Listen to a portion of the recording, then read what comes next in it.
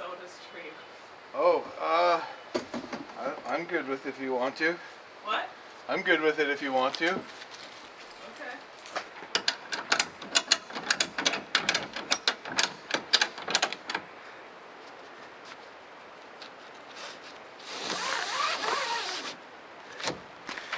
Huddy, you helping out? You got eyes on HUD? I got eyes on HUD.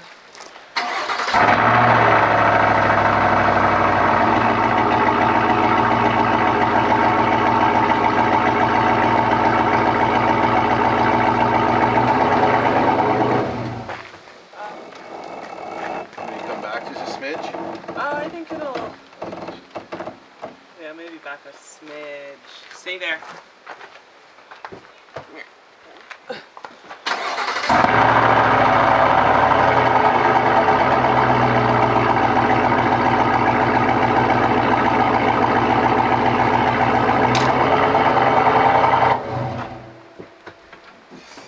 Wow.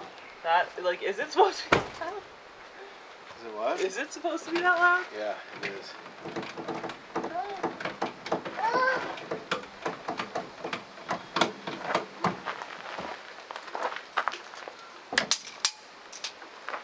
Sure as hell looks a lot better than with the 4Runner though, doesn't it? Yeah. The 4Runner looked like it was about to break in any second. Yeah.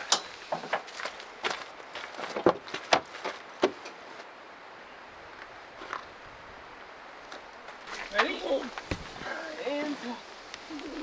Is that funny?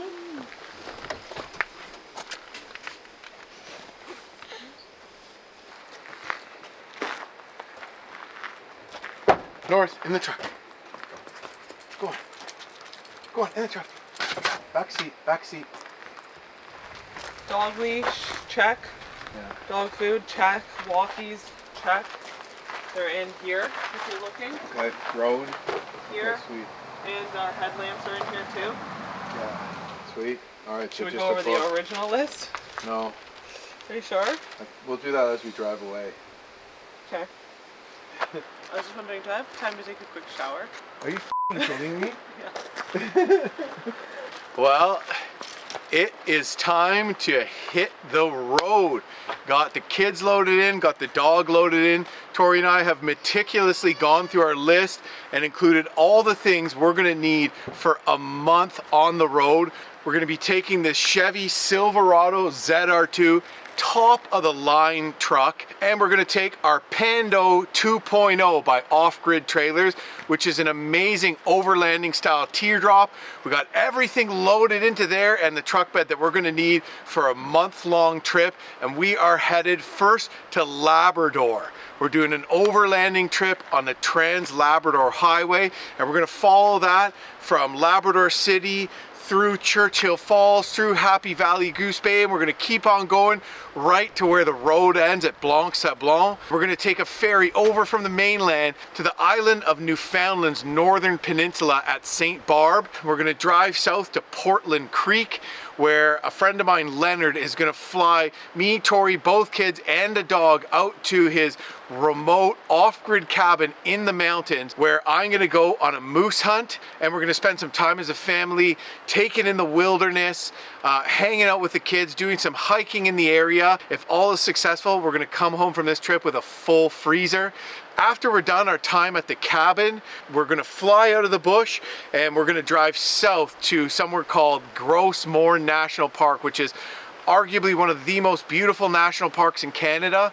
And Tori, me and the kids are gonna backcountry camp. We're gonna trek probably a pretty good sized trek, carrying both kids, all our stuff, and we're going to experience a backcountry Gros Morne. I got a rooftop tent on the trailer as well. We got propane heat, wood stove. We have everything we need to basically be self-sufficient. It's been a lot of, a lot to put this together, a lot of stressful organizing, planning to meet our deadline to when we had to leave. I was all over picking up the trailer, picking up the truck. So this is a huge adventure. It's gonna have a little bit of everything, and I am super excited to hit the road. We got a gorgeous fall day here. So here we go. Tori, what do you think? Let's do this. Are we really doing it? We're really doing it. Holy smokes.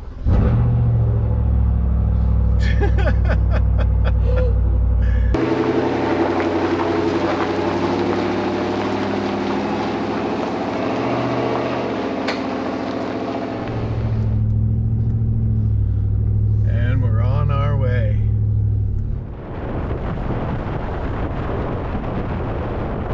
Well, honey, we're on the road, heading for Labrador. How do you feel? I'm excited. It's still surreal, even though we're actually on the road. I haven't really wrapped my head around how far we're traveling, but it feels a little bit less stressful, knowing that we don't have to travel too long each day. Yeah, we don't have to travel too long each day. We have everything we need here with us to be comfy. The first and only time that I've been to Labrador was when we paddled the east branch of the Natashquan River. There was a section of it that went up through Labrador. I remember it was particularly buggy in that area. We had wolves kind of surrounding us, and we saw a massive bull moose. Hudson's asleep, Wesley is not. Where's Wesley? Hi, Wesley. Hi, Wesley. You little cutie. The kids had lunch before we left. And so, if we need to, we can stop. But we actually we're going to a campground tonight, so just pull in there, set up. It's, going to be a safe area. Exciting stuff. We are on our way. Just the word Labrador can give goosebumps to the adventurous at heart. Especially when you say it like this, Labrador. This is very handy to have. What do you think, Hannah? Are we going to listen to any podcasts on this road trip, or is this a podcast-free zone? I think if you have your way, we're going to be listening to a lot of podcasts on the drive. I love podcasts. I like podcasts too, and to the point where I just can't hear people anymore. I'm just like... We could listen to an audiobook. We could, but once we get to the Trans-Labrador Highway, we're going to be like enjoying the scenery and stopping and of course taking pictures and spending a long time at camp and all that kind of stuff too. So, this isn't going to be a push trip like our Alaska Highway one was. A little bit more of like we wanted to get there, but this one I think is going to be, it's also not going to be minus 30. Like the Alaska Highway was like minus 30 everywhere. So I think this one's going to take a little more time to enjoy the Trans-Labrador Highway.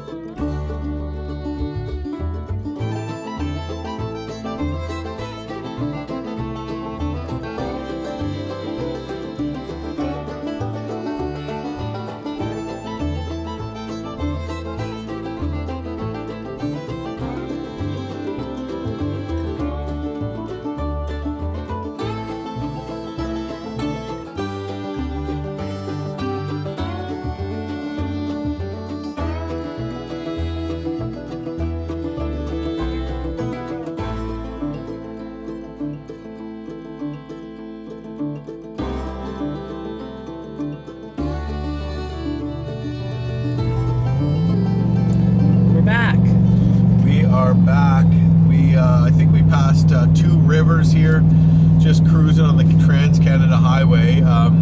Beautiful fall colors. We went north from our house, North Bay, then we went east through Mattawa, headed to Ottawa tonight. Really mountainous country here. A lot of water with the Mattawa River, the Ottawa River, which was the old Voyageur fur trade route to Grand Portage and out of Montreal.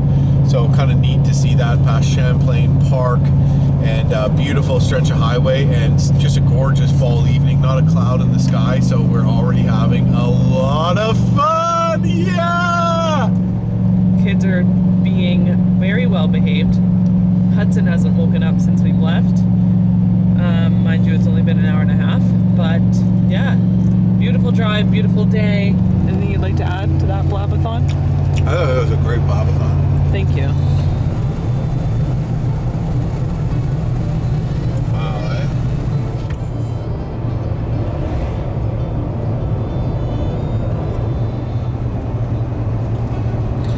It's that big. Wesley. What's this?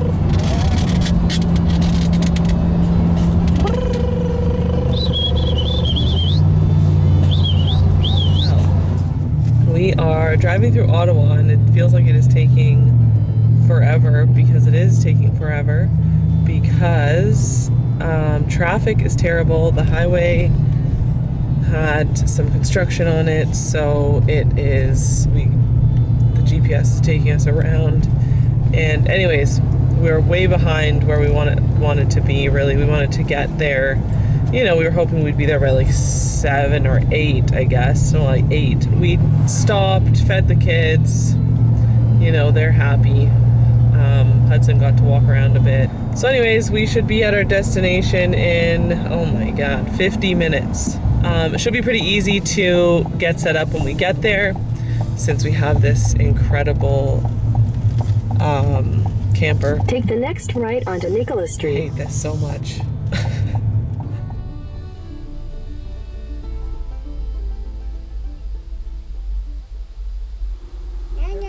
Mama. Hi, sweet boy. I love you so much. We're camping. Well, here we are at some random campsite. It's like a trailer park. We're the only people camping here for the night because I guess it's the off season already. We're just outside of Ottawa, Ontario right now. So we did about 5 hours and we got caught into some terrible traffic and had to cut through downtown Ottawa. It was just terrible. But anyways, yeah, so we're back in a rural area outside of town, about an hour out of Ottawa right now, and not quite into the depths of our adventure yet, to say the least. We still got to drive through Quebec City and Montreal, so ways to go tomorrow for sure. But yeah, didn't get here till about 9. But it seems to be pretty civilized camping area here. We got a picnic table and a field safe for Huddy to run around. So we're just getting them changed. We're gonna get them into bed. And me and Tori might have a little little sip of our cardboard dough there before bed. Relatively warm out, so yeah, can't complain. Day 1 has been a success. Hopefully we get a bit of an earlier start tomorrow. Where's the dog? Where's the dog? I'm giving you hints. I'm literally pointing right at. Look.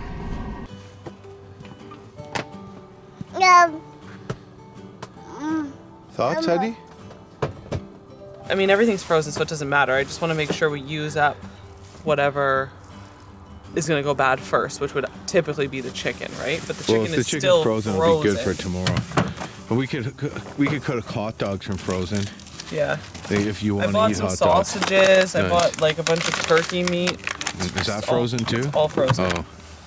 Oh, I wouldn't mind a sandwich, but yeah, I don't want a frozen sandwich. So let's eat a hot dog. Okay. And what's this thing? This is a fridge and freezer, eh? It's a fridge and freezer compartment. You can set them to both be freezers, so the Or whole both thing be can be a fridges. freezer or a fridge, Yeah. I guess. Yeah. Sweet. You'd be surprised how much you can fit in here. Yeah, Like, it's I- huge. Jammed a lot of stuff in here.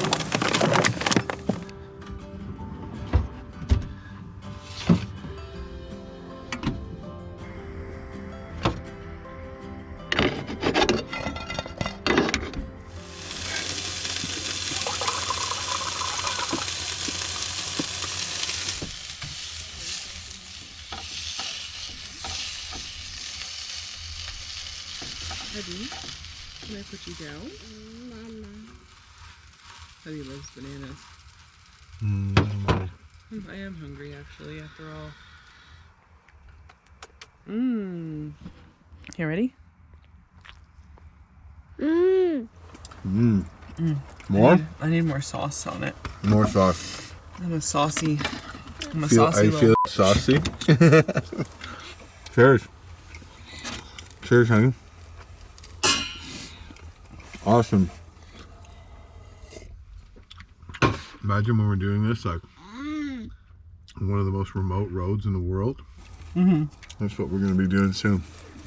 Soft with Look at the sweet Wesley is sleeping through all of this, you little angel boy. Wesley's snoring.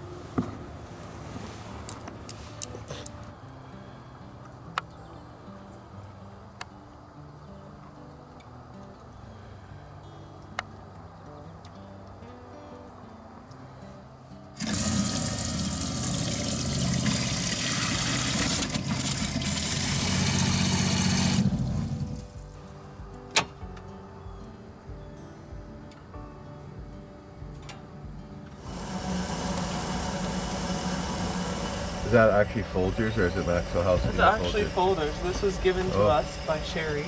Oh. The beloved Sherry. The best part of waking up is the cheapest possible coffee money can buy. Somebody was like, great video, Jim, but peaches and cream, you barbarian. Maple brown sugar is the best. Alright, how many cups do you want? Oh, maybe I shouldn't have gone up This is enough for...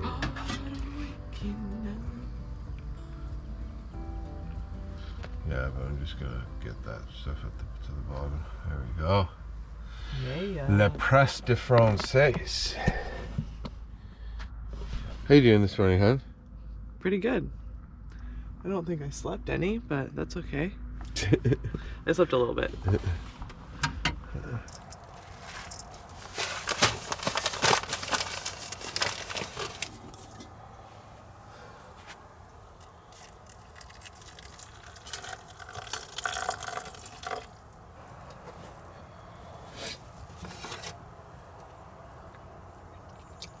I mean, I can probably pour mine directly into my mug. Okay. They're both Yetis. Yeah. So, I mean, you know me, I like my coffee to be room temperature. True that. So if it's in that thing, I'm never going to get to drink it.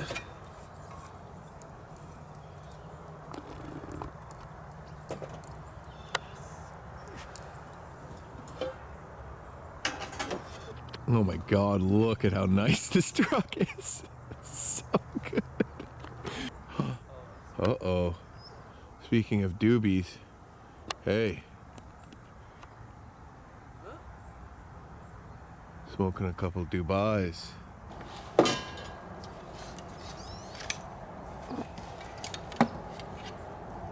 Like he's resting with his elbow like that. Morning, hon. Hey, Wes. Good morning. Good morning. Come here, hon. Bring it over.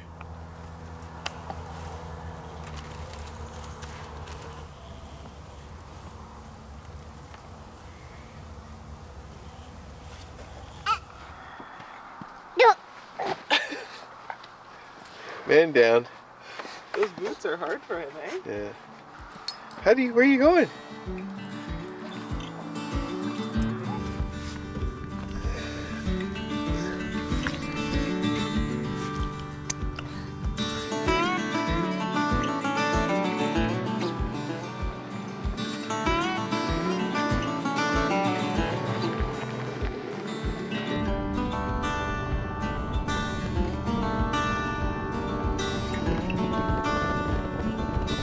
Tori's behind the wheel today, heading through a more populated area here.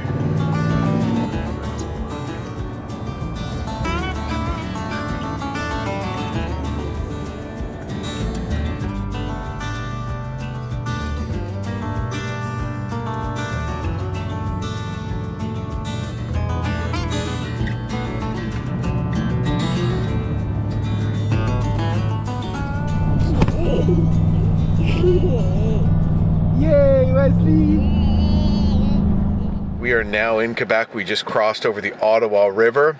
We're getting to Baie St. Paul. Baie St. Paul. That's a fun town. We've stopped there and eaten before. It's like a tourist town in the summer.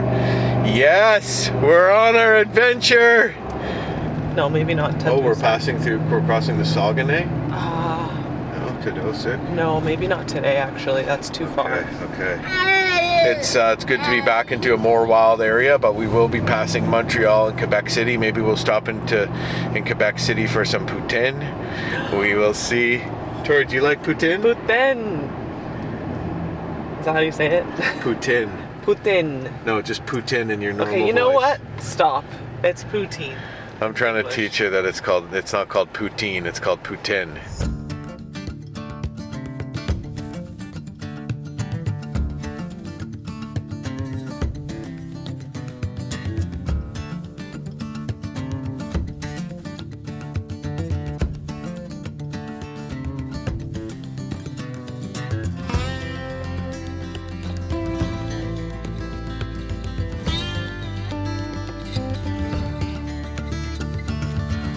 So we have made it to Baie St. Paul, which is where we plan to camp tonight. It is 5:15.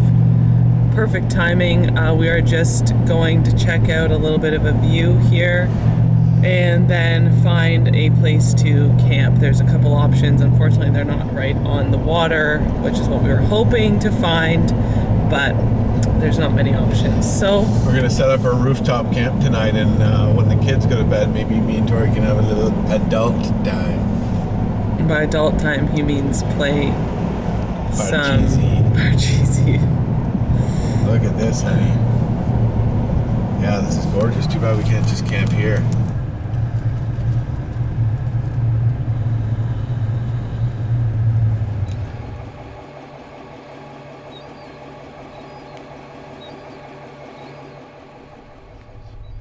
Yeah, so we found a place to camp near Baie St. Paul. Yeah, see, this is nice. Yeah, it's kind of nice. It's like, I guess like a private campground. There look like there's some like permanent trailers here too, maybe. Yeah, these are permanent and semi-permanent. I think it's up here.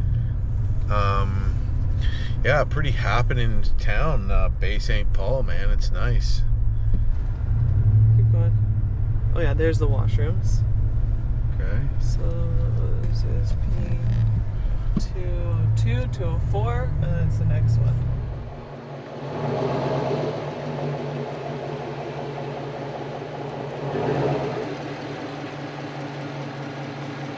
How's that, hon? Perfect. Leave it or what? Perfect. Warm enough? Oh, are you excited to see this, honey?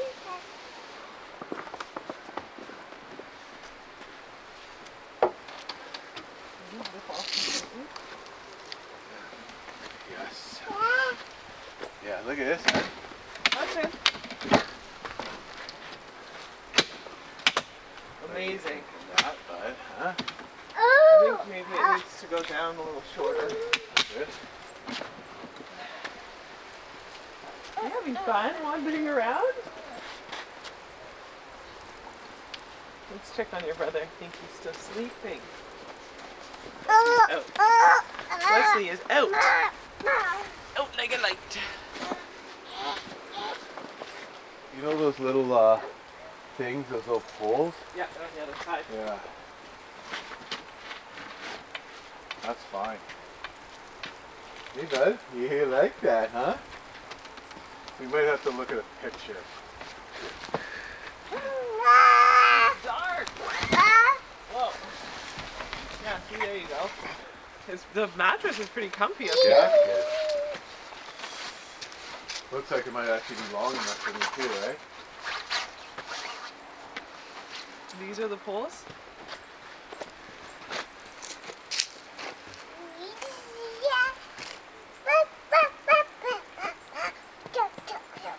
Huddy loves it. Is Wes still sleeping? Yeah. Cool. What, honey? Okay, I figured it out. Oh, nice. See, I knew you were the person for this stuff. How does that look from down there? Looks awesome. I'll do the other side. That's apparently can like withstand a crazy rain. Cool, eh? What's Mama doing up there, honey? I'm terrified. Hi, He's coming to save you.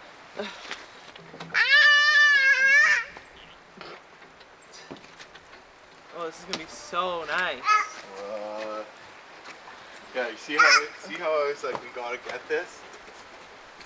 And then you found like the perfect one, perfect price.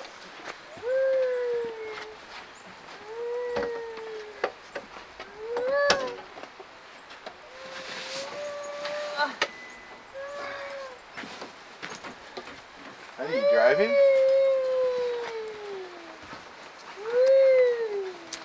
Considering all that goes into it.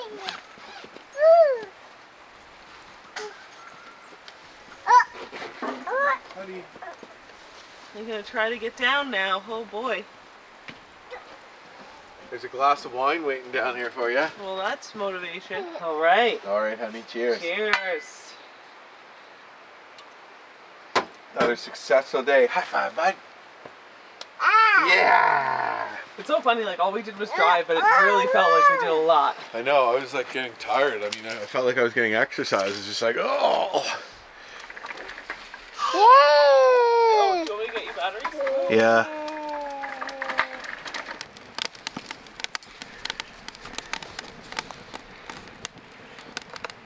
Batteries here. Oh, thanks, honey. You're so sweet. Bumpity bump bump bumpity bump bump. Look at Wesley go. Bumpity bump bump bumpity bump over the roots and rocks. I'm going to be making some stir fry. Jim is sitting over by the fire with the kids. Huddy is just a little impatient. I mean, but what child isn't, I suppose.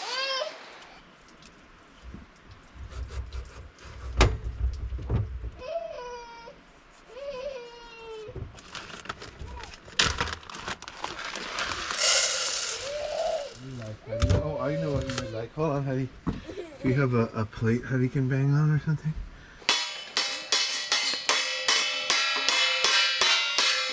Honey loves the plate and spoon you've given him. Sweet.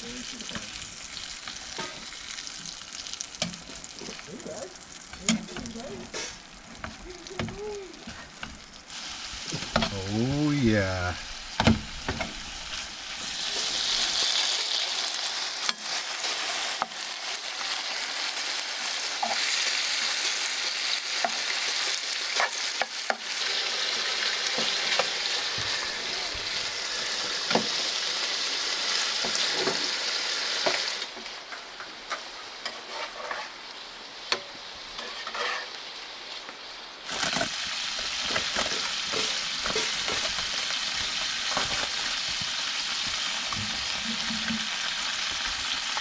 Mushrooms.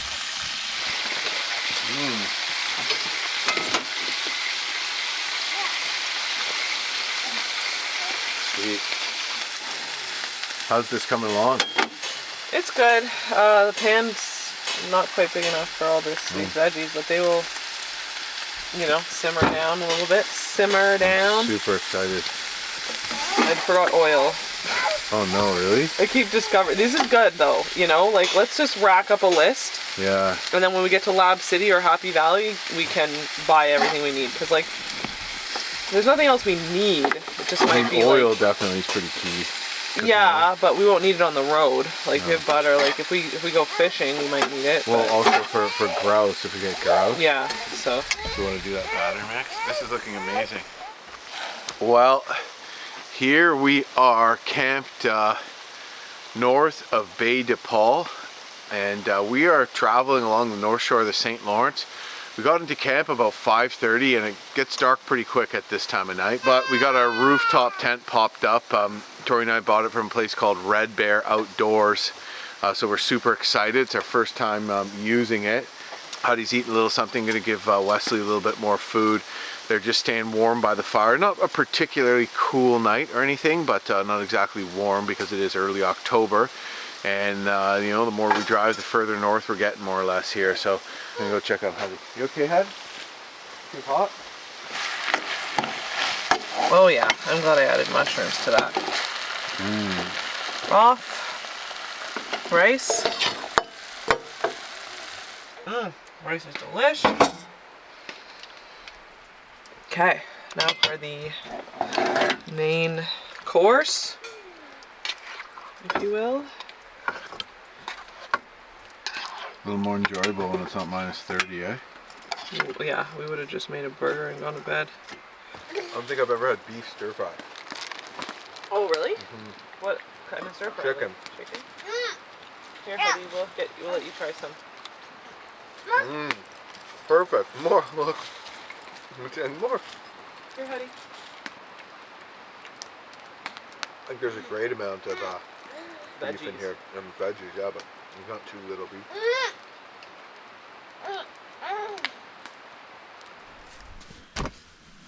Much better, much better. It's more better, more better. Oh my god, this is huge. Well, I am up in the rooftop tent right now. It's sick. It's the floor of it is really soft, so you don't need a ground pad. Tons of space. There's actually, I can stretch out. I'm 6'5", so I can stretch out all the way in here. And this way, you know, with the 4 of us in the interior unit with heat, it's great because it's nice and warm and it's comfortable, but we're kind of like sardines in there, and with the kids moving around, it's hard to get a good sleep. So now Tori will have plenty of space with the 2 kids. Good old dad will brave the cold. Definitely going to be a little more chilly in this tent, although it's a pretty beefy tent. I mean, it's not made to be ultra light. It can take clearly a serious downpour and holds in the heat pretty well. So I am comfy. I'm looking forward to having a good night's sleep. We had a great meal, and yeah, just ate some stir fry that Tori cooked up. It was really good. Hung out by the fire with the kids for a bit, and then Tori went into the trailer and hung out with them, sort of half in, half out of the trailer until they dozed off, and then we chilled for a bit by the fire until all our wood was gone. And yeah, so we tucked in. Tomorrow's another day, but just loving this setup we have here with this trailer and this rooftop tent. So looking forward to putting it to some more use, and looking forward to seeing what the day has to offer us tomorrow. Today was interesting. We saw it's moose hunting season here in Quebec, and I saw one guy with a full moose that he'd harvested on his trailer, and then 2 or 3 other people just drive around with moose heads on their roof. And you know, it's a sign of the time of the seasons. And the beautiful little town, Baie St. John, nice fall colors and mountains, and of course the beautiful Gulf of the St. Lawrence. So yeah, just been a neat experience already, for better or for worse, and we're having a great little time. We managed to find a nice little spot to camp here, nestled into the woods too, so we really enjoyed that, and made the best out of it and then some. Anywho, nighty night, and we'll check in with you in the morning.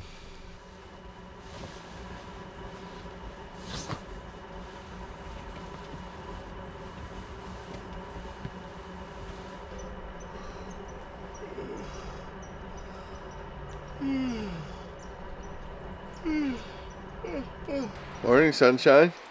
Good morning. Hey, Bambies. You do, and what would you say? I'll take down this tent while you get water boiling and stuff. Sure.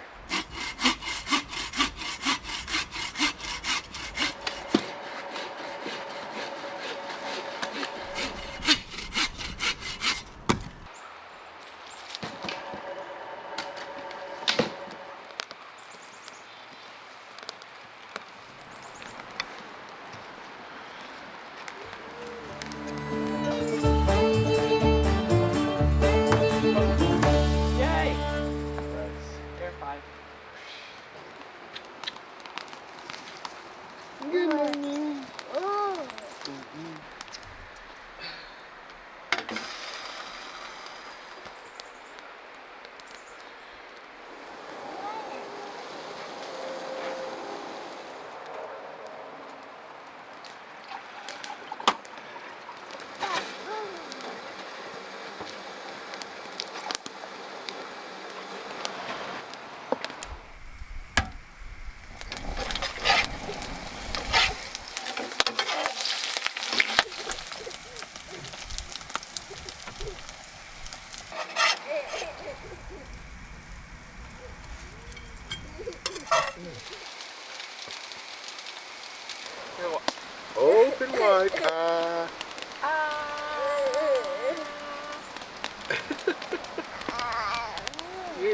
That's it. Good boy.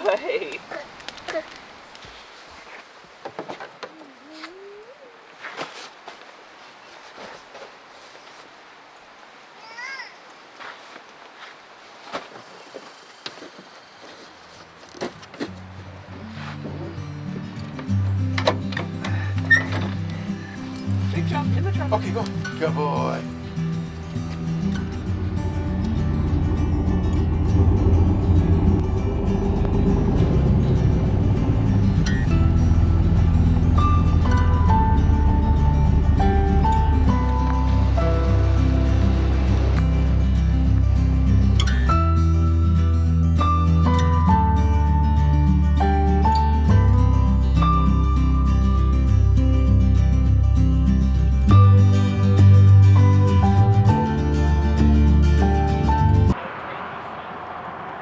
Whoopsie doozers.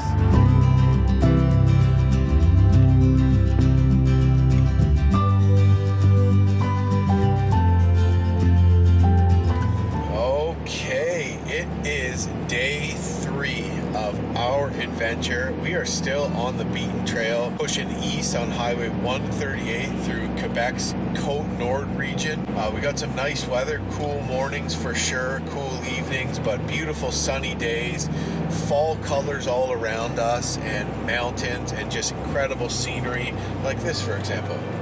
Everything's just so cool around here, you know, a mixture of rugged granite outcrops and oceanic vistas out into the Gulf of the St. Lawrence. There's areas known for whale watching. There's beautiful little maritime-esque villages and farms. But yeah, we're still headed for Labrador, and today we're going to make it all the way to Baie Comeau. But first, we got to jump on the ferry to cross the Saguenay River.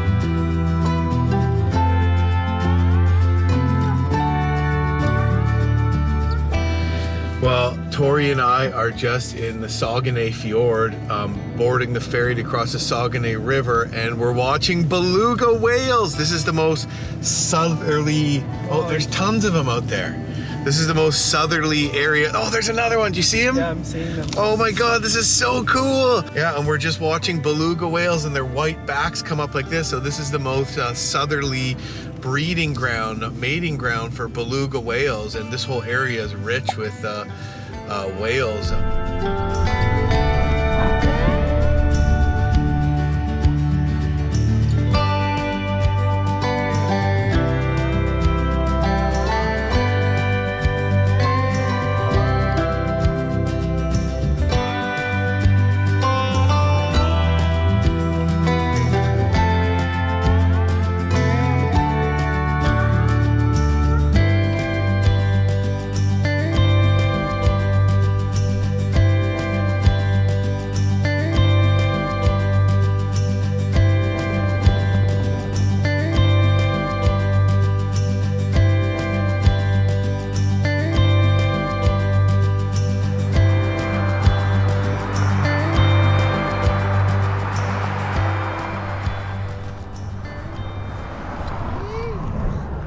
For lunch? Lunchtime. Lunchtime. Some cheese using the Cold Steel 4 Max. Put some extra for Huddy.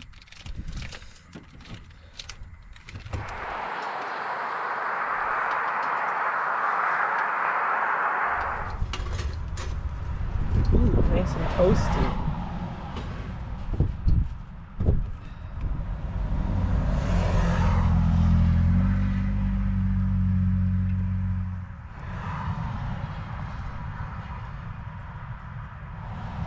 Lettuce from our own garden. Very exciting. And tomato also from our own garden. Mustard. Okay. And salt and pepper. Done. Say hi. Thanks, Daddy.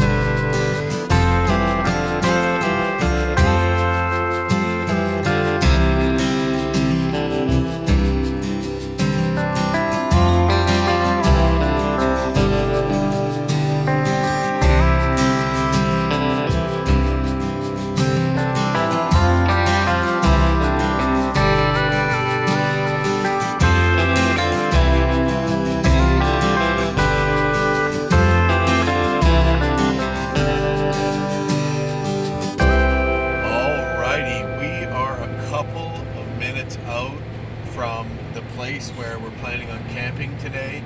We're hoping that we can find a spot right on the ocean, which will be awesome. We're not too far outside of Baie, Comeau, Quebec, and this is going to kind of be the last night of this portion of our trip where we're following the Gulf of the St. Lawrence in Quebec's Cote Nord region. And tomorrow we're going to start a new portion of our journey where we're going to head well off the beaten path and head north onto the only road into Labrador, continuing past Lac Manicowagan and into Labrador, the only road in Labrador. So it is probably about 5 o'clock right now, and we've been on the road for about five or 6 hours today with a good long lunch stop. So looking forward to hopefully having a beautiful campsite, getting a bite to eat, and just enjoying our time with the kids, maybe get a bit of a fire or two. So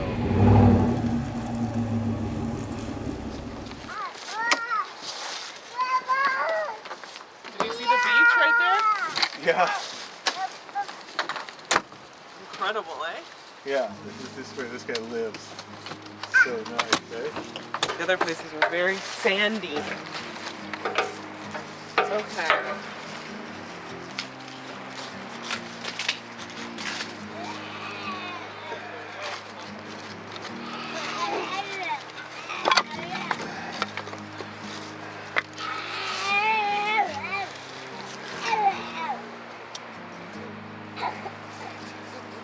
Careful. Good job. He blew on it.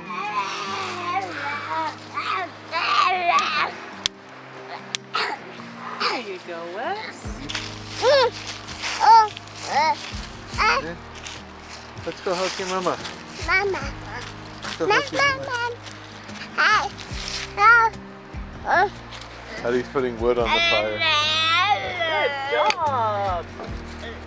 One of the things that happens with some kids with FOXG1 syndrome, which Wesley has, is that they have digestional issues, and it's tough because he's nonverbal, so we don't really know what's wrong, but we're gonna try to get some food in him and keep him warm and just snuggle him and try to just basically stay patient and take care of him as best we can. It happens once in a while, and it usually gets better in not too long, so we're hoping that's what's happening. But he's a little grumpy right now, but other than that, things worked out great. We ended up making it almost into Baie Comeau and went to this campsite that we had booked, but it turned out to be kind of this trailer park right in the middle of a residential neighborhood that wasn't, it said it was on the ocean, but there was a fence, and we ended up like just turning around and driving away, and then just driving down some back track, went down some back roads, found this old covered bridge, and then wound up at a dead-end road, and Tori spotted out of the corner of an eye something that says camping and then a phone number, and we called it, and a gentleman, we met up with him, he lives just, I don't know, down the street this way, owns this property, and came out, didn't speak any English, basically we speak very little French, but somehow managed to communicate pretty well with the guy. Really good guy. Just got a moose with a bow just close to his property here, and anyways, I'm gonna feed Wesley and hopefully calm him down a little, but yeah, adventure, and we're super excited about it. I had a feeling it was gonna work out, eh, Tor? Yeah. Rock steady, Wesley. Steady rock, Wesley. We have some ground beef today that has thawed out. All the other meat that we have is frozen, so I'm gonna use up this ground beef. I didn't really plan a recipe for it, so I'm feeling a little unsure, but I have these 2 sidekicks packages. They're both cheddar. I'm gonna cook up the ground beef and add it to the macaroni and cheese. The still the Lord having made of earth and wood. Well, if the country boy named Johnny Be Good, who maybe someday your name will be in lights saying Johnny Be Good tonight. Go, go.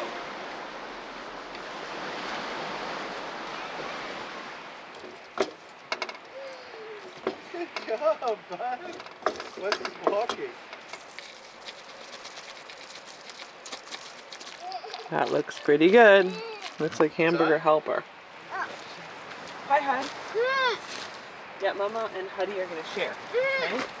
What do we have here, Mama? So this is, it's kind of like a macaroni and cheese with beef. The 2 sidekicks, which was home-style cheddar and then chipotle cheddar.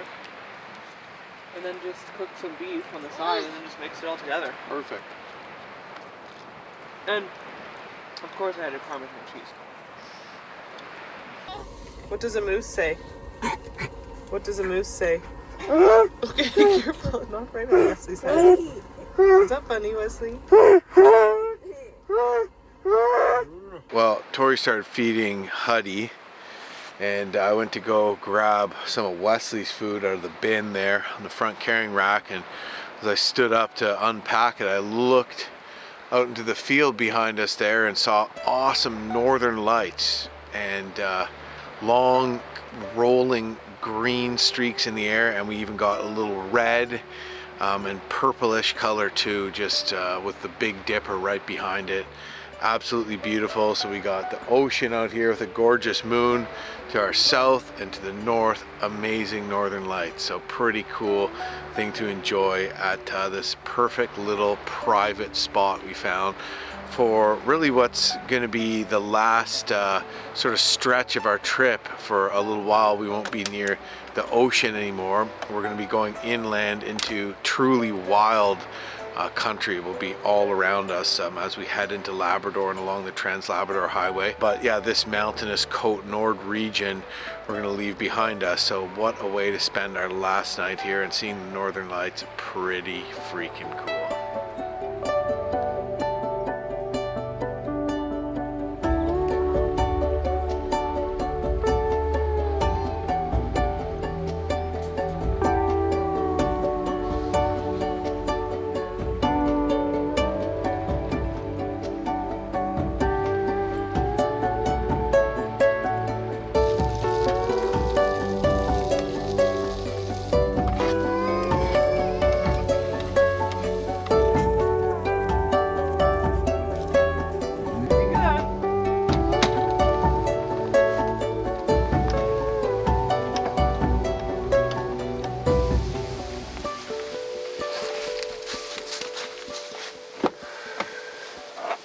Well, it is the morning of day 4 of our adventure. Now we're going to drive back into Baie Comeau and then take the only long and lonely road into Labrador, which is an 8-hour drive. Today we're going to stay at a place called Station Wapishka.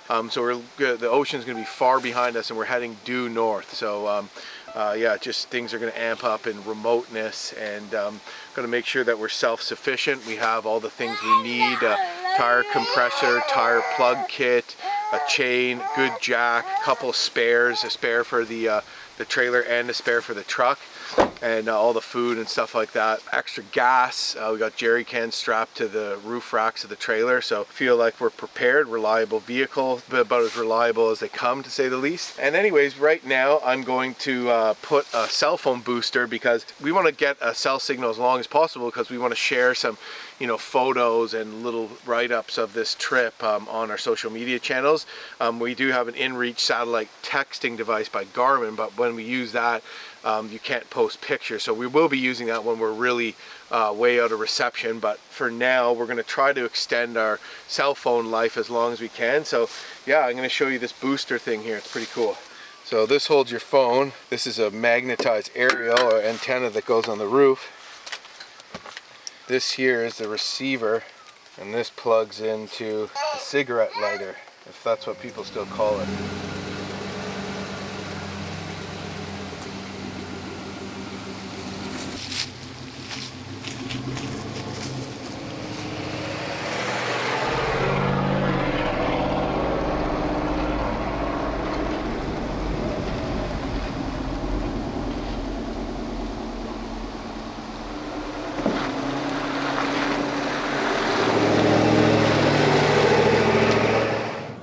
that's it.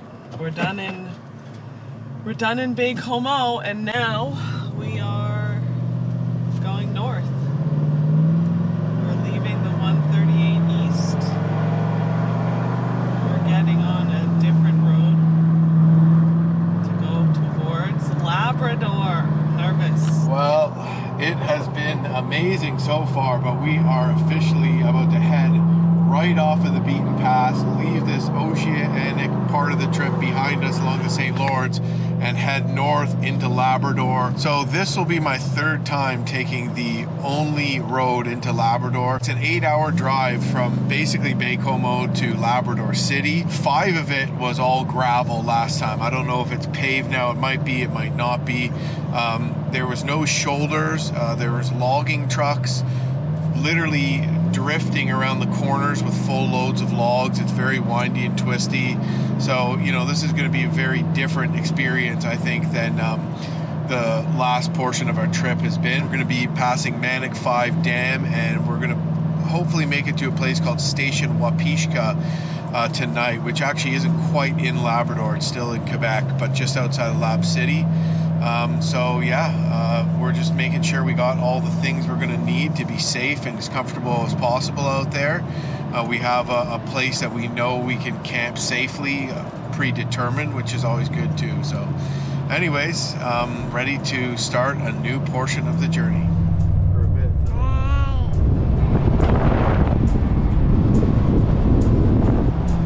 Woo! Labrador, here we come!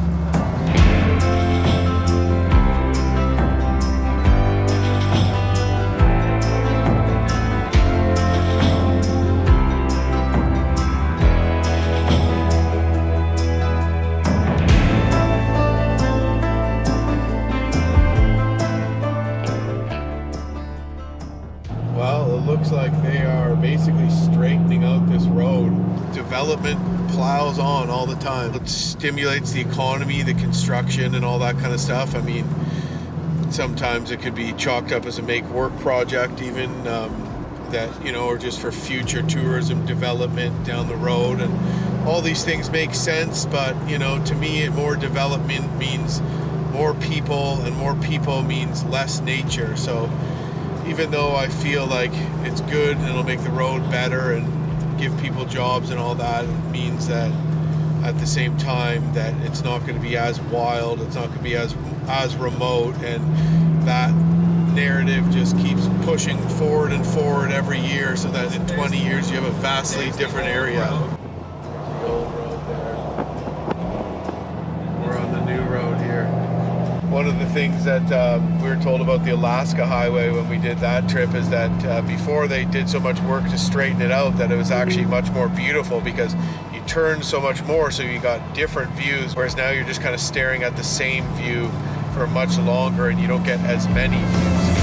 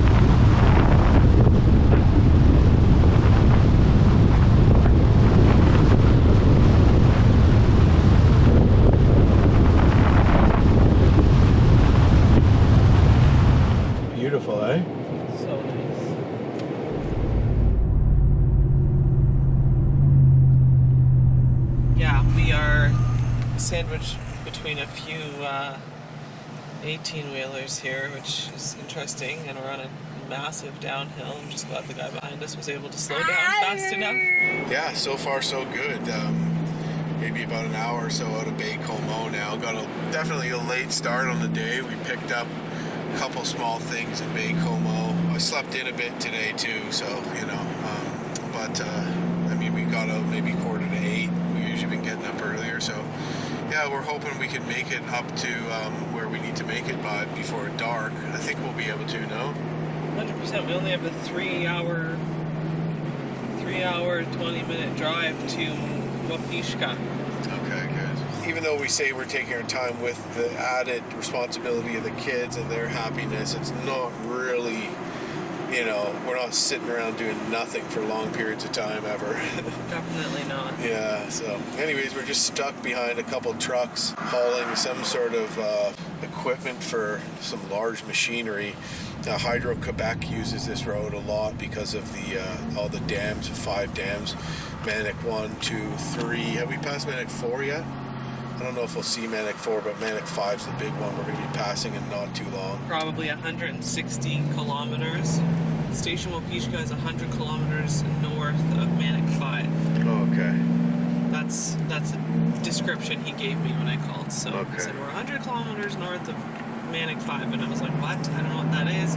Anyways, I looked it up, and it makes sense. So, oh, these guys are letting me pass. Let's hope there's no logging truck around this bend. You know what I mean?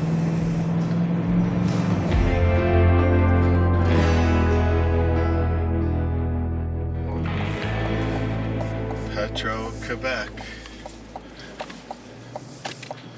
We made it to a gas stop.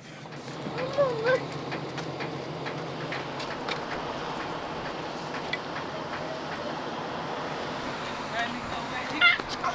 gonna get you. I'm gonna get you. I'm gonna get you. Well, we are all gassed up. Got a tight turn to make here.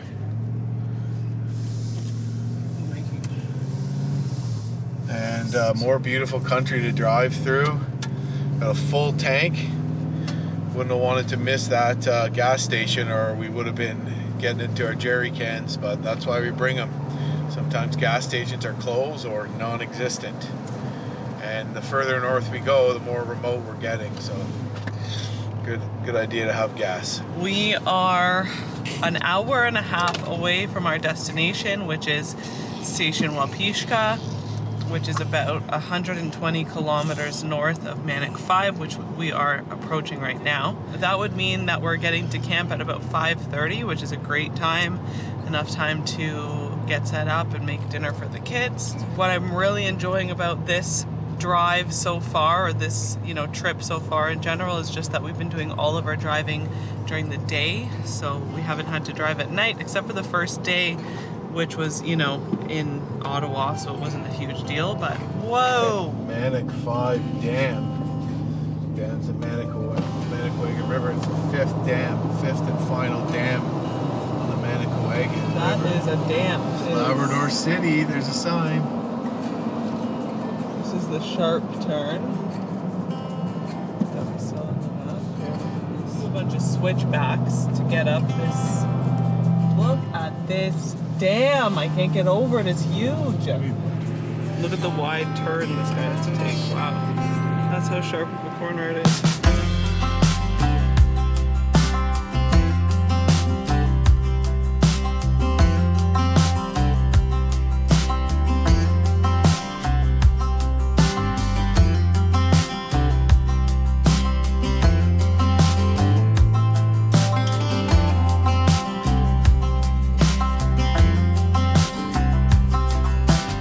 So this is the spillover. Yes, yeah.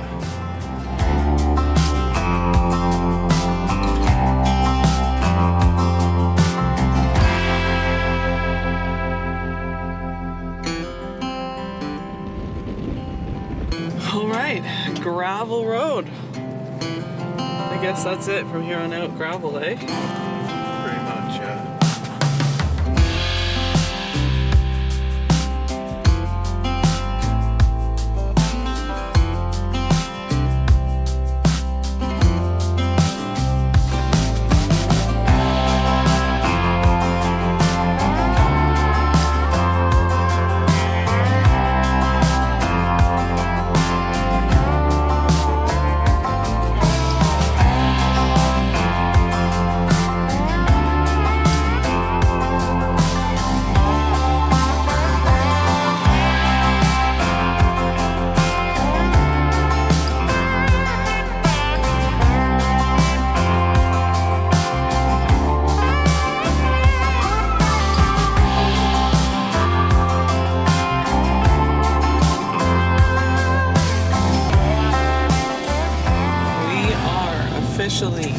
driving along the shores of Lac Manicouagan. Look at that.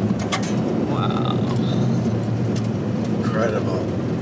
You're my downfall, you're my muse, my worst distraction, my rhythm and blues. This is how far north we are. This is James Bay. James Bay. And there's us in the arrow, so we're pretty far north. We are 41 kilometers away from our campsite. We're going to be camping on the shores of Lac Manicouagan at Station Wapishka. There's one island right in the middle, so it's one big circular lake, and just to put it into perspective, we are driving along the shores of it right now, so we're going to be driving along the side of this lake for 40 kilometers today. And then we still have, probably another third of the distance of the lake to drive tomorrow. So just to put that into perspective on size of this lake. This is going to be the first vehicle we'll have passed for at least the last, how long? Hour, it feels like? Yeah. Very long time. We haven't passed anybody in a very long time.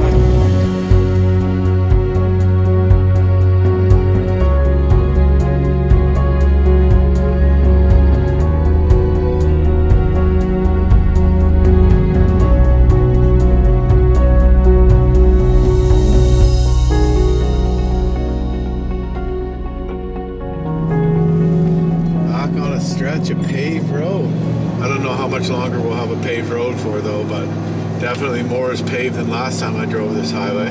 Tori and I just made a quick little pit stop where there's a nice lookout over Lac Manicouagan. Huddy's fading, but that's okay. We should be at our destination in about 17 minutes. So somehow we managed to get away from our campsite late, and then even though we had 4 hours to drive, we're still getting to camp later than we would have liked to, but that's how she goes, I guess. So we still thought, man, you know what, I'm gonna pull over and just take in this view of Manicouagan, just the mountain scenery and perfect evening, absolutely beautiful.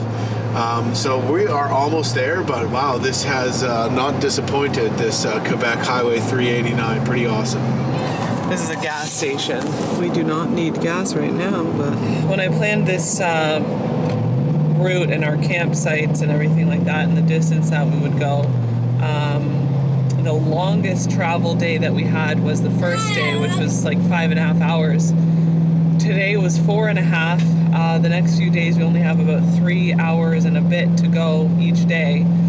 But it's funny how it feels like 4 hours does not sound like a long distance to drive, but when you have 2 small children and a dog that require many pit stops, it does take you all day. It's funny, but that's why we plan to have shorter traveling days, because we wanted to allow for enough time to enjoy it and take breaks and, get the kids out of the car and give them some time to stretch their legs and time to eat and kind of enjoy the journey, because obviously sitting in the back seat isn't going to be as exciting and fun for them. Who never learned to read or write so well, but he could play guitar just like a ringing a bell. Go, go!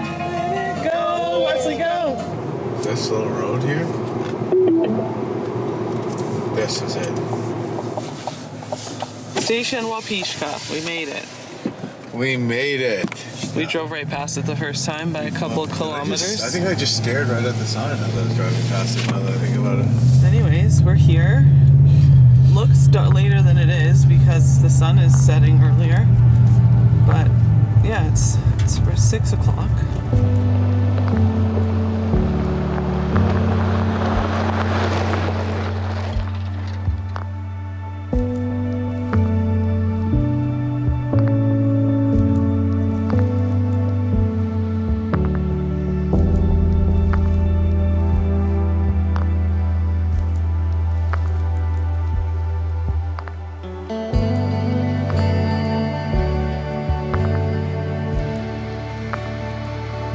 We rolled into Station Wapishka thinking we'd be here plenty before dark, but apparently not. And Tori went in And are we driving off the road? No, that's good. That's always nice. And we had a reservation, just a campsite reservation, but this is like a wilderness area. This place is completely off grid.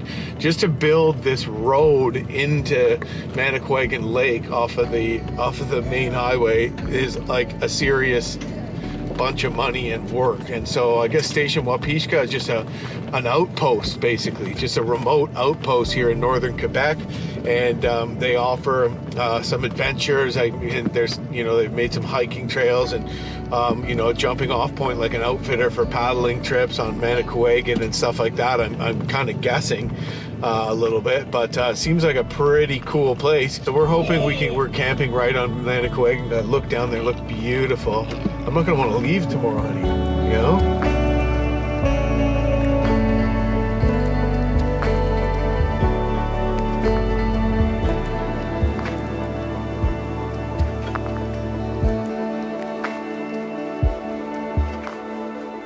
This goes right down to the water.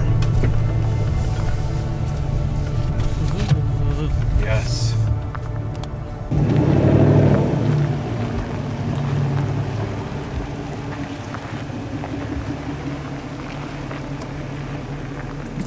Yo, this is sick. I love it. Why weren't we here earlier? This is so awesome. Let's take the day off tomorrow. Look at this spot. We gotta get the kids out of the car, but Day off. oh my God. Lac Manicouagan.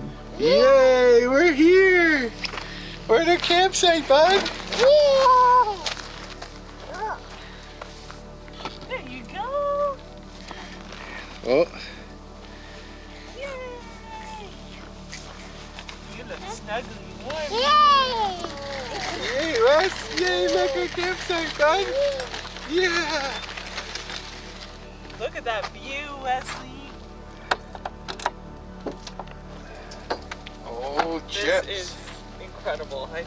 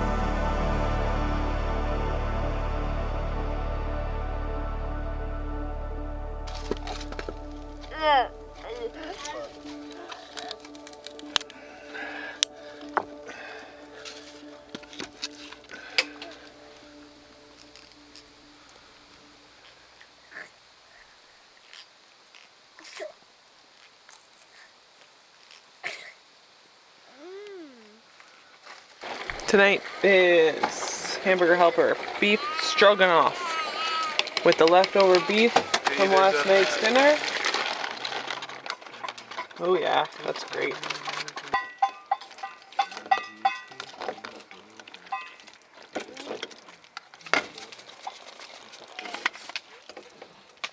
Here you go.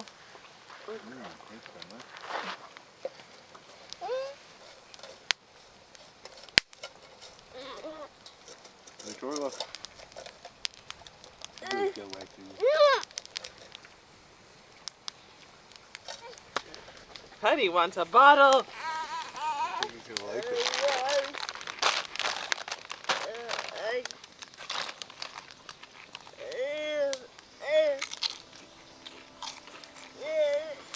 Hey, bud.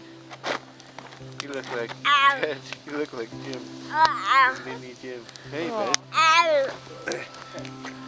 And yeah, we wish we were here earlier. It's getting dark. It's getting dark earlier nowadays, so we wish we were here a bit earlier, but we got to camp, like 6 maybe. We rolled in here like 6. By the time we got to camp, it would have been later. so we didn't get to enjoy much in the daylight, but we saw the sun setting and it's absolutely gorgeous. So the highway was in pretty good condition. So, you know, things are starting to get more developed as the years go on, and the majority of this highway is paved now. We did drive on some gravel for quite some time though. Feeling like I don't want to leave this place. It's going to be tough to leave this place. There's kind of a lot of unknowns ahead of us on where we're going to camp. Do we have to camp right off the side of the Trans-Labrador Highway, or is there a spot where we can, you know, be a little further, you know, is there a spot that's maybe a little more picturesque, we'll say, that's a little nicer to pull off? We don't know. This so far is definitely taking the cake as far as awesome places to camp. Like, I'm loving this. I feel like I'm wilderness camping, yet we got our truck in here without any issues, so pretty cool. Tomorrow we are going to camp near Labrador City, so we will officially be in Labrador tomorrow, which is super exciting. I feel like the trip's just going to keep getting better and better, so pretty freaking cool, man.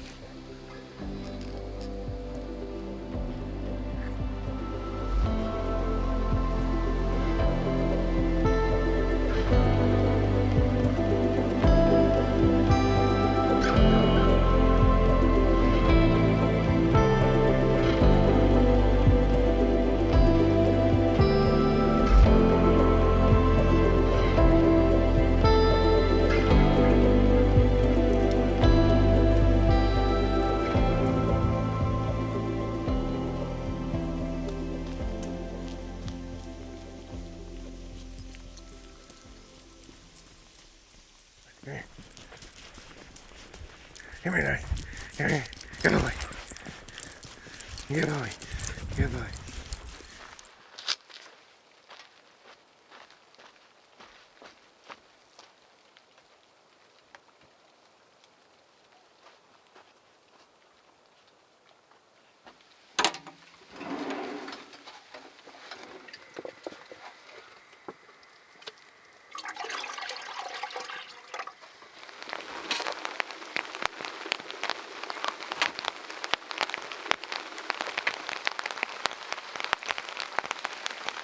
I can just take down the tent, I guess.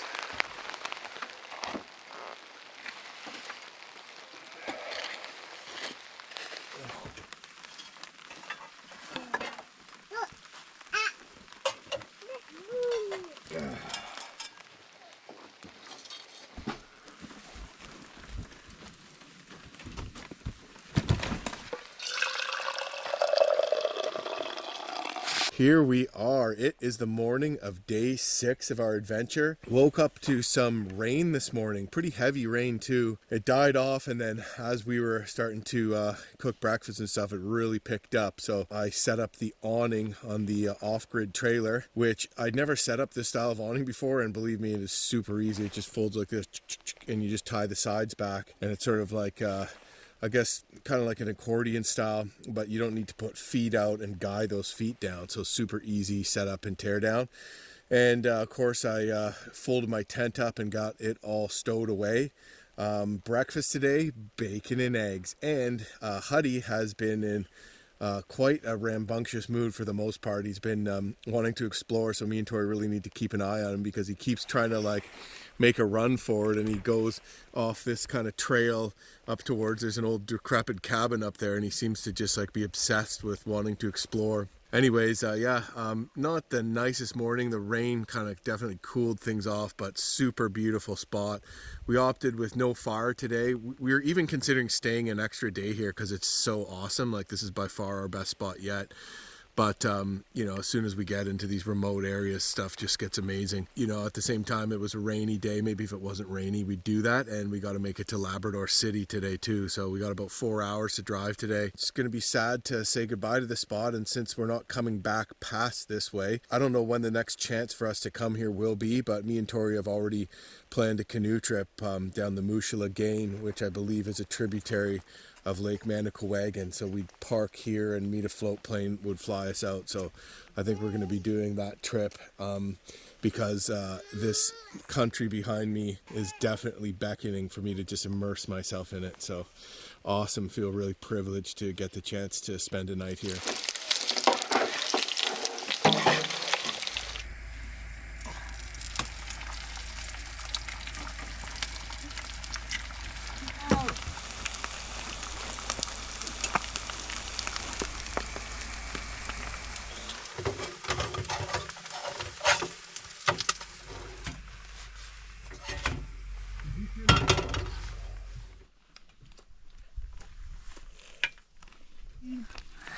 Ooh, like that. Good job, Wes.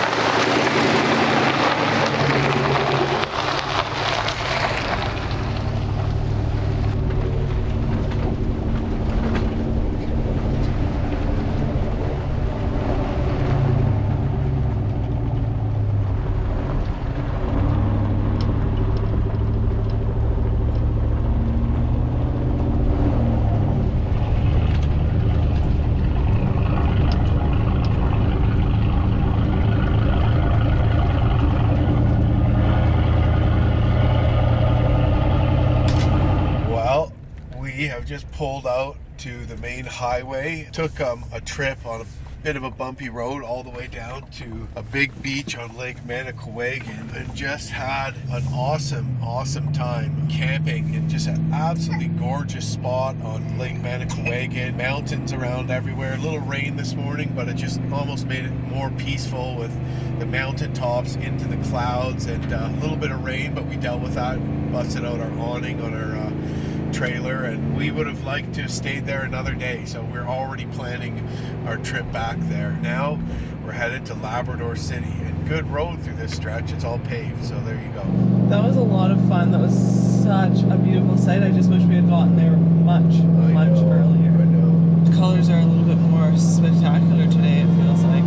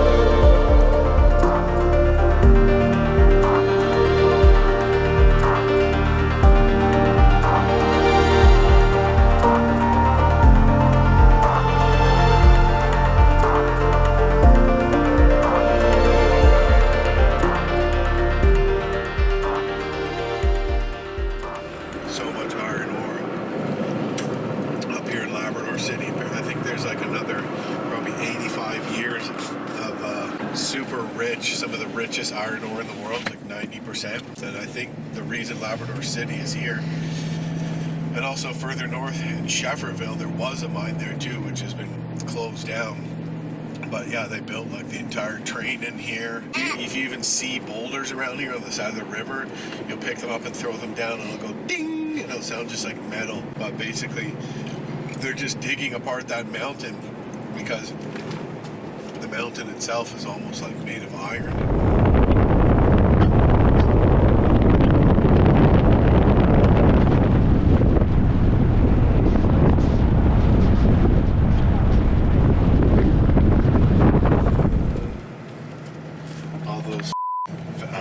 Of oil dumped into the river.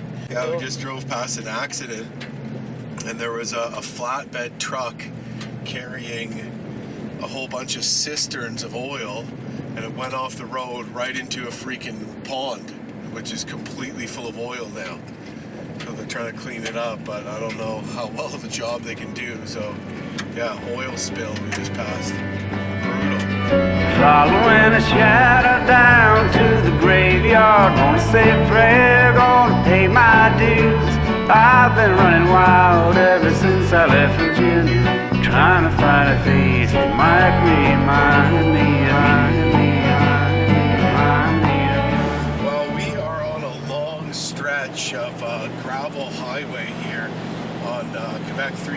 sign. We're getting close to Labrador, but we are getting low on gas. We just haven't passed anywhere that sells gas, no gas stations. We passed a Fire Lake mine, just a big iron ore mine that actually has a rail line in it that connects all the way down to Sept-Îles at the Gulf of the St. Lawrence, from a ways east of here. And anyways, but no gas stations where that development was, and nothing. So very windy road, just, you know, rutted in some places, but overall pretty good, not too much washboard. Hopefully there's a gas station soon, because we have about 60k left of fuel before we run out.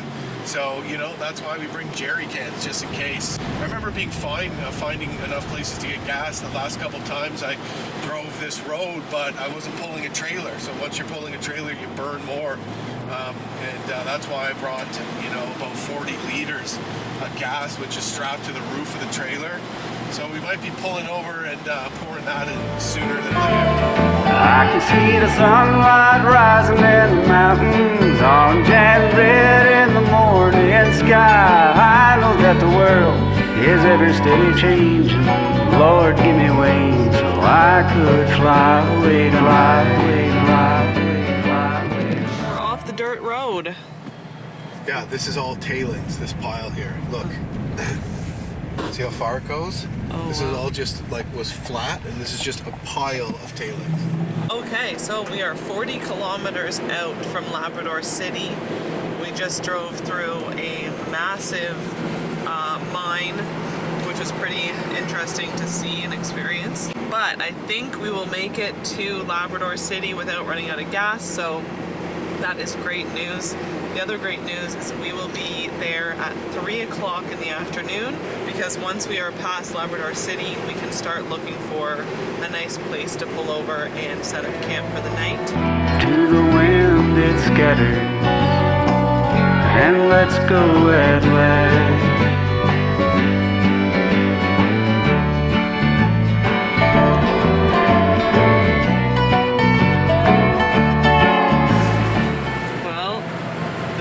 Light just came on, and we are 4 kilometers away.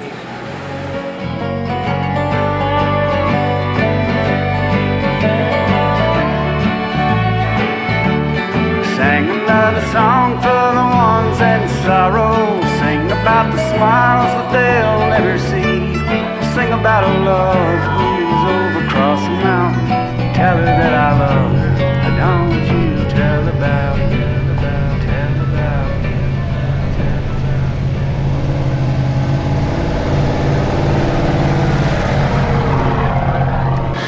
Well, we're on a bit of an adventure here. We got a local tip from a guy who actually follows me online, watches our trips, that we bumped into outside of Lab City, and he gave us a little spot where we can camp well off the beaten trail. So we're taking him up on it, and a little bit of interesting terrain, but yeah, the truck hauled that trailer up that hill, no problem. Anyways, good times. I was bombing up that hill, honey. Fun. Felt like we were in the sand dunes.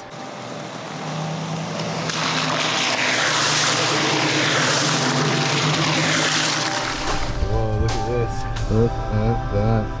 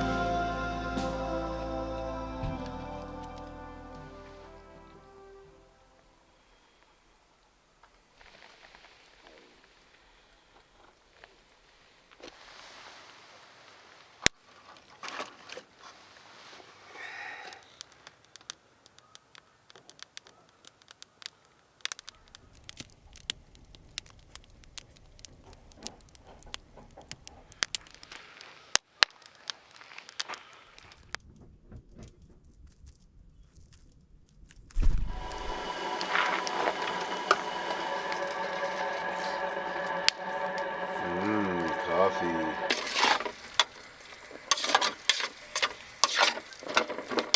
I am cooking up the turkey pot pie for Wesley's dinner.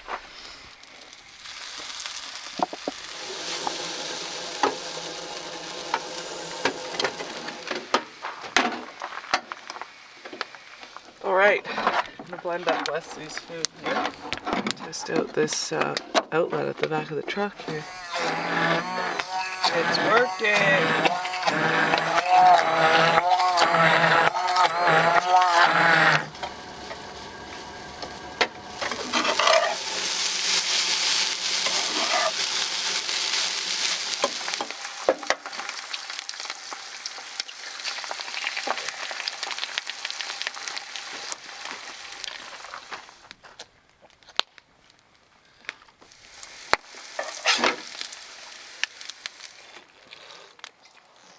Okay.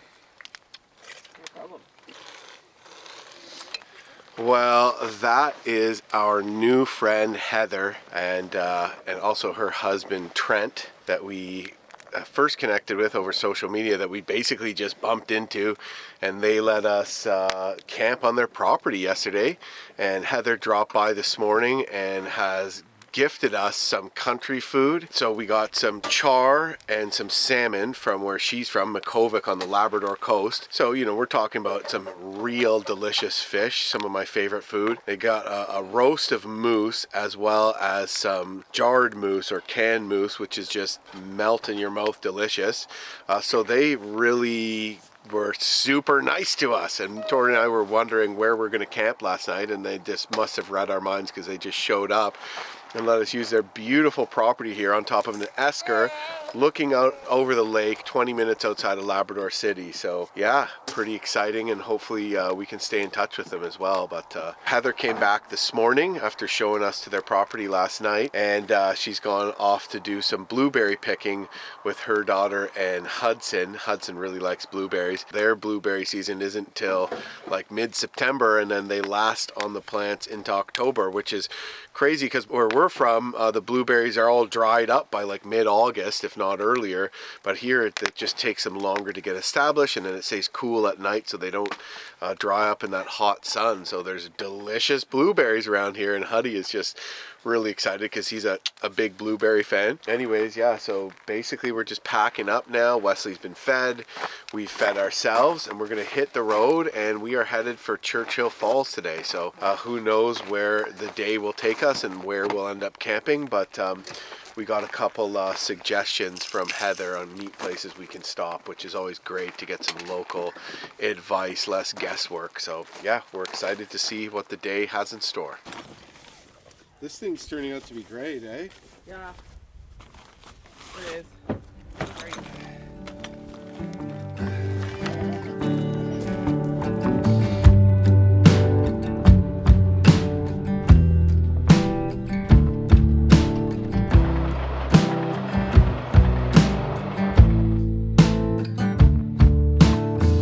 You say nothing at all when we meet, yet somehow I know your history.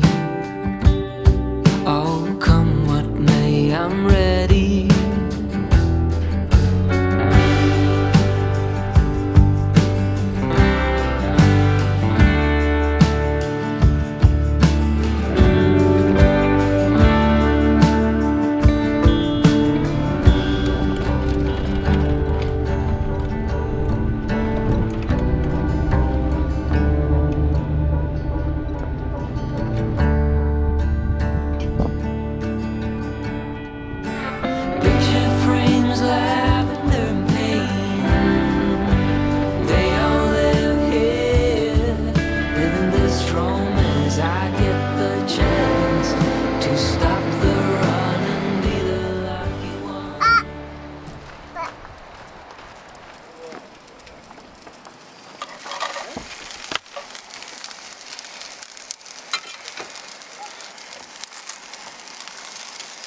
Well, here we are at Churchill Falls. Basically, this is the outlet of the Smallwood Reservoir here.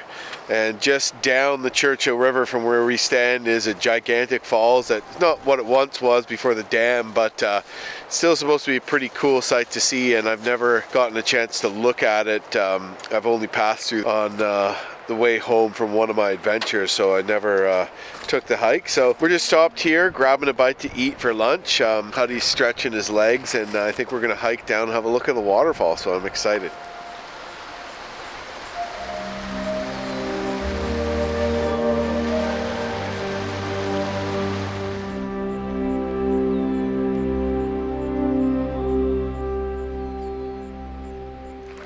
We are taking a little lunch break here at the Churchill River. There was a nice pull off. We just ate some lunch and now we're doing a little hike. Get the kids outside. Huddy did a lot of running around and we're going to check out the waterfall.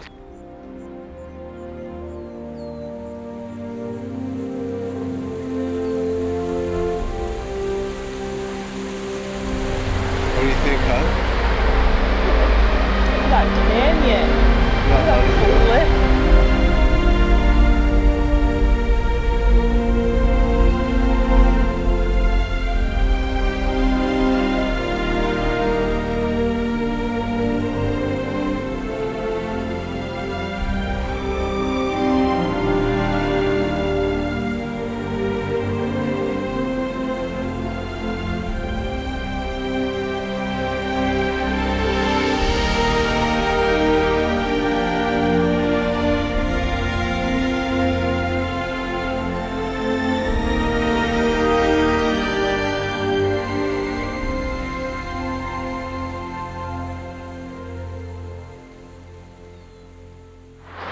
Here we are at Hamilton Falls on the Churchill River.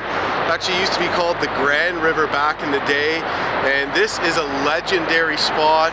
Long before the road came in here, trappers from the coast, from Northwest River and Mud Bay, used to travel all the way up the upriver and then portage basically up this falls. They were called the Heidelanders, and they trapped this country all winter, returning home before breakup. Feels pretty cool to see this falls in its true form, because this is, you know, the only volume of water you're going to get probably once every 10 years, because they had so much rain in this area this past summer that the dam now that's here is open, and the falls is flushing. So this is what it would be at historic level. So it's very rare to see this since the construction of the dam. So I feel very fortunate that we got to see it in this magnitude. And awesome little family trip on a beautiful day. Freaking love Labrador.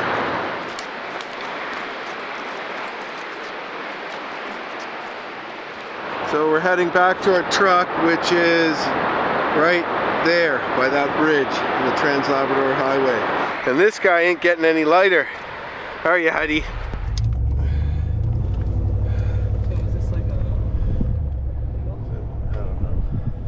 I went and scouted out a place where I think we're gonna camp tonight in between Churchill Falls and Happy Valley Goose Bay. Bit of a bumpy road though. Should I put it in 4? I don't think so. This is where I was thinking you could camp. Those are my prints, but in the middle there's wolf prints. Big wolf. So you walked all the way back here to Yeah, all the way to up there.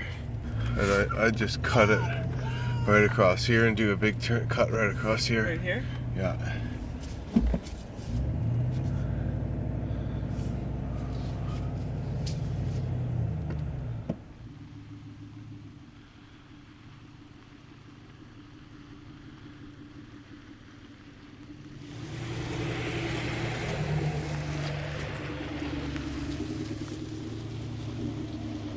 Well, this is home for the night.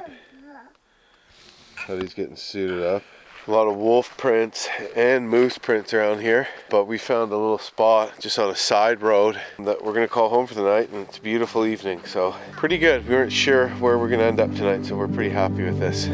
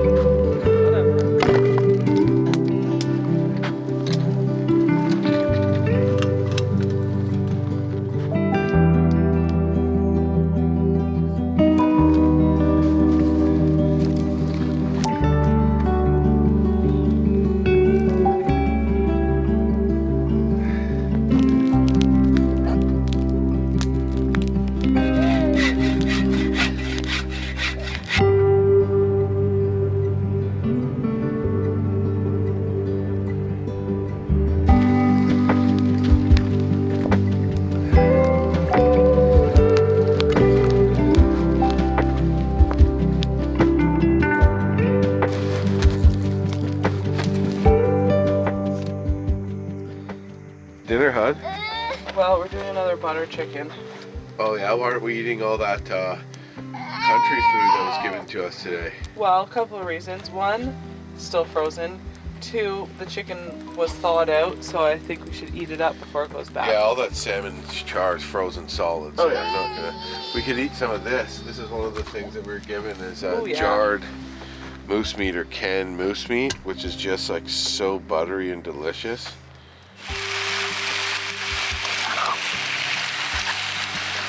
We have a box of wine that we haven't been drinking because it's been chillier at night, and the wine is being stored outside all day, and so the wine is cold. And So it's red wine. You don't want. and it's red like- wine, and so like having cold red wine is not very appetizing, and it just doesn't, I don't know, it's not very good. So we haven't been drinking it, and we're both feeling like a glass of wine, so we've decided to warm it up.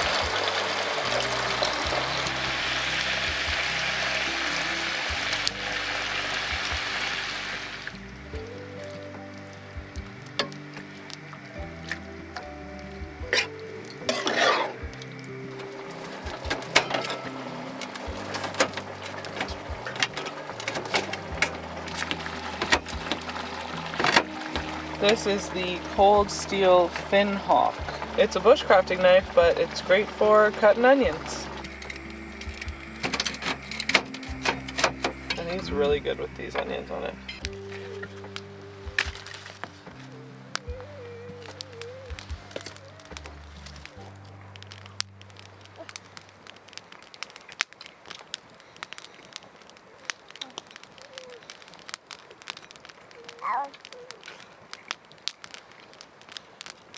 Yeah, this is great with the little onion in there. Adds a little crunch, eh?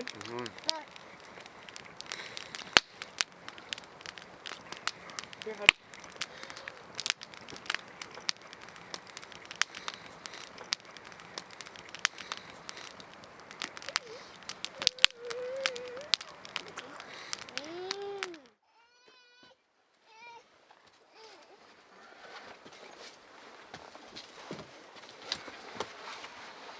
Oh, it's nice of the rain to stop. I was thinking the same thing.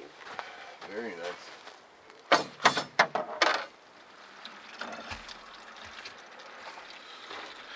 Good morning. It is the morning of day 1 of our trip, right? 7? 7?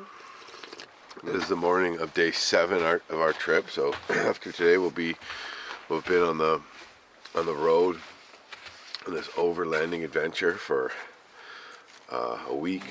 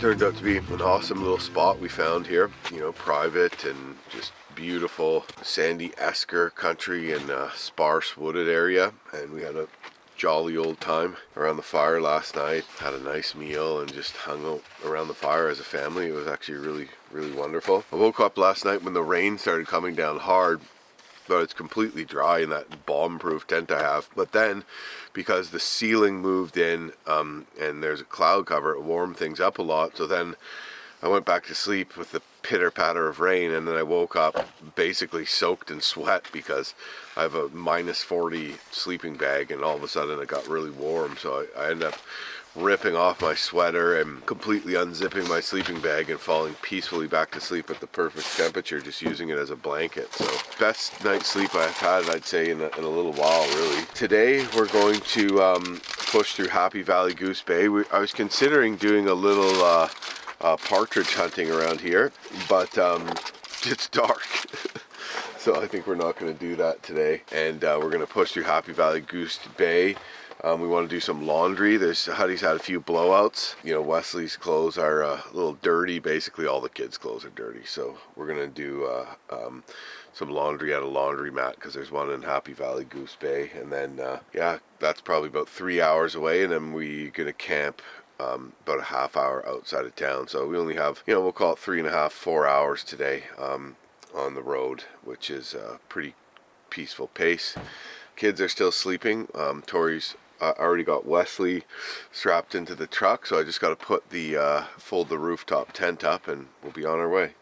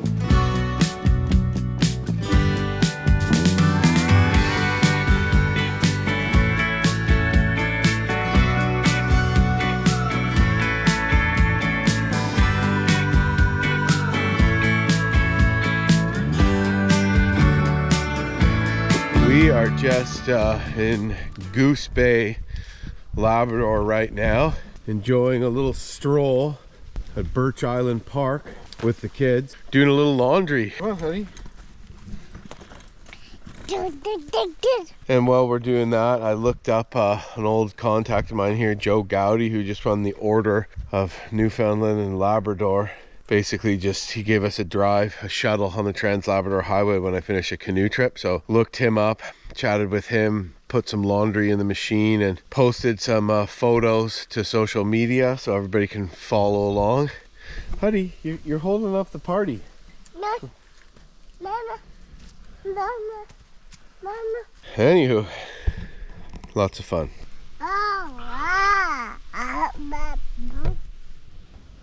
There you go, bud. How you doing, West Man? Are you enjoying the walk?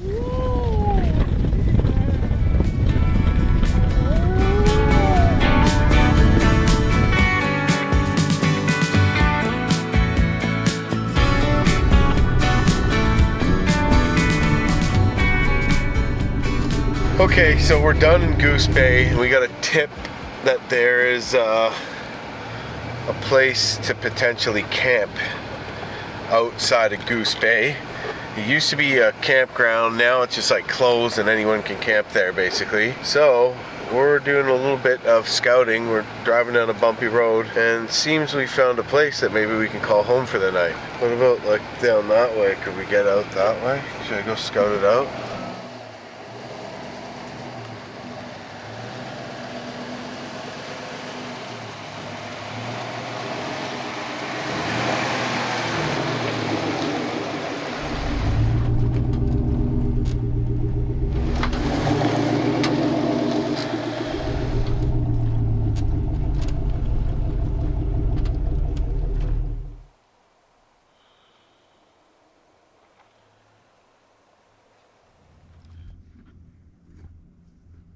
Well, we found an abandoned summer camp. What could possibly go wrong here? Is this a summer camp? No, it's like a camping park basically. God, if it were an abandoned summer camp, we'd be peeling out of here full speed. Yeah, so basically it looks like a spot where, you know, there even used to be like a snack bar and maybe some life jacket rentals and a bunch of little campsites hacked out of the bush, but it clearly hasn't been operational for quite some time. So we just pulled up here, prime real estate, no one else is here, and we just pulled up here by Gosling Lake, so that's pretty exciting. Our spot is on kind of a slant anyway, so we might be able to jack one side of the trailer up and level it off a bit, which would be pretty sweet, and yeah, make a nice little campsite here and call it home for the night. I'm not going to be able to do any like partridge hunting here because it's like a campground. Yesterday's spot would have been perfect for that, but Tori needed to rush us all off to do laundry. So, you know, I haven't really said anything about that. We have lots of meat. I didn't want to vocalize that directly to her. She's a very good mom and wants to make sure the kids have clean clothes, which she completely did while I paid bills and like posted to social media, so she did all the work. Anyways, I picked up a new kind of beer while we were gassing up in town. This is called India beer. It's an India Pale Ale. I don't know, it's a gold medal winner, and it's Man's Best Friend. Is a locally manufactured right here, it says Newfoundland, Labrador. So I'm gonna try one of those. 5% alcohol. See the can there. Molson Coors Canada, I guess, owns the brand. And there's a picture of a Labrador Retriever on the front. Absolutely delicious. Would It's I like like it? Yeah, it just tastes amazing. It tastes like a crisp lager. Black Flag. In October. To a beautiful spot. Have the whole place to ourselves. Look, fresh and clean. Uh. This was literally saturated in chocolate milk, or like his meal replacement formula. It was like soggy and brown. It was. Chocolate milk. So this is really the sole reason why I did laundry.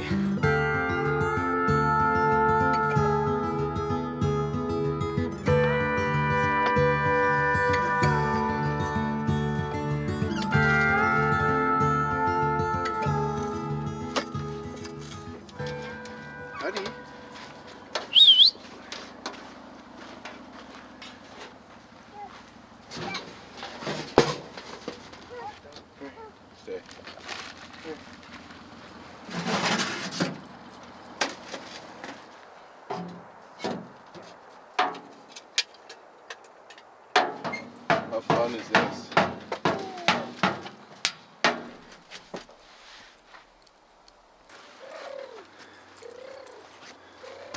Plenty more where that came from.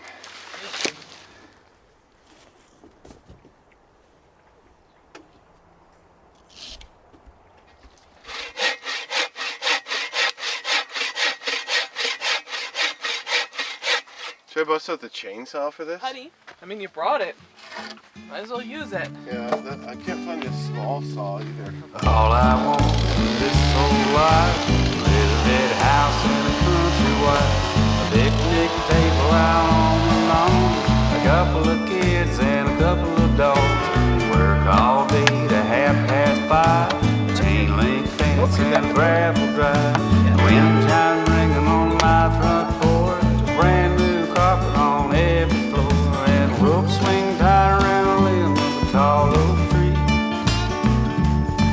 It don't sound like much, but it sure is heaven to me. A big bathtub in my bathroom, microwave, dishwasher too. The folks say hi when they pass on the street. A clean pair of socks every day of the week. A big soft chair for when I'm old. Tackle box and a fishing pole. I don't care about a fortune or fame. I just wanna know my mailman's name. At Christmas time, I'm gonna leave him a gingerbread cookie. It don't sound like much, but it sure is heaven to me. has been doing the lion's share of the cooking. So I'm going to cook dinner tonight. We have some, looks like Arctic char we have here. And this was given to us by friends in Labrador City. Heather is from Makkovik and she's Labrador Inuit. So her family gave it to her last time she was home and she gave some to us. So awesome gift, because Atlantic salmon and char for that matter is probably my favorite food, if not one of my favorite foods in the entire world.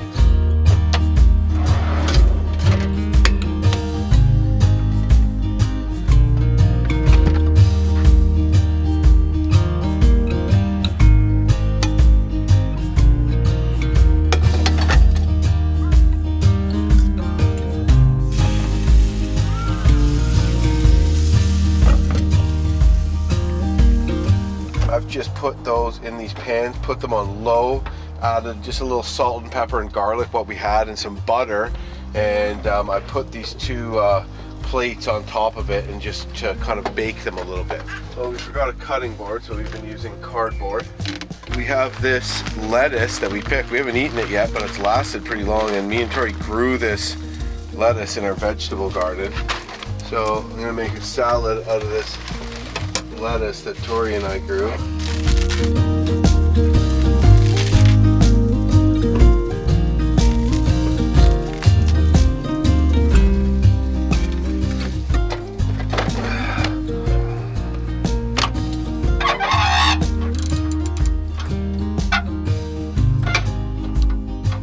think that actually made a difference.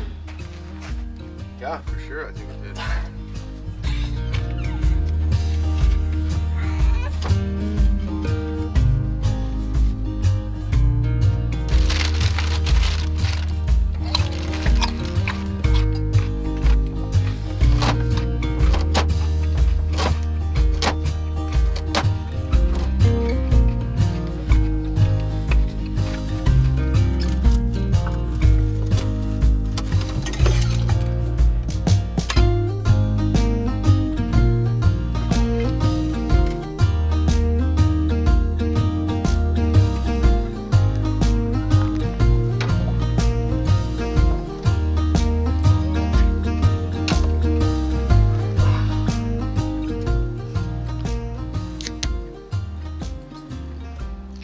Thing about being overcast is we won't feel bad for going to bed at 10 and missing the northern lights again. Accurate.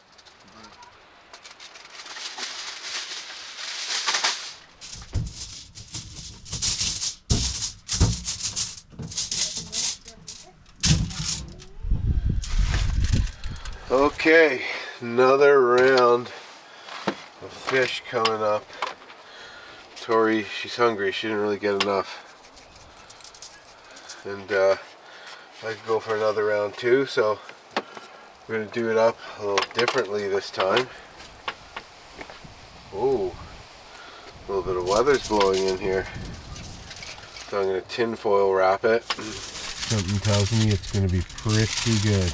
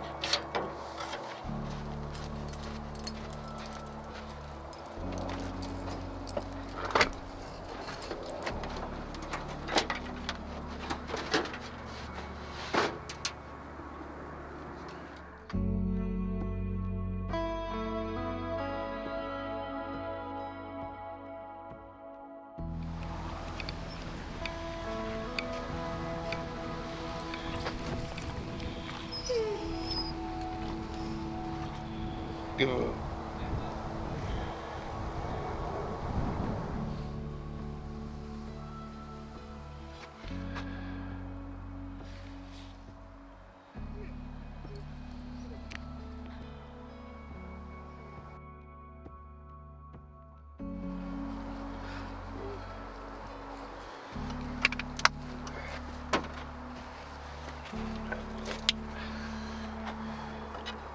Perfect coffee this morning, huh?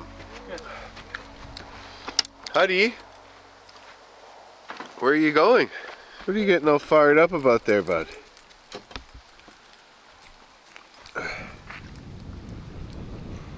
Good morning, Labrador.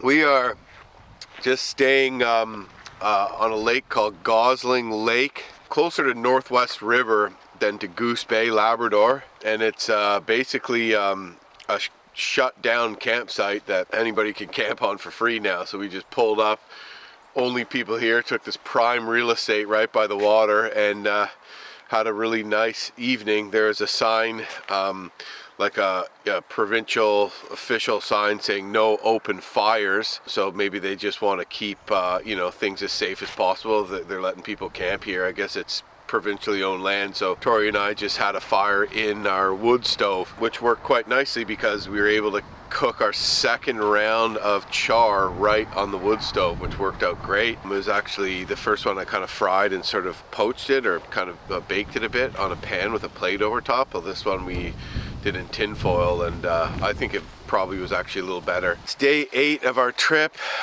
Yesterday we were gonna get going earlier and put some miles behind us and then stop for breakfast, but instead we slept in, not ragingly late, but it's 8 o'clock now, so we probably slept in till about 7:15 or something like that. And we're basically gonna load this stuff into the truck and go. It's only about a 6-hour drive from here to Blanc-Sablon, which is the end of the road. And from the end of the road, you can actually take a ferry along these roadless maritime Quebec coasts where there's a few interesting communities called St. Augustine, and you can take that ferry to Kagasca, which is where the road ends just past Natashquan. The road that we cut north off of from Baie Comeau continues to Natashquan, and you can take a ferry between those 2 points. However, we're taking a ferry the other way, a shorter distance, over to the northern peninsula to St. Barbe, and yeah, we're going to visit Lanceau Meadows and then head south to Portland Creek, where I'm going to meet up with Portland Creek Outfitters, and going to head into the bush. The whole family's going to jump on a float plane, go stay in a cabin. We're going to hunt moose, and then we're going to head over to Gros Morne. So yeah, this is week 1, Tori. We have like 2.5 weeks left. I know. But this whole part of our trip's pretty much going to be over for a while, eh? Yeah, like we'll be in a cabin, but like staying stationary is almost easier because like I could wash clothes at the cabin and hang them up to dry in the cabin. Yeah. It's when we're driving and I have nowhere to hang dry clothes. Like I could wash them in the lake or whatever, but I have nowhere to hang dry them, is why I had to go to a laundromat. Right. Like I could have washed them and then put them in a bag and then just put them in the dryer at the laundromat, but it's letting them dry and not having like a clothesline and not being in one spot. And then also it's so cold out that nothing is drying. Like I've been trying to dry out this one thing dried a little bit finally after just leaving it like that for 3 days. But it's so cold out here that like nothing's really drying. Yeah. But I don't know, I think the cabin will be a nice change of pace for us. Yeah, agreed. And then I'm super excited to go to Gros Morne. I don't mind if it's cold, I just hope we don't get too much rain, you know? But yeah, so now we're heading back into an area where we won't have reception for some time, and it should be really cool. So more beautiful country to come. We're very excited. We're just going to, I'm going to have another coffee and finish packing up and get a little bit of food into Wesley and hit the road. Good boy! Good boy, good boy, good boy. Good boy.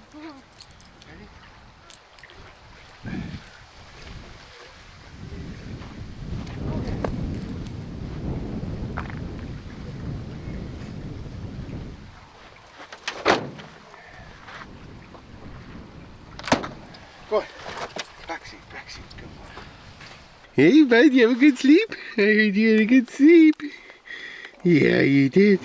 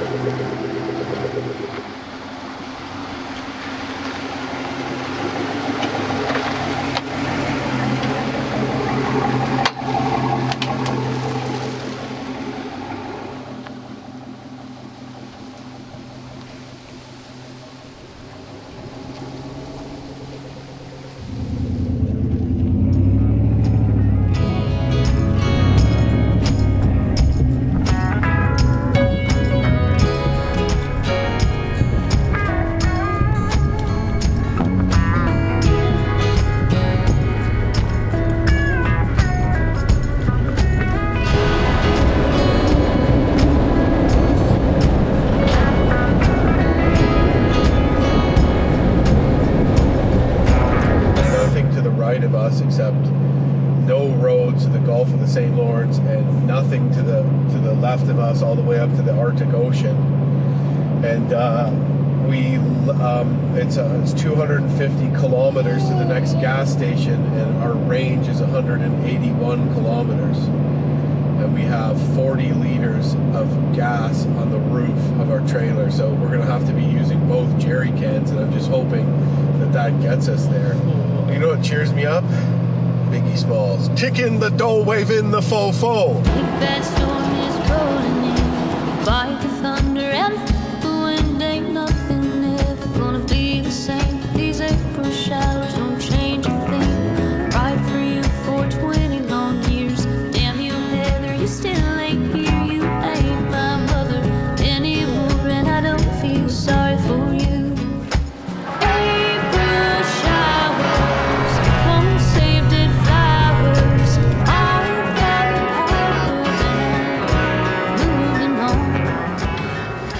Well, it said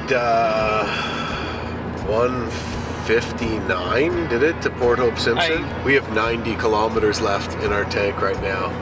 So we're not going to make it to the next gas station. But what I do think it means is that we'll be okay if we put both our jerry cans on the roof of our trailer in here right now.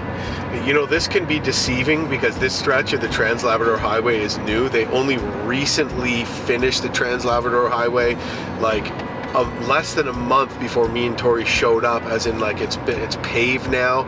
And this stretch, last time I was in Labrador, wasn't even here. So this looks like a very new, very nice stretch of highway. It's kind of hard, it's easy to forget that you're like in the middle of absolutely nowhere and there's no gas stations and no service within enormous stretches of distance. So I mean, we're kicking ourselves. We should have topped up before we left Happy Valley Goose Bay, but we wouldn't have made it anyway. So mandatory to have the extra jerry cans here. And I think, judging by what that sign said and by how much fuel we have left, it means that we're going to make it with the jerry cans. So that's good news.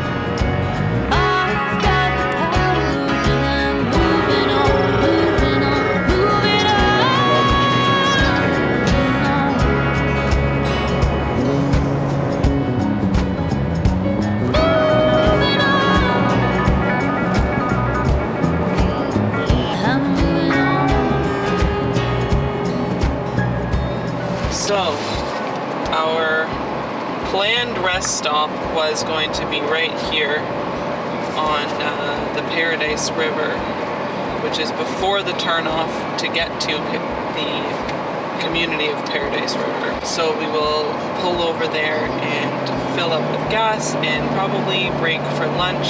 After we fill up with gas, we'll check the range, and if we don't have enough fuel to get to Port Hope Simpson, we'll have to do a huge sidetrack driving 45 minutes each way to get up to the community of Paradise River, because they now have a road in off the Trans-Labrador Highway, so it'd be a major detour. I think we'll have enough with our jerrys. If it can get to us to half a tank, then we're good. Here's Paradise River here, slow down. All right, well, at least we know there's people here that can maybe save our lives if they have enough gas. Paradise River.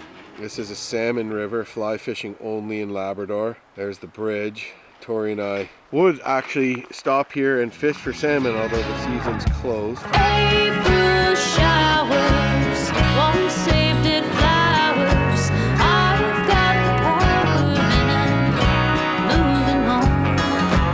April showers won't save dead flowers. I've got the power and I don't feel sorry for you.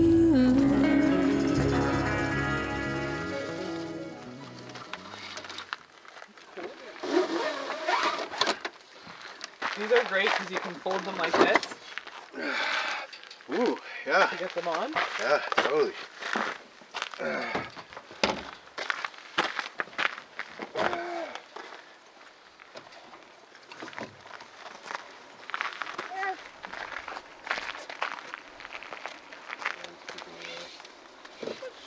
Close. Not very much, honey. That's a lot though. 129. That's only got us back over a quarter tank. We need both. Then we'll...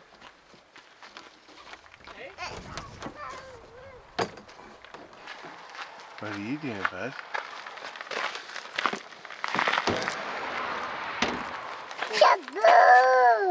Huddy, come here. That's Huddy saying good boy. He says, "Da boy." It sounds like he's saying bad boy, but Oh, he's really? saying good boy. Close the door. Good job. Good job, bud. Good job.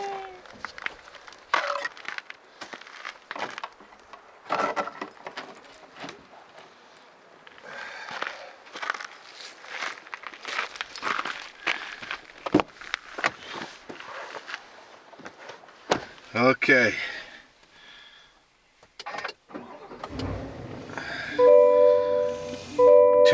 $2.45.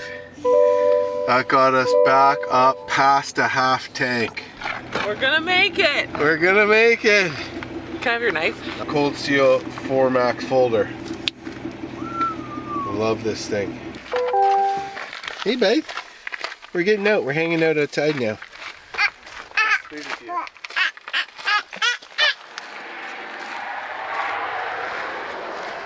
This is jarred moose meat that was given to us.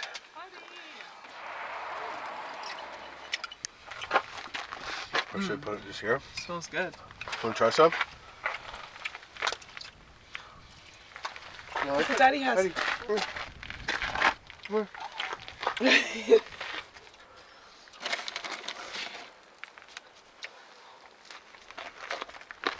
Mmm, that's a good sandwich. Yeah? Yeah, Good with the honey mustard and all that? really good. Beautiful little spot here, the Paradise River. Probably about 100 and something clicks out of Port Hope Simpson. One jerry was questionable whether it would get us there, so I put in both jerrys, 45 liters. Anyone that's pulling a trailer from Goose Bay to Port Hope Simpson, even with a full tank, you might need to pop a jerry in there. Anyways, we're not catching our ferry till the day after tomorrow in the morning, so if we can make it to Blanc-Sablon tomorrow evening, be there first thing for our ferry at 10 a.m. Get over to the island in Newfoundland. We're getting places, honey. Yeah! Yeah! All right. Just giving a little food to the whiskey jacks. They're smart. They're gray jays, which are corvids related to ravens. Oh, I already took some.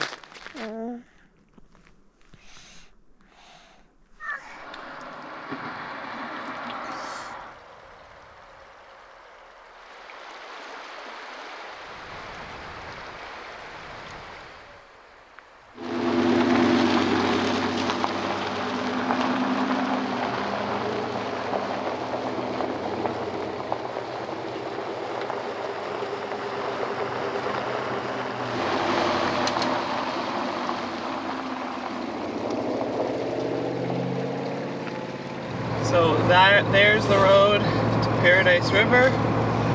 We're pushing on. That's a dirt road. Well, Huddy is protesting. We took a long stop there at the side of the road. One of the things that overlanding, as you're supposed to be self-sufficient,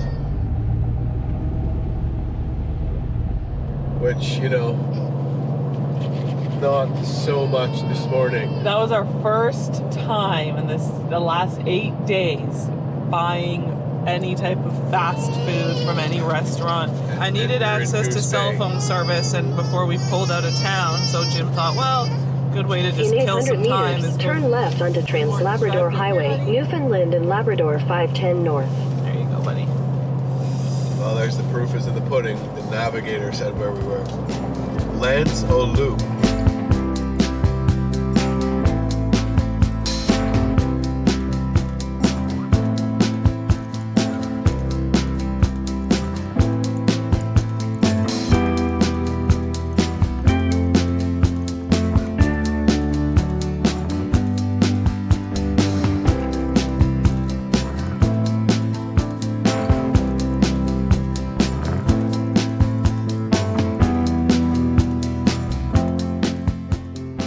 Port Hope Simpson. All right, where's the gas station? Oh, we're coming into town here. Welcome to Labrador. Is this a gas station? Yeah, looks like a gas station.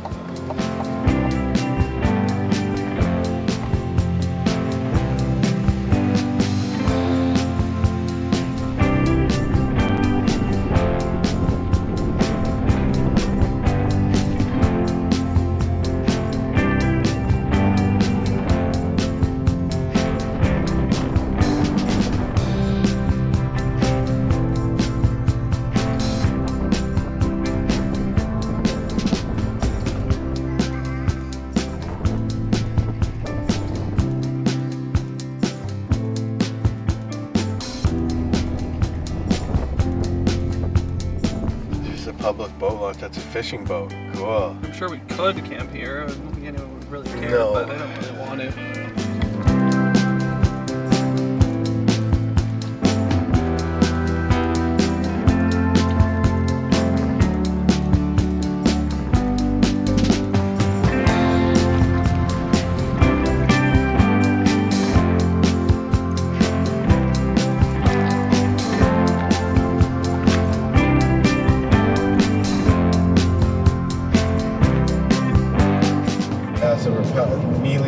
National Park is to our north or to our left here. It's a relatively new national park.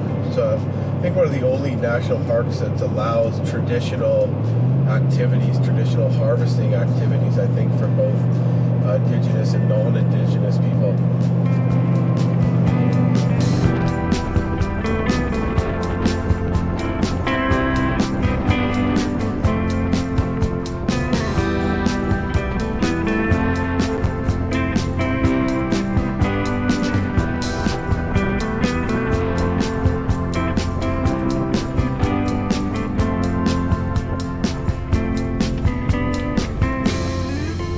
We've reached the ends of the earth.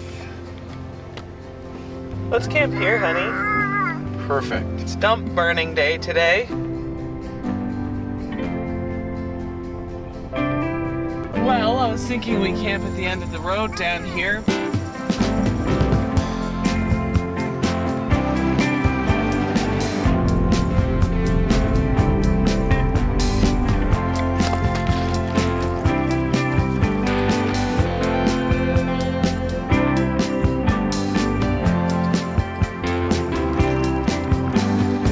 It's about Thanksgiving, so good time for cranberries.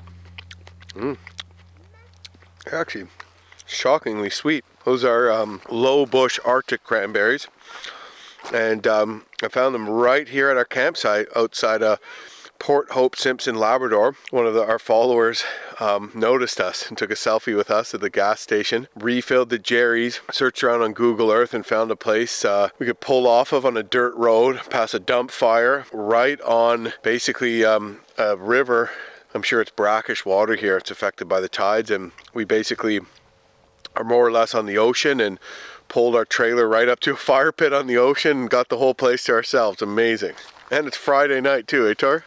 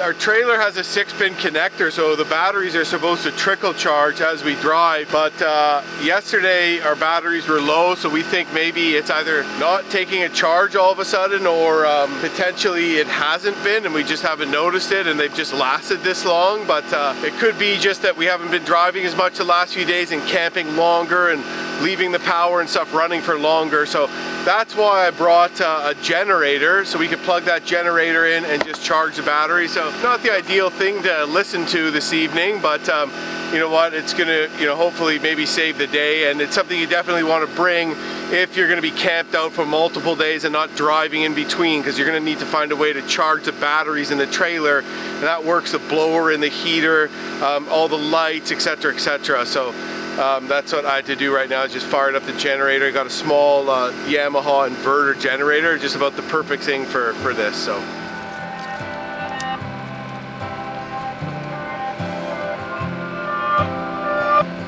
this is it, life's not infinite, it's the only chance we get. So why are we waiting? Why are we waiting? Will it click? Looking for the next new fix. Is this the new kind of sick? Why are we waiting? Why are we waiting?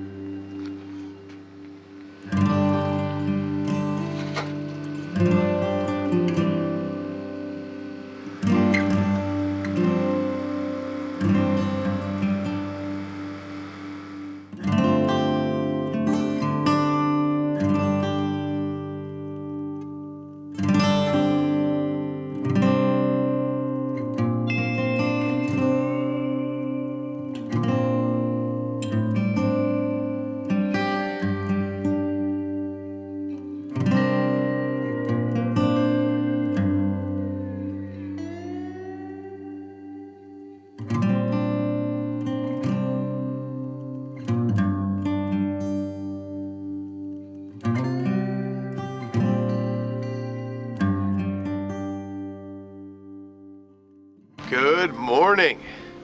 It is the morning of day 9 of our adventure. Forgot to do an interview last night, so I'll just cover that a bit. But Tori and I had a nice little lunch stop on a beautiful river called the Paradise River yesterday, and drove over a stretch of newly constructed road, which was quite nice, but you know, essentially ran out of gas in our tank and had to resort to our jerry cans. But when we got to Port Hope Simpson, I was chatting with some people and they're like, oh yeah, well that's standard pretty much. You're gonna have to refill. So yeah, jerry cans. It's a long haul with no gas stations in between Goose Bay and Port Hope Simpson. So we did that, and then just basically checked out town. Port Hope Simpson seems like the real deal Labrador here. The road hasn't been in here for very long. We saw some really cool old boats and a fishing boat that looked like it's active, and super friendly people. Actually, Tori and I are both honestly touched by how friendly people have been and how friendly people are around here. We didn't know where we're going to camp, so Tori used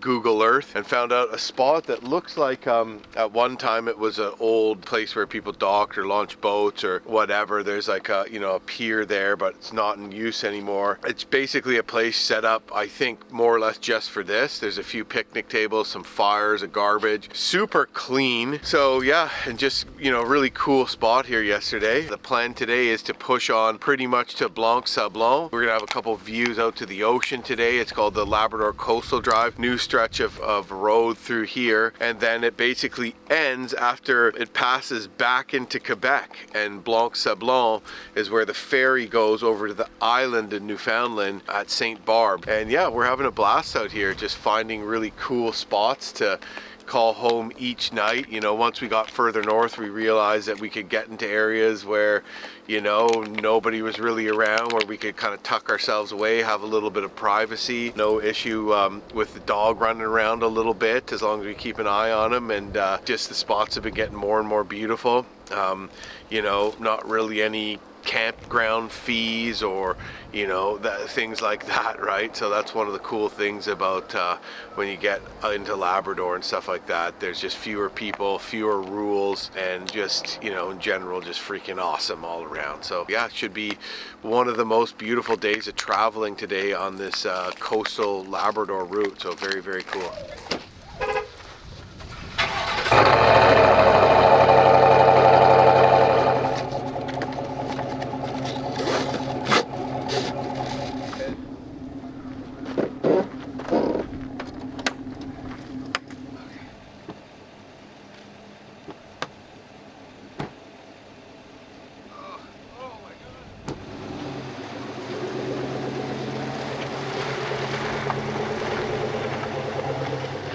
It is the morning of day 9. We are on the road. It is 11:15. That is Newfoundland time. So they are an hour and a half ahead of our time. So technically for us it would be quarter after 9. So I mean, that's pretty early for us.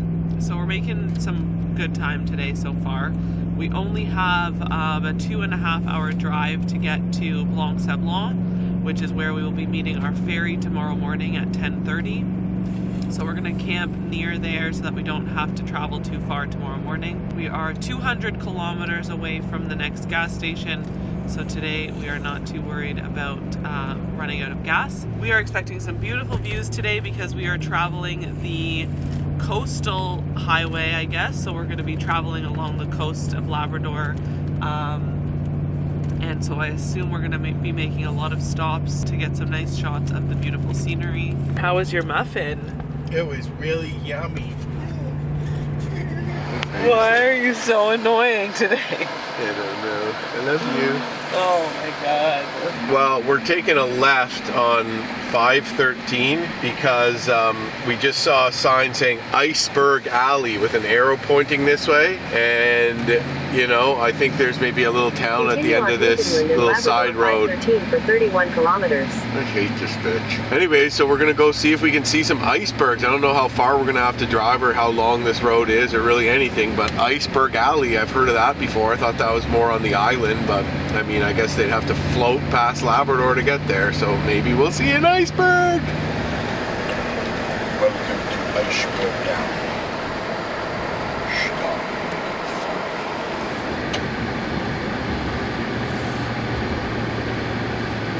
there's supposed to be some icebergs at the end of this road. Pretty cool.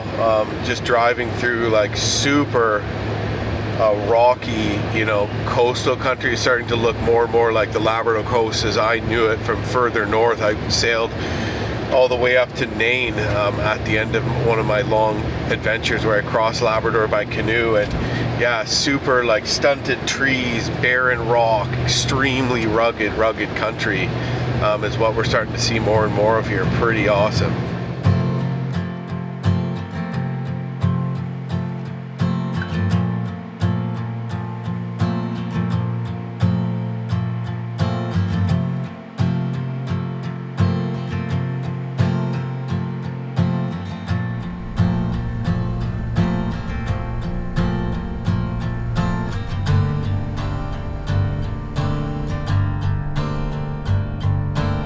St. Louis? Oh, I wanted to see the arches. This is the wrong St. Louis.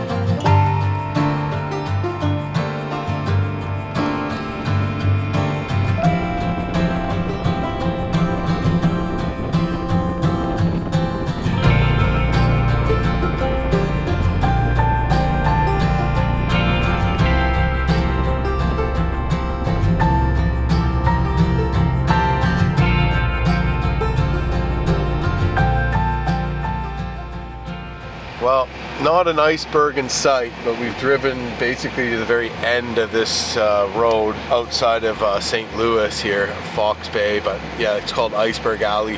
I can see where people are out lobster fishing. They got lobster traps out there. I saw a whole bunch of back there. Quintessential fishing community here, super cool, super authentic, well off the beaten path, and just super happy that we decided to take this little side adventure. What about you, hon? Yeah, it's so beautiful. It's so cool to just see this little community here, right on the ocean. How cool is this?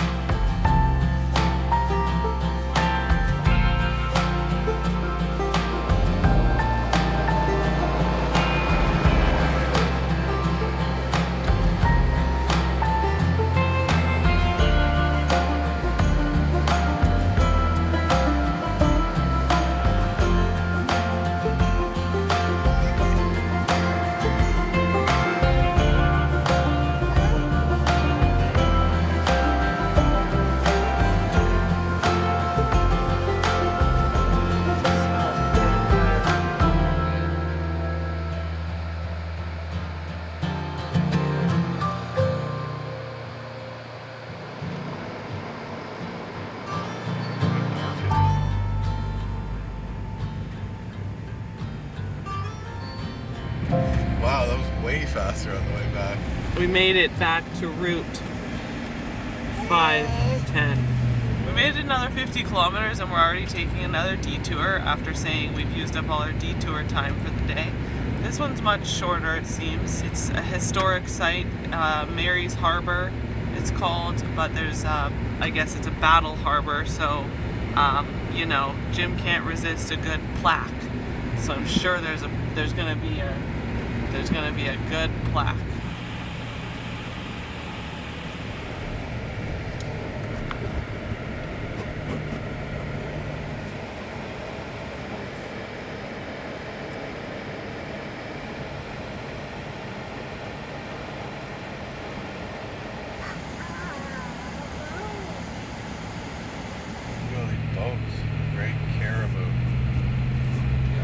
no plaques. There were no I was plaques. told there'd be a plaque. So there is a ferry that leaves Mary's Harbor and goes to Battle Harbor, which we definitely do not have time for today. We're going to be back on the highway.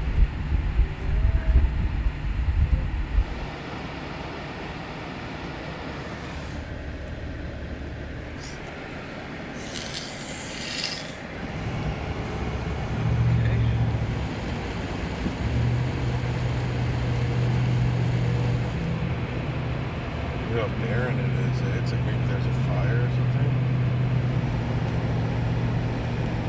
It's like f***ing Arctic there.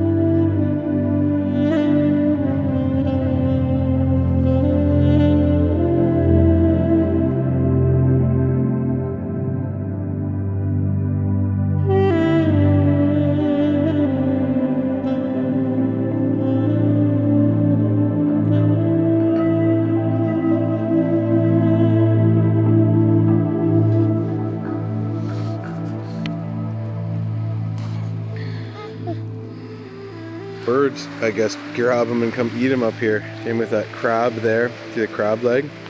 Massive whale vertebrae from there over to there. And another bone there.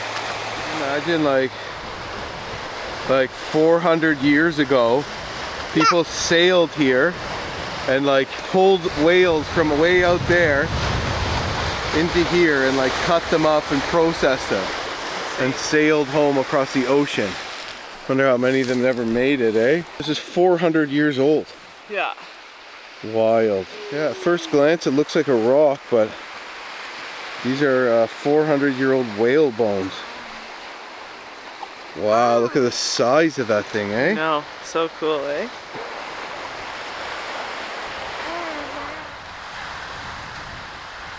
Wow, look at how cool this is.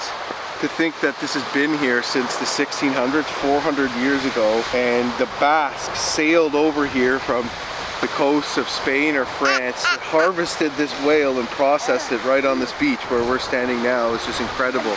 And did that multiple times. This whole beach is littered with whale bones from old Basque whaling operations. Pretty amazing. Look at you, you're a little explorer. That's the ocean, Huddy. Look, that's a whale bone. Aww, you just give Wes a kiss. Look at that, bud. Isn't that cool? Good job. Oh, man down. All right, let's head back. Yeah, let's head back. Burning daylight here, eh? We got a ways to make it to Blanc Sablon.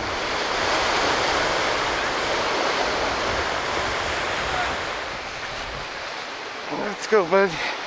Let's go. I wonder if all these rocks are natural or if that's a structure that was made by the Basque in the processing of whales. Same with those rocks up there. They're used somehow part of a rock structure.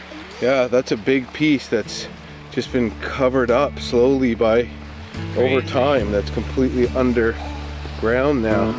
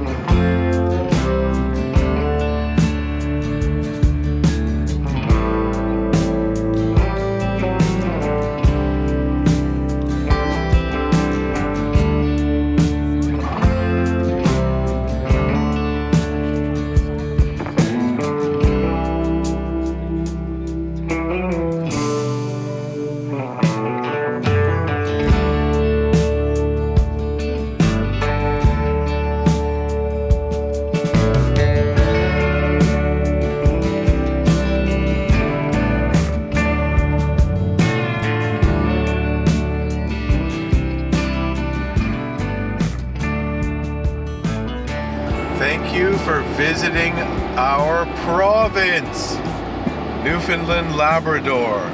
Oh, I'm sad. Well, that is it. We just drove through Labrador and we're back in Quebec. So we just finished the Trans-Labrador Highway. The continuation is Quebec 138, which doesn't connect with the rest of Quebec 138. So if you want to continue on this way, you got to get on a ferry and take a 35-hour sailing past a whole bunch of communities. So you get to Kagasca, or basically Natashquan, where the road starts up again. Then you can drive west past Baie, Comeau, where we drove or that was our turn off to drive north into Labrador. So we've covered some freaking land. Labrador was kind to us, to say the least. The people were amazing. Unfortunately, it was really overcast today, so we couldn't share some of these incredible oceanic views that we saw today. Very, very beautiful, quaint communities, grand scenery, very, very awesome, beautiful spots to camp. The whale bones we saw today, the moose we saw today, just all of it together was very amazing. I didn't have the, deep, true wilderness experience that we've had in Labrador before, but just seeing it like this, taking the kids and doing an overlanding adventure on the Trans-Labrador Highway is amazing. But our adventure is certainly not over. In about 10 kilometers we'll be at Blanc-Sablon, where we will catch a ferry over to the island of Newfoundland, and then we'll drive south. So this portion of our trip is coming to an end, but a very exciting portion of our trip is just beginning. Back in Quebec. No service sites, did it say? Beautiful, beautiful. Well, there's the ferry we'll be on tomorrow. The Quadjack, Labrador Marine. So cool. All these ferries and shit. It's just a way of life that we don't know. Quadjack.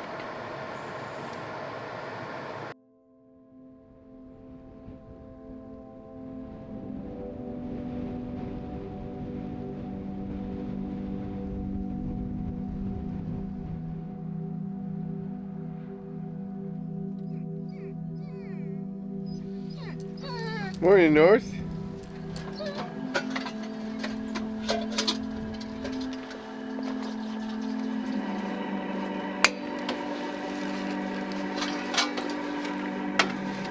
Morning, hon.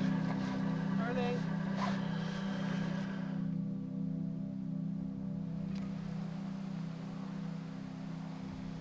It is the morning of day 10 of our trip. We stayed in Blanc-Sablon last night. Blanc-Sablon is almost like two different towns that are kind of separated. So like in between them, there's the ferry terminal, and we found like this pull off and just like an area. It looks like people do exactly what we're doing now, and maybe like ATV up in the mountains or something. So pretty cool little spot, like no water, but beautiful view out to the ocean.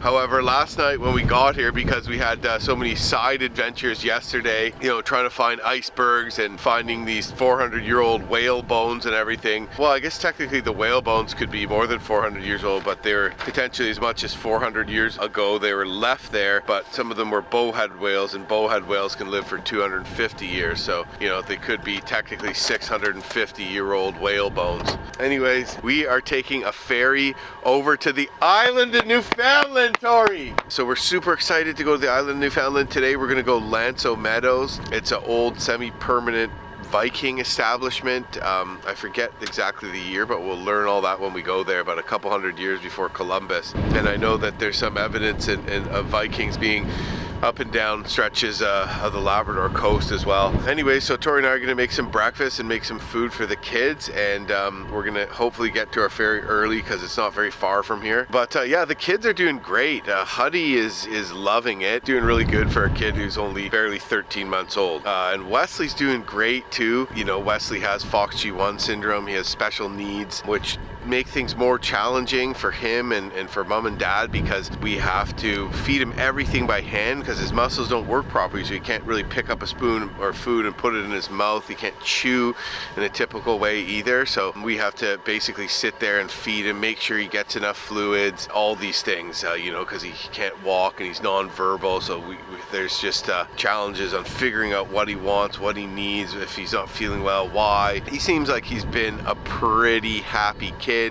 You know, we're getting that $1 million smile every morning. He loves being outdoors, just hanging out by the fire and all that kind of stuff. Anyways, I'm looking forward to getting on the ferry. It's 32 kilometers to the island of Newfoundland. Anyways, yeah, exciting day. Gonna get a coffee in me. We're gonna give her.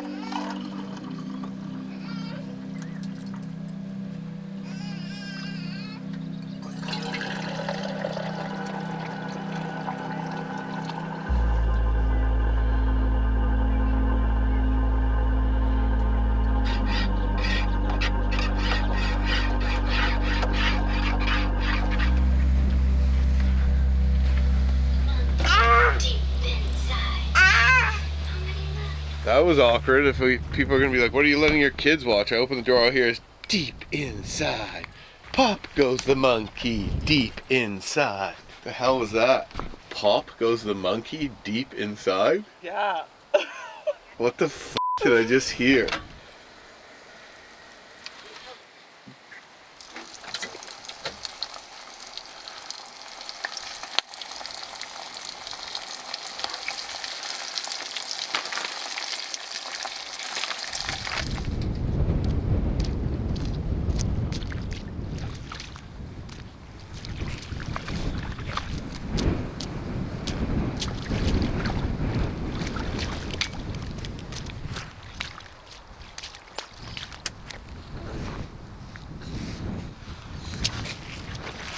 Saved by the newt suit. He's done.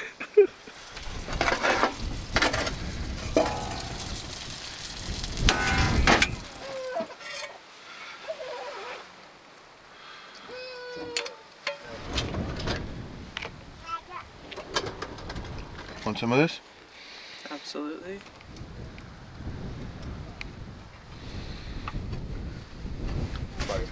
Just a little. Yeah. Ready?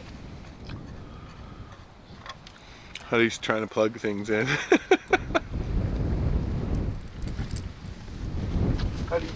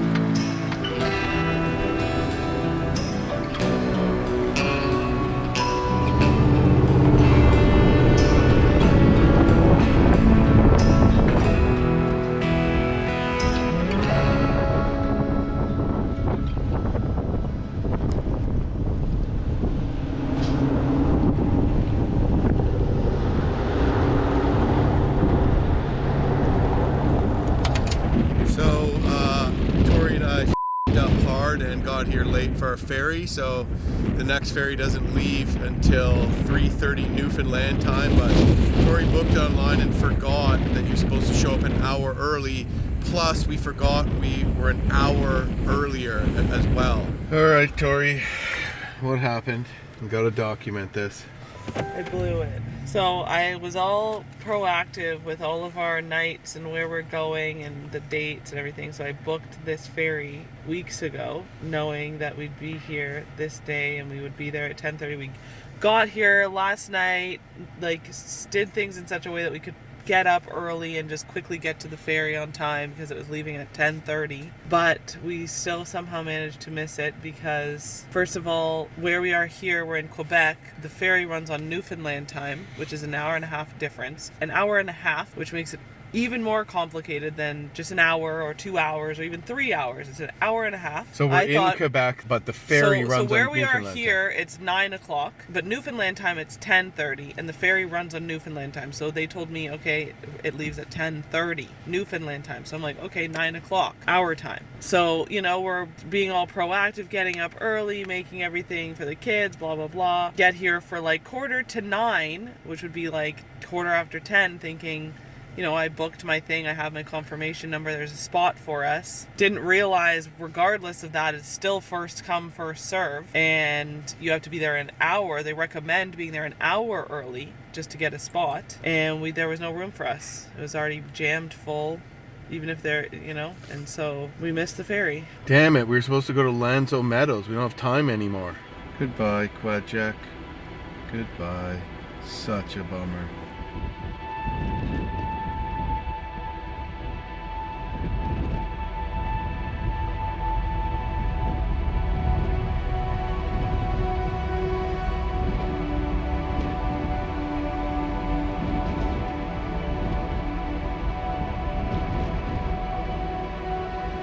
Super windy and wavy day today. Maybe it'll die down, but at least it's not dumping rain and overcast and windy, but some serious waves crashing out there in the North Atlantic. Probably not a big deal for people from around here, but for us it's pretty impressive.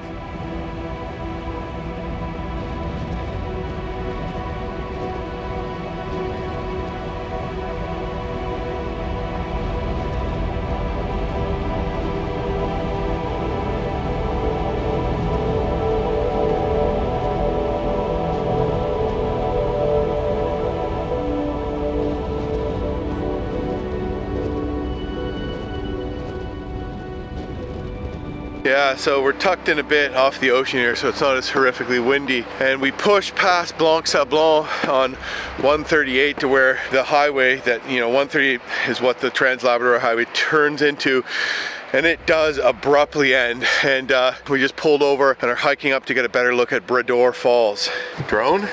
Yeah, I was gonna go get the drone. Oh, yeah. snap. Okay.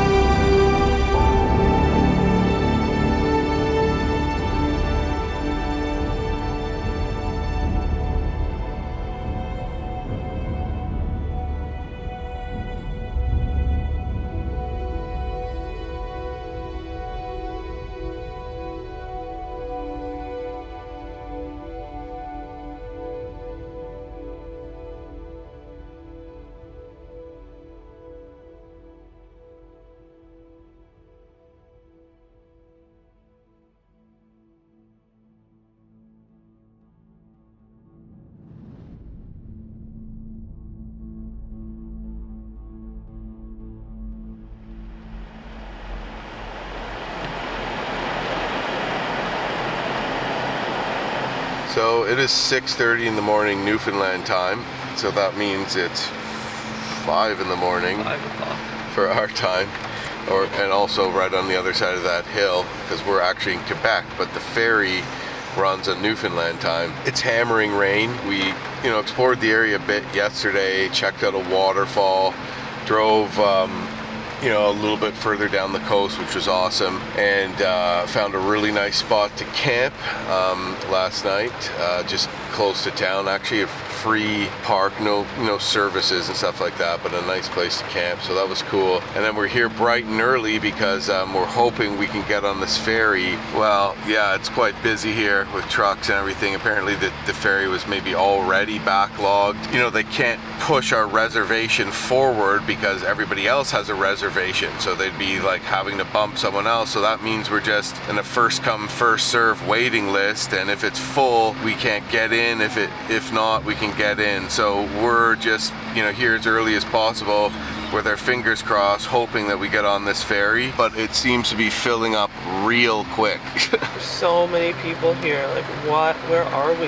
Yeah, we got camp packed up in the driving rain, and hoping we can get on this. We're supposed to be catching a floatplane flight tomorrow morning into the mountains to stay in a cabin. Anyways, what can you do? I guess you can be as proactive as possible and be here early and make sure you're there when people start to get their tickets or whatever. But other than that, it's about the weather and a lot of things out of your hands, so there's no use crying about it, I guess. The ferry's not even here yet. We still came an hour before they told us. They said come at 7 and we got here at 6 because we're like, oh, we're gonna get there before everyone, and there was already a lineup of people parked in there. And then they can't do anything for us until 7, which is another 20 minutes, so we're just sitting here wasting gas. Please let us on today. All right. We're pulling into the laneway. We're pulling into the laneway. The kayak is not here yet, but we're in the laneway. Wait, we're getting on a kayak? Yeah, I can see it.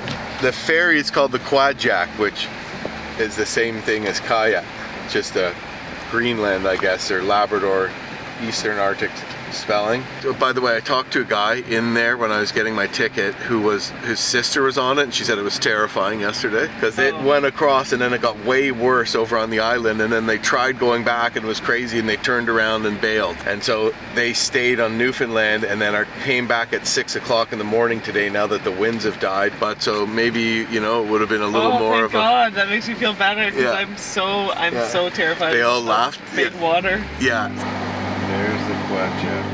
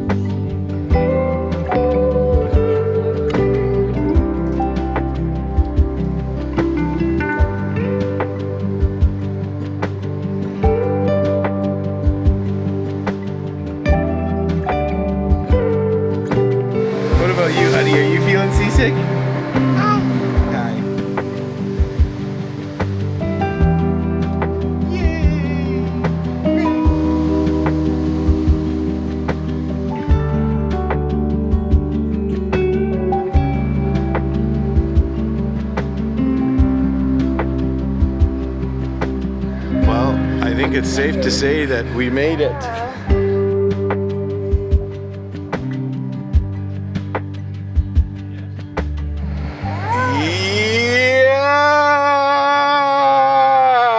Yeah! We're in Newfoundland, baby! First time I've ever been here. It's already amazing.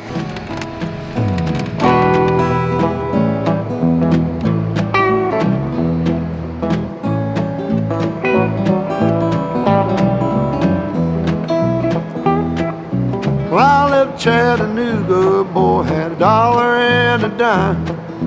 Headed out from Nashville, on the hard rock line. I'm working on that old steamboat and I learned to ride the steam. When my feet had touched dry land, how happy I did feel.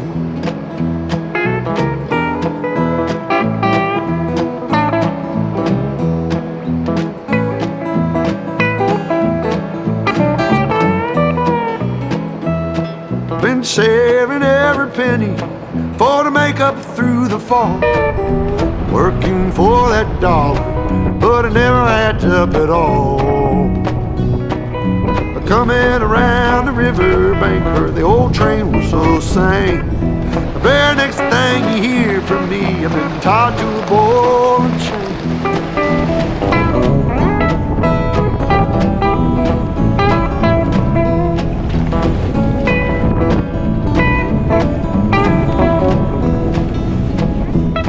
Well, come this time tomorrow, reckon I don't know where I'll be.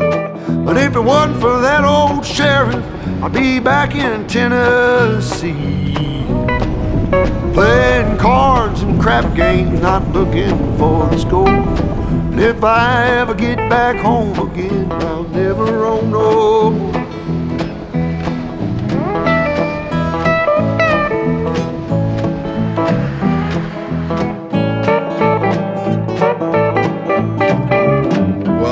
Just took a little detour here on our way to Portland Creek and took a gravel road that goes off of the highway right along the coast. Found a couple cabins down here right on the water where just gigantic waves are just crashing and splashing up on the rocks. Crazy views of this rugged coastline and way out to the North Atlantic. Like just so freaking beautiful and cool. I feel really blessed and fortunate that I'm sitting in this spot right now. It'd be pretty cool to own one of these cabins too, to say the least. So rugged, this shoreline here, eh?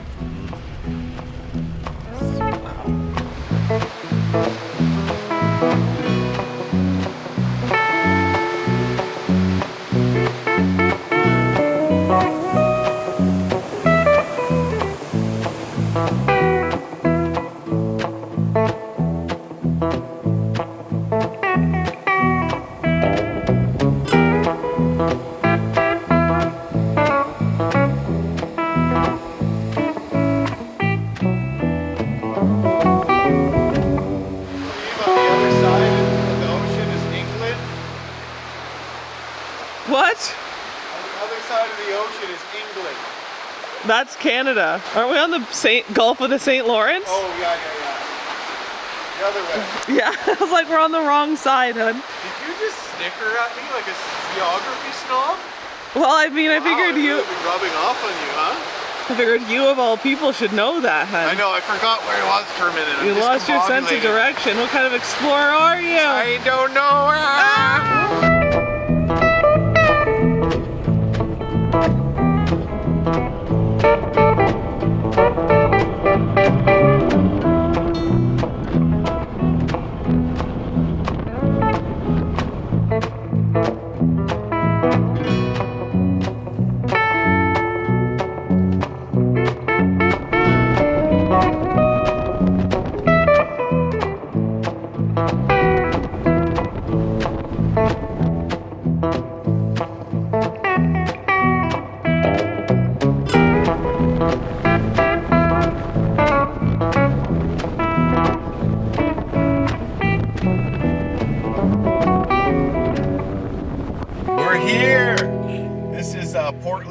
Outfitters, Lenny and Cheller's basically house in Portland Creek where they run their off-site operations from. So we're pulling in here, meeting up with them, and then tomorrow, if the wind dies, we're going to take a bush plane into those spectacular mountains you see not too far from here.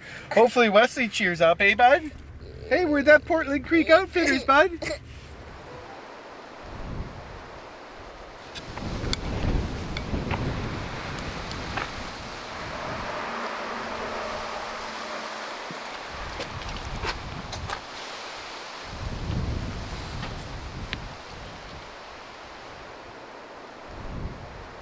We're just here at Portland Creek's home base at Portland Creek, Newfoundland. It's Shelley's and Leonard's place. They're the ones that own this. It's a father and daughter operation, and we're basically just reorganizing everything so we can get it onto a float plane. We got to really reduce what we're bringing. We can't bring too much weight, and there's a lot of stuff we don't need, so we're kind of going through everything because, you know, it's really windy right now, and we might be able to fly out now, we might not. We might be able to fly out tomorrow morning, depends on the weather. So we want to be ready to go when they give us the thumbs up, because we're flying into the mountains, so on a float plane. So yeah, we're just a little hectic at the moment trying to get everything together, but we're trying to get it dialed in.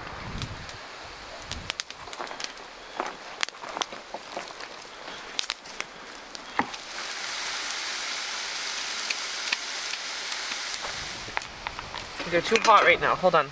Careful. Well, we are just outside of Portland Creek. Met up with Leonard Payne of Portland Creek Outfitters today. Had us into his house for a cup of coffee and you know, shared a few stories. Him and some of the people that he works with are hardcore, you know, multi-gen people from Newfoundland and Labrador.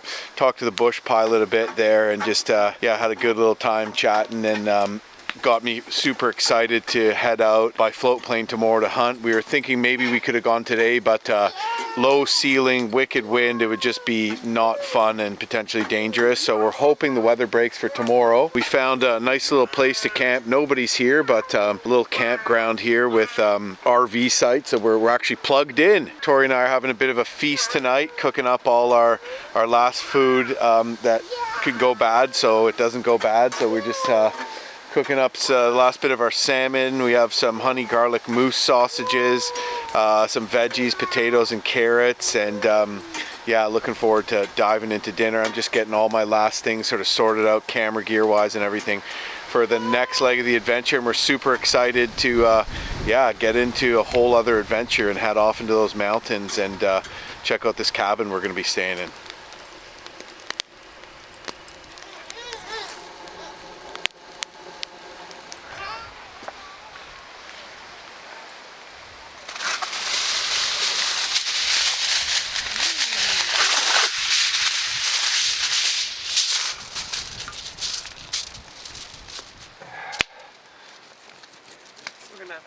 Out here and feed them some dinners.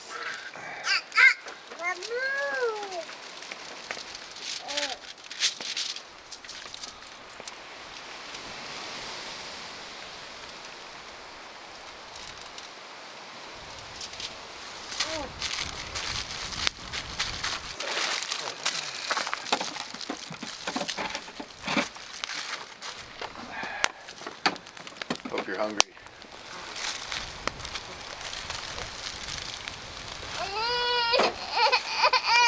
That little noggin of yours is a lot of exposed surface area. Play it again. Up! Yeah, you can use that one.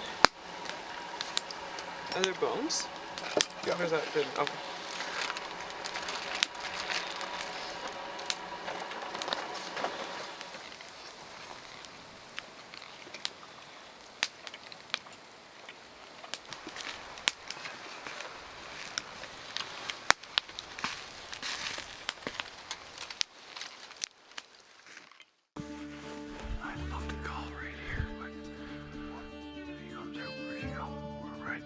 Right on us, eh?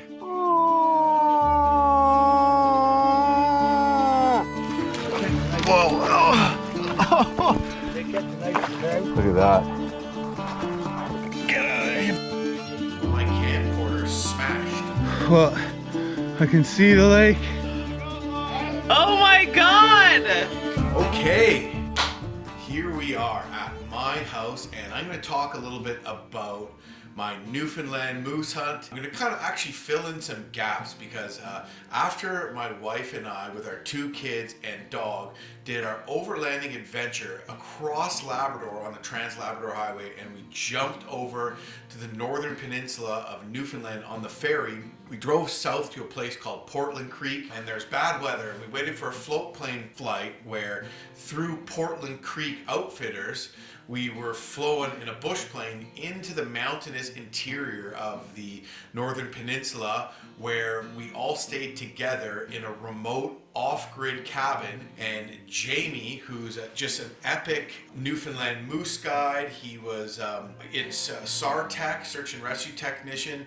He served in Afghanistan, he served in Kosovo, lives in 3 different places in Labrador, almost like nomadically moves between these 3 off-grid cabins he lives in. So my nickname for him is the Rambo of Labrador. But Jamie and I were the ones that went off and did this moose hunt out of this remote cabin in the Northern Peninsula of Newfoundland. And it was a late season hunt, but fortunately, because it was a warm fall, the moose rut happened late this year. So they were still responding and coming to calls, which I wasn't sure if that was even going to be the case. And the reason I decided to sit down and do this interview is, full disclosure, I needed to fill in the gaps because there's some challenging aspects to the hunt and some bad things that just happened. I've never filmed a moose hunt before. It's very hard to film it as well by yourself. When you are, trying to take the shot and film, you only get that one chance after putting in hours and hours of work, and you don't want to blow capturing on camera, or you don't want to blow your one chance to harvest the animal, which basically I kind of blew my chance to capture it with the camera because my camcorder smashed on a rock, and then I was filming a bunch of it on another GoPro. Then the memory card for that GoPro also broke, so the footage I have of our actual hunting is limited. I did, of course, get some. I got a great shots of the moose kind of coming in, and some other shots, but my camera was malfunctioning, so a lot of it was just unusable. So yeah, I thought it would be a great idea to come and sit down and tell you this story, because unfortunately, when you don't have a gigantic budget and you can't just pay someone to fly you in a new camera and all that kind of stuff, these things sometimes happen in the field. And despite that, I think it's a kind of an interesting format to just kind of sit down and speak to you directly and basically welcome everybody into my home here. So again, I was with my wife and kids. We drove to the island of Newfoundland through Labrador, enjoying an awesome adventure on the Trans-Labrador Highway. You can check out previous episodes that I've posted that will show that whole adventure, which was amazing. We came down the Northern Peninsula of Newfoundland on the eastern side. There's no road on the western side. Finally, we made our way to Portland Creek Outfitters, where we hung out with Leonard Payne, and basically just invited us into our home. Awesome business, and people have heard the hospitality of Newfoundland, the kindness of the people there. Well, it's all true. So we were just treated like family, and then ended up camping in our trailer waiting for the wind to break. Finally it did. So we all got on a plane. It was the kids' first time on a floatplane. It was North's first time on a floatplane. And North was, he heard the noise and he didn't seem to really mind. And then all of a sudden he looked up and he looked out the window and looked down and sprung up onto my lap in fear and realized we were way up in the air. And then he calmed down afterwards, and he was cool with it. Look how beautiful this lake is, though, right? It's incredible. Yeah, that's the mountains we're flying out into right there. Ready to go on a float plane, bud? All right.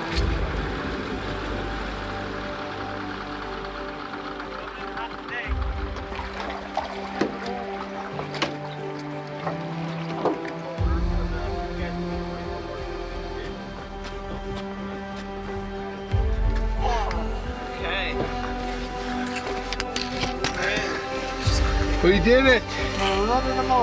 We're ready, North. We're ready, Wesley.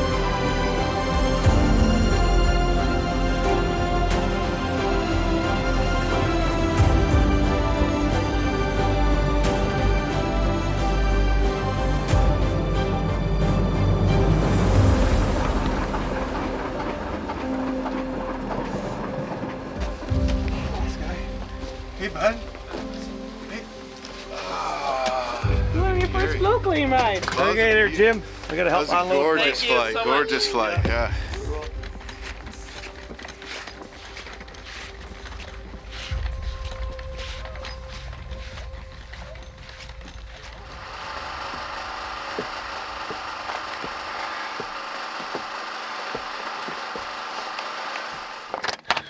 Here we go.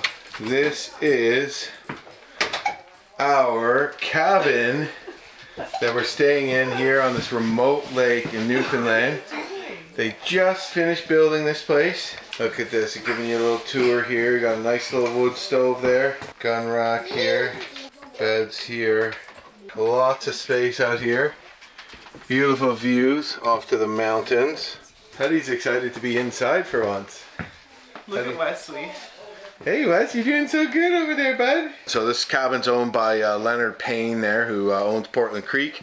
And I'm going to be hunting with a fellow by the name of Jamie. Seems like a really good guy, so looking forward to getting out there. So the way this works is we basically have our own cabin here, and then there's it connects with the rest of the place. So this is a very big. It's not completely done yet, but this is a big, beautiful place. You know, to have a place like this in such a remote area is pretty cool. Jamie was telling me he put in a lot of work to build it up here for 6 weeks, milling a lot of the lumber and that. And yeah, it connects over to another cabin where there's a kitchen as well. So we have access to all of it basically. So we're pretty excited to be here. Tori, how does it feel to be indoors?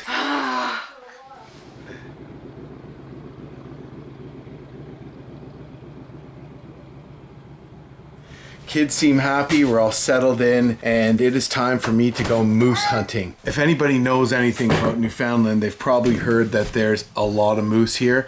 They're introduced quite a few years ago. Not originally native, but definitely naturalized here. Right now, I'm just basically suiting up. I'm making sure, you know, I got my rain gear with me. I got the clothes I'm gonna need. We should be returning back to the cabin here this evening, but we're gonna head out by Argo and trek and do some calling in a few different spots, and you know, see if we can't even fill the tag today. Can we get a moose first day? Moose first day. That would be impressive. I don't know if I'll get a moose first day, but you know what? I'm not gonna not shoot something on the first day that I wouldn't shoot on the last day, because I've been in this situation before where I could have taken something on day one and then, oh, it's gonna be easy the whole time, and then you run out of time, you get nothing. So you don't want to be eating tag soup. So anyways, yeah, looking forward to this. So Jamie and I, of course, what we did, we went out hunting. We got on the Argo. Argo is a made in Canada. It's an amphibious vehicle, and it's got basically like tank treads on it. Well, this one does anyways. You can get tires on it, but there's so many bogs there that the tank treads really help you get through this really boggy country. And you know, because this area had been hunted already for the entire season, this is an area that was close to the cabin. You know, you get there early in the season, you could probably just go behind the cabin and start calling and get a moose to come in. But because, you know, the moose are a little more wary of people at this time of year, probably a few others of them have been harvested that were in that general area, it's going to be harder to get something close. But we decided to get out there, give it a shot. So we took the Argo out.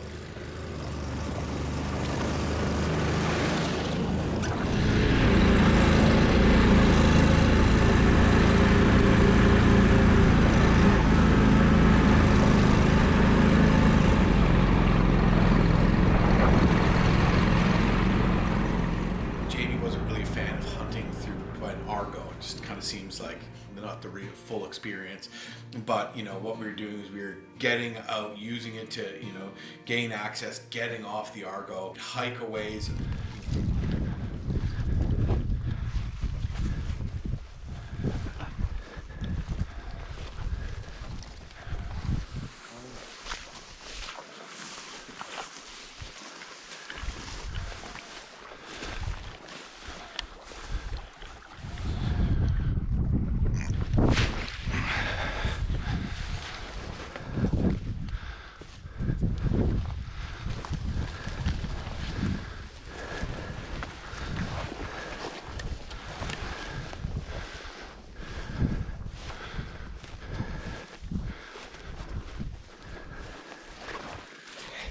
So I think I don't really go smash snacks around you. Do you think you can shoot something that came out here freehand? Yeah.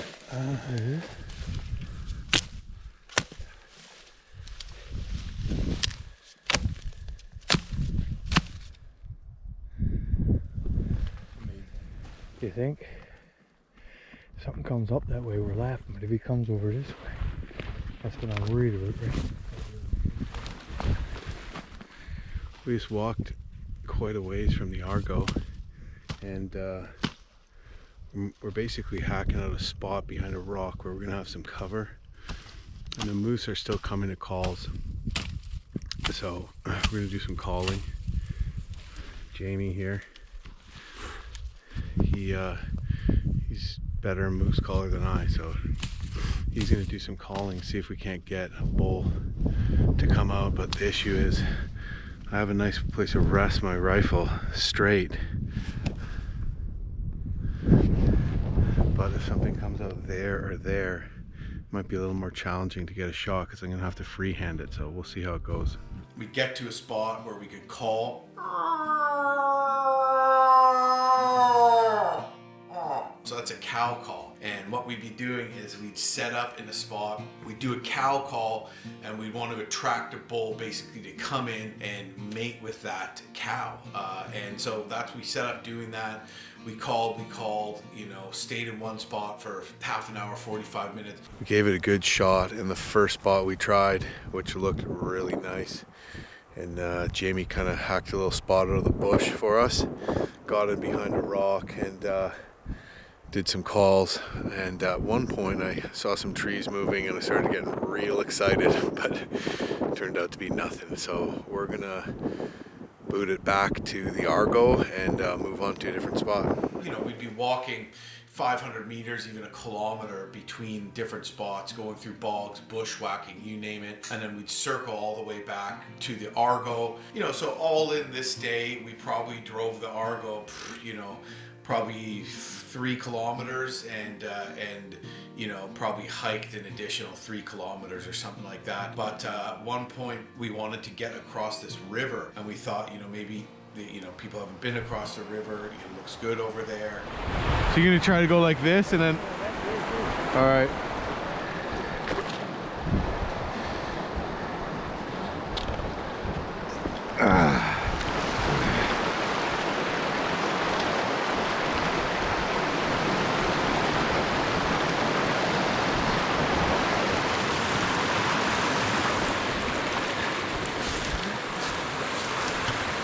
That was fun.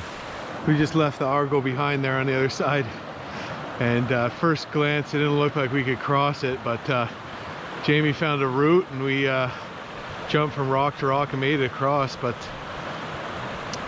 yeah, hopefully some moose over here. Of course, I had my rifle. I was using a 300 Win Mag, which is a Ruger, and I had Leopold, Boone, and Crockett scope on it. So really great gun for moose hunting. A lot of people use a 30-06, but one good thing about the 300 Win Mag, it's good at longer distances. And there's some areas here where the vegetation is very dense, and you might get an opportunity at a longer shot. So anyways, Jamie and I jumped from rock to rock and managed to cross this basically rapid in a rushing stream. We get to another spot that looks great, but it's cold at this point. I was dressed probably a little warmer than Jamie, but we still sat in this one spot.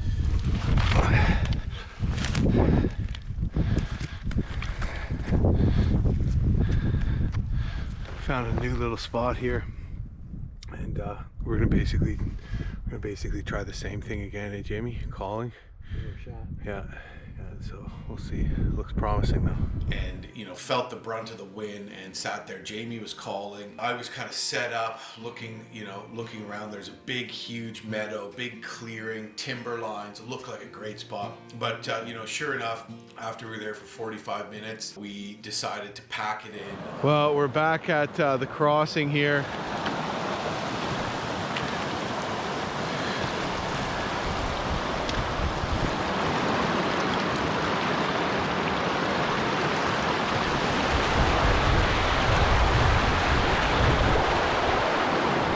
No sweat. All right, so we came back across this river and tried an area that looked really good.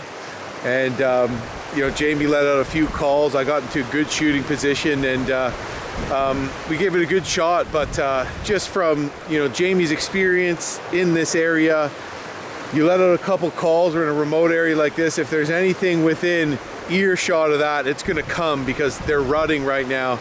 And so after waiting it out a bit, it's kind of like no point to wait there anymore, because there's nothing right around in this spot. So we headed back across the river, and we're gonna try another spot, likely tomorrow, unless we see something on the way back. It's gonna be a little harder to get to say the least. But anyways, back in the Argo and heading back to camp.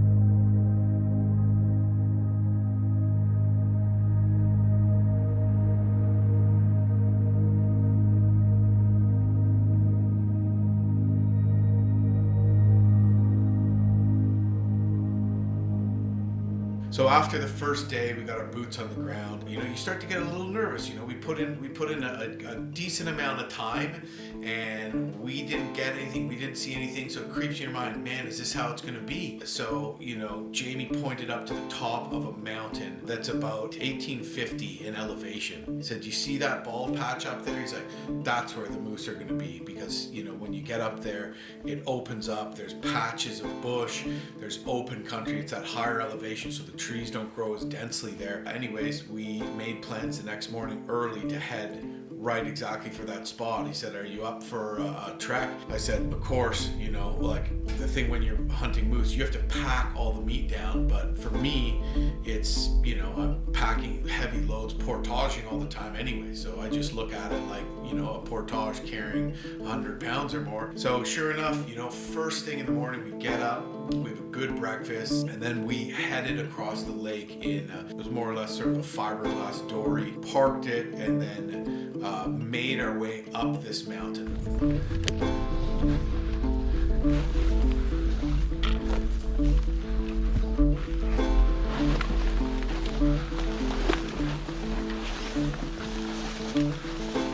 Part of it is quite bushwhacky, you know, more or less. There's a bit of you know, a path where you can stay out of the dense vegetation. However, there were some big bogs that we had to walk around that you can sink quite deeply in, even up to your knee. So we had to bushwhack. We couldn't go straight through the bog, or we would have gotten soakers. Rubber boots are a must. I was wearing good muck boots.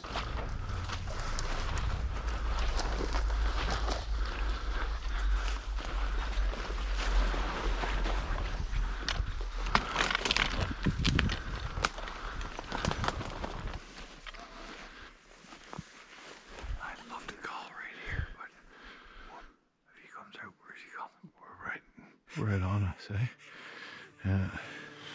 Basically heading up a mountain here and stopping every little ways and throwing out a few calls, sort of coming in slow and fairly quietly, but hoping there might be something up on the bald patch of this mountain here. So putting in a few miles today. I'd rather up there for a good view than make a mistake here. Yeah, agreed. Yeah, we don't have much of, like, something's gonna have to come out right there or here, right? Oh yeah, good feel the view up here. Picked a high point of land up on some top of some rocks. There was some cover, and I could see probably about 1 kilometer in one direction, you know, probably about 800 meters in another, you know, patches of open country like meadows, bog, and patches of denser bush, and it looked like a perfect spot. And so Jamie said, "You know what, we're gonna stay here for a long time."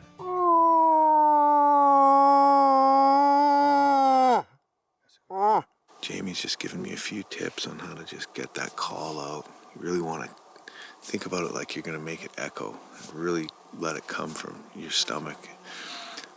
when you can't see anything because you want something far away to hear it, and then you got to get quieter as they come in closer. But we're just trying to mimic the sound of a cow moose calling, and because we're in the rut, it'll draw the bulls in. The rut is a moose mating season, so we're basically trying to call bulls in by pretending we're a cow. I'm not a cow, though, but I've been called worse. I wonder if you could see kind of like some open patches, from over there. Maybe. Yeah.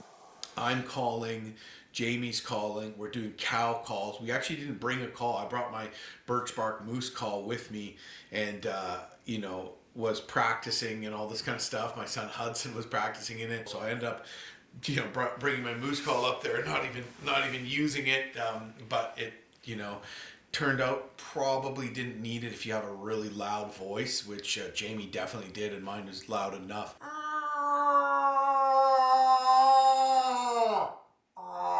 Sure enough, I spotted a moose, and likely if it's coming to your call, it's going to be a bull because it's coming to a cow call. And I spotted a moose coming out of a dense timber line, probably about 1 kilometer away. So good distance away. We both had binoculars, and we couldn't tell of the size of it or not. Now, I wasn't really going out there with a specific, size or whatnot of moose that I wanted, right? I didn't want to be eating tag soup. I didn't want to come home with nothing. I guess what I'm trying to say is I was just planning on shooting more or less the first thing I saw, as long as it was a bull. So the first bull I saw, I was going to be happy with. So I'm calling, Jamie's calling, and we see this bull come up. And I pointed directed to where Jamie is. He gets his binos on. I get my binos on. We see it. We keep calling it. It's coming. It's coming. It's coming. It gets close enough that Jamie can see that, it's not a very big bull. It's a small, young bull.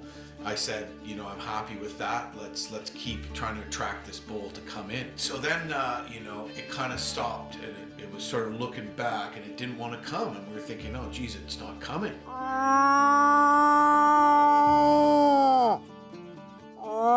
Sure enough, we call again, and it starts coming towards us. And at this point, it's probably over 400 meters away. And Jamie knew just by the way it was acting that it was coming towards our calls, and that, it's on basically. So the bull came along, and it entered a patch of dense bush where it couldn't see us from that distance. We couldn't see it anymore. So we picked up and we moved quickly to a better location, knowing that when it came out of that patch of dense bush that we would be in a better position to make a shot on this thing. We got up, grabbed our stuff, and run, stealth like a good little distance into another sort of vantage point. We hadn't even called yet. I was looking at this other bull here.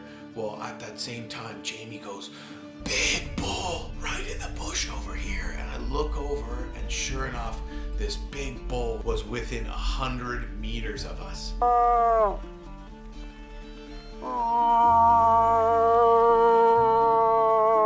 And thinking back, that's probably the scent of that big bull. It's probably what was scaring this younger bull from coming in any further. So we didn't even see this. But the thing is, we were looking at where this small bull came into the bush, and we were saying, well, if it comes out there of the bush there, we'd be okay. If it comes out there, we'd be okay. Anywhere except right in this area. And well, sure enough, right in that area is where that big bull was. So it was in, the worst spot for me to get, a good and ethical shot on this thing. We're not calling at this point, we're watching it. I'm telling you, when you feel that kind of adrenaline rush of the hunt, even if you're a good shot and you've practiced, you're going to be that much shakier when you're actually shooting. So that you need to practice more to make up for the fact that your heart's going to be beating, and you're going to be maybe tired, and you're going to be shaking a little because of the adrenaline from the hunt itself. So anyways, I put my rifle up, and I got the scope on, and the moose was moving, and it just was not a ethical shot. Like I'd see moose, trees, moose, trees. And at this point, it looked like the moose was going to leave, and I just did not feel safe taking the shot. And I was thinking, well, cool experience, maybe we'll get one later today or tomorrow. I was thinking maybe this was it, but I really didn't want to pass up this opportunity.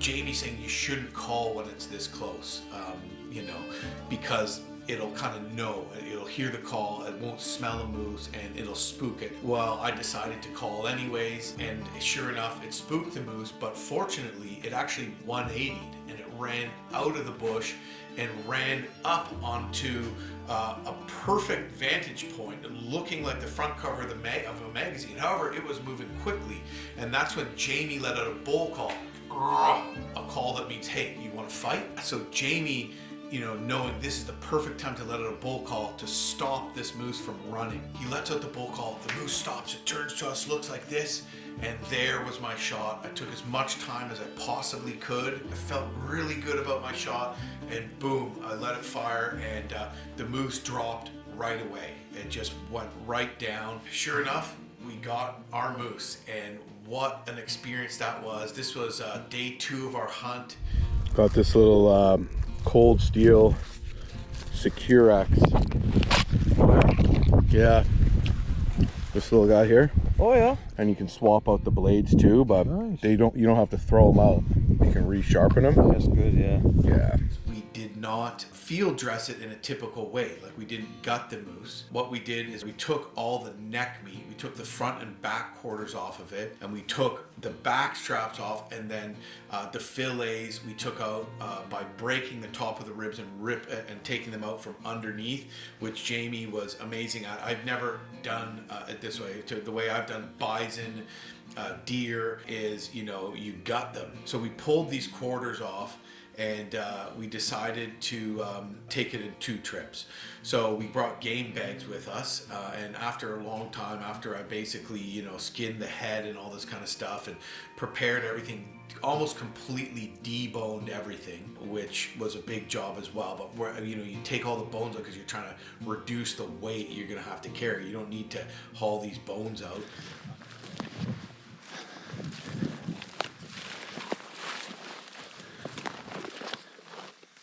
Move a couple of trees so we can rotate it over and get the back straps and tenderloins. Okay. And whatever organs you want. Yeah. We'll have a look at liver. Yeah. There's no spots on it. I'd say it's good. Yeah. But if spots, or it looks really grayish, just leave it for the ravens. Yep, I would. Yeah. We ended up hanging the 4 quarters up in very small trees and just hoping no bears. There's a lot of bears there, but we were hoping no bears would get to them. And you know, you get them off the ground and you get them up as high as possible. You do the best you possibly can for them. But at this time, we knew we wouldn't be able to come back for those to the following day. Now we had to climb down the mountain with the moose, and of course Jamie and I were up for, you know, carrying heavy loads. However, there's no way we could get this whole thing down in one load.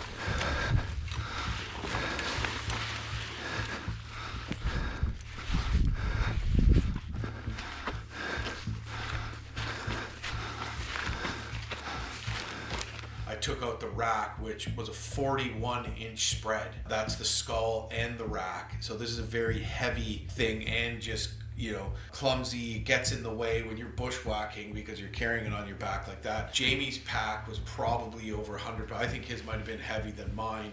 And then mine was, of course, super heavy, and then I have the freaking skull and rack on my back. And, you know, we start to go, and we're sweating. We're sweating a lot. We're going down this mountain. We get to that one big bog that we're having to go around, and, you know, your feet get stuck in the bog. You start to fall over with all that weight on your back, and you can get hurt. I actually lost my boot in the mud at one point on this mission. Well, I had a heavy pack on, and I managed to basically regain and pull it out and get it back on without getting my sock completely in the mud. Get out of there, you bastard!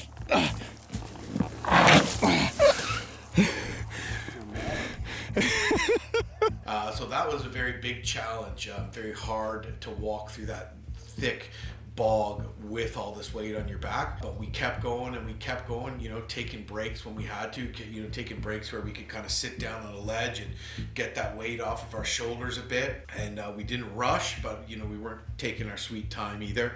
And we managed to get all this back to the lake. Well, I can see the lake. Oh, yeah, we did it.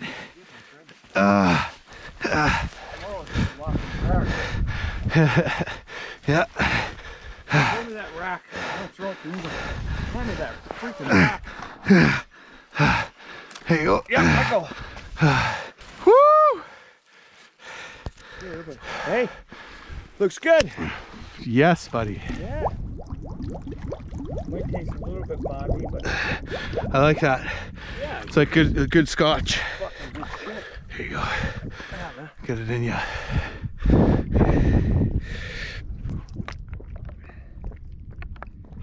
We made it.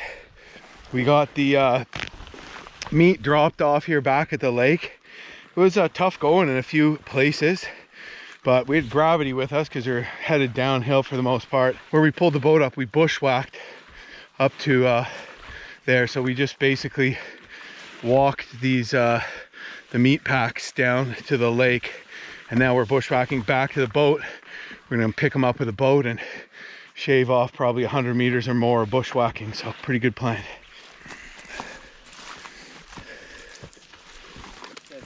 No, we're not doing that. No, yeah. We're going where I said. Yeah, you said, well, let's follow this quad trail or something, or whatever it was. You Yeah. got your brain trying to take Yeah. the easiest route. Yeah, and then you're just like, nope, first stick with the plan, basically.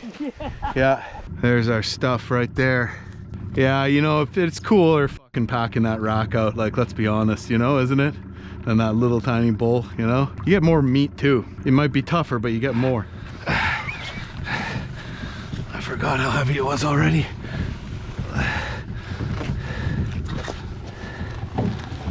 That's a lot of meat.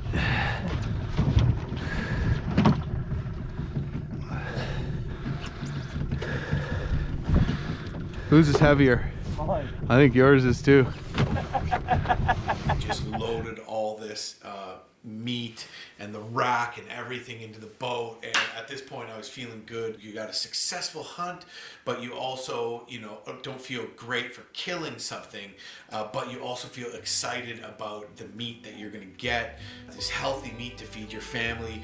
And once you start deboning it and you see those back straps come off, it just starts to look delicious. Basically, we start making our way back across the lake, and sure enough, Tori comes out of the cabin and sees us. Well, she said that she could tell that we seemed to be going slower and our boat was a little bit deeper in the water. So she ran and got the camera thinking that maybe we got one. I grabbed the rack and the skull and I stood up in the boat and held it up like this to show her we got one. And she's just like, oh my God, they got one. Oh my God! We got about 300 pounds of meat to eat now, honey. I was wondering why they were driving so slow, and I thought maybe because they have a fully loaded boat. And I was right. Good boy. Good boy. And it was very exciting. So she came in and congratulated us, and we eventually brought the kids down, you know, to the dock and showed them the moose rack and the antlers. Yeah, North, you got a moose, bud. You got a moose. You like eating moose? You're gonna get some of that. Yeah, good boy. North is excited. That's it. We still got to go back and do another trip tomorrow, but we got the moose out, the majority of it out, and the rack out, and yeah, we got more work to do for sure. We got to hang it up and wash it off and get it ready to get out of here, and probably going to be taking it to the butcher as well. But bulk of the work is done, but still more to do. Anyways, awesome day.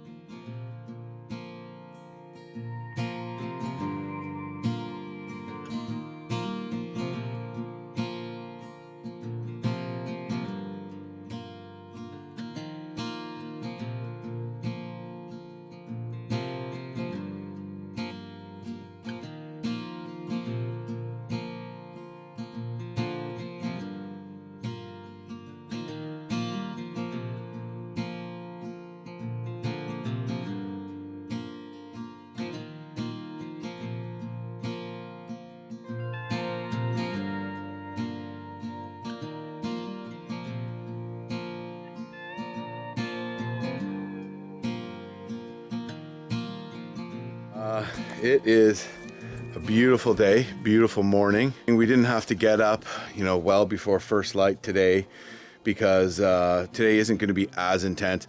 We still have to climb up to the top of that mountain where I harvested the moose and load the remaining quarters into backpacks and come down. So, you know, have to do basically what we did yesterday again, but our loads are going to be lighter today. So, yeah, shouldn't be as challenging. Yesterday, I dropped my camcorder that I'm talking to now, smashed on some rocks in the water, and unfortunately wasn't working. So I didn't really get to get the beautiful shots of the scenery or of the moose coming in when I called them as well as I'd like to be, but yeah, which is too bad. So, but I still managed to capture a lot of it just with my GoPros and stuff like that. But stuff happens like that when you're out in the bush. I don't have a dedicated shooter here like you'll see on a lot of these outdoor shows. So the fact that we were still able to adapt and you know, still film the thing and still have a successful hunt, I'm happy with.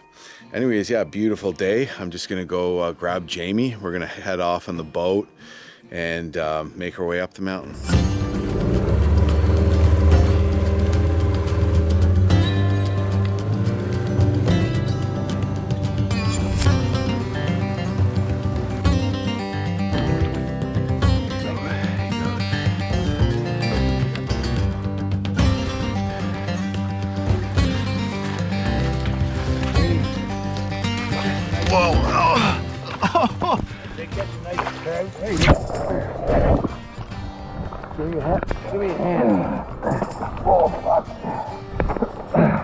That's the best one I stepped in yet.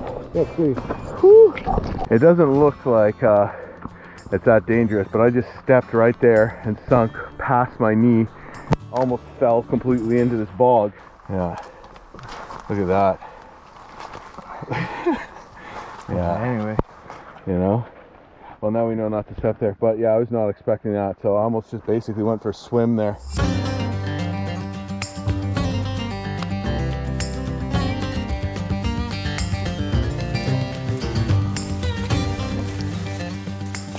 We made it back on top of the mountain and looking for the quarters we hung in the tree yesterday. Should be just over the next hill here.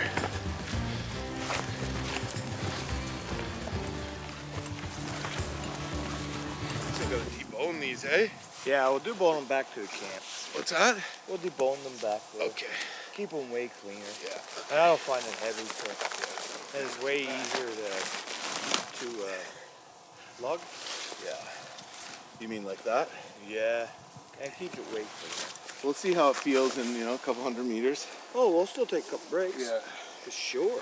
Yeah, we got these quarters in the back here. See right there? I wouldn't call it light. Hey, Jamie? Yeah, it's a good turn. But it's, yesterday was, you know, Jamie probably had 100 pounds. I didn't have much less, plus I had the rack, so, you know, between the two of us, we probably packed out a couple 100 pounds of meat, so this seems easy compared to that. Better to get the hard trip done first though, eh?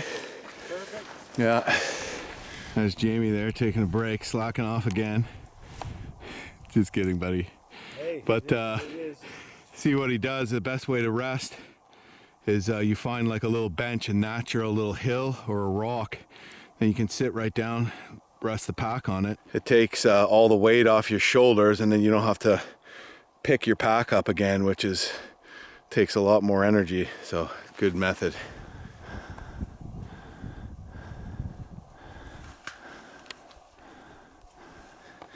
Same route as yesterday, but we pulled the boat up in an easier spot today, the same spot where we loaded in the quarters yesterday, so should be out of here a little faster. Definitely lighter load, but beautiful, beautiful coming down off this mountain. Perfect. I think that was a good stroll for a morning hike. Absolutely. And look at the lake is still perfectly calm. Here comes Jim showing his butte strength. There we go.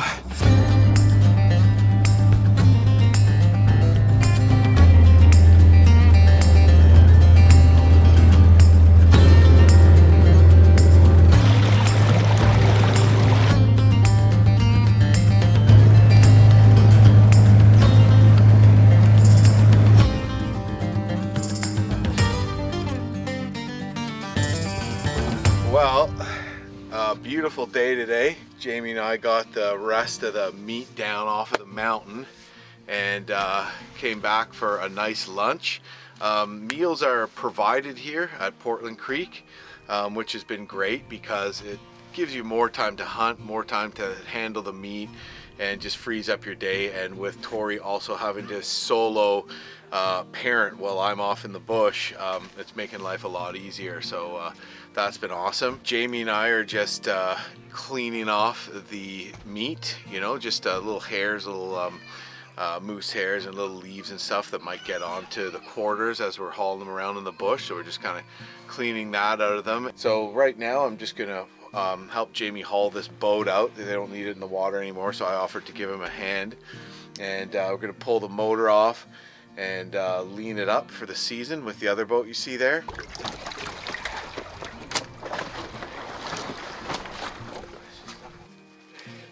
There you go, just walk in the side.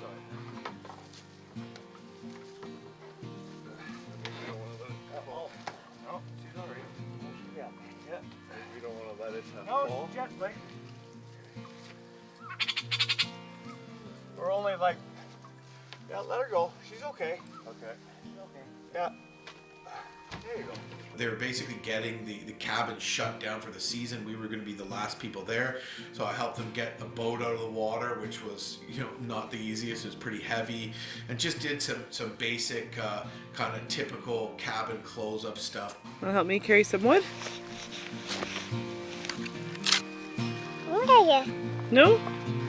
Yeah. How am I going to carry you in the wood at the same time?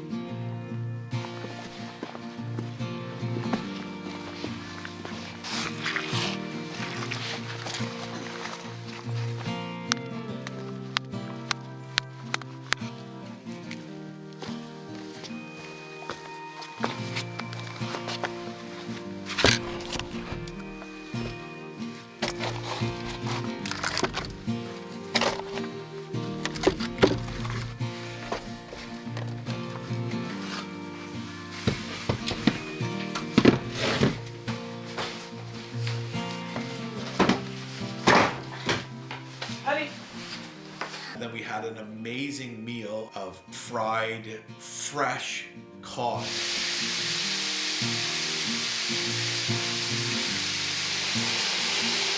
Got a little deep fryer going here, making some French fries.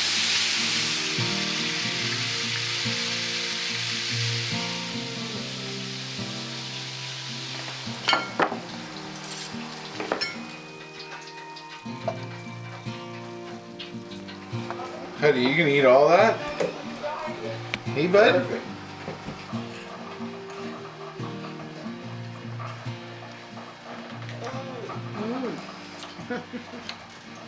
You've probably had cod before, but this was fresh cod with a little bit of lard in the oil, a little bit of salt, and also put in, I don't know if it wasn't lard, but it was like some sort of pig lard that they put in the oil for flavor, then salt and a little bit of flour and fried. Oh my God, it was so good. Way fresher, way better than any cod you're gonna get when you're not, you know, on the East Coast, that's for sure.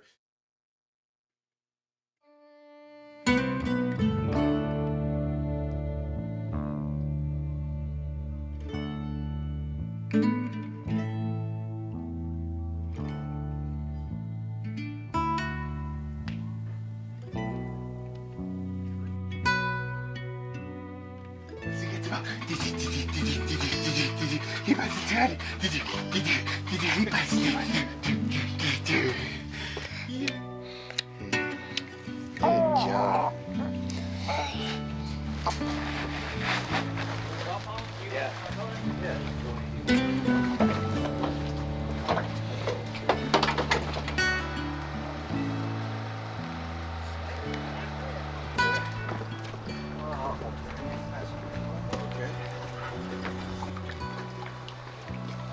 What do you want next? I got some pretty big totes. You want those first, or? Yeah. All right.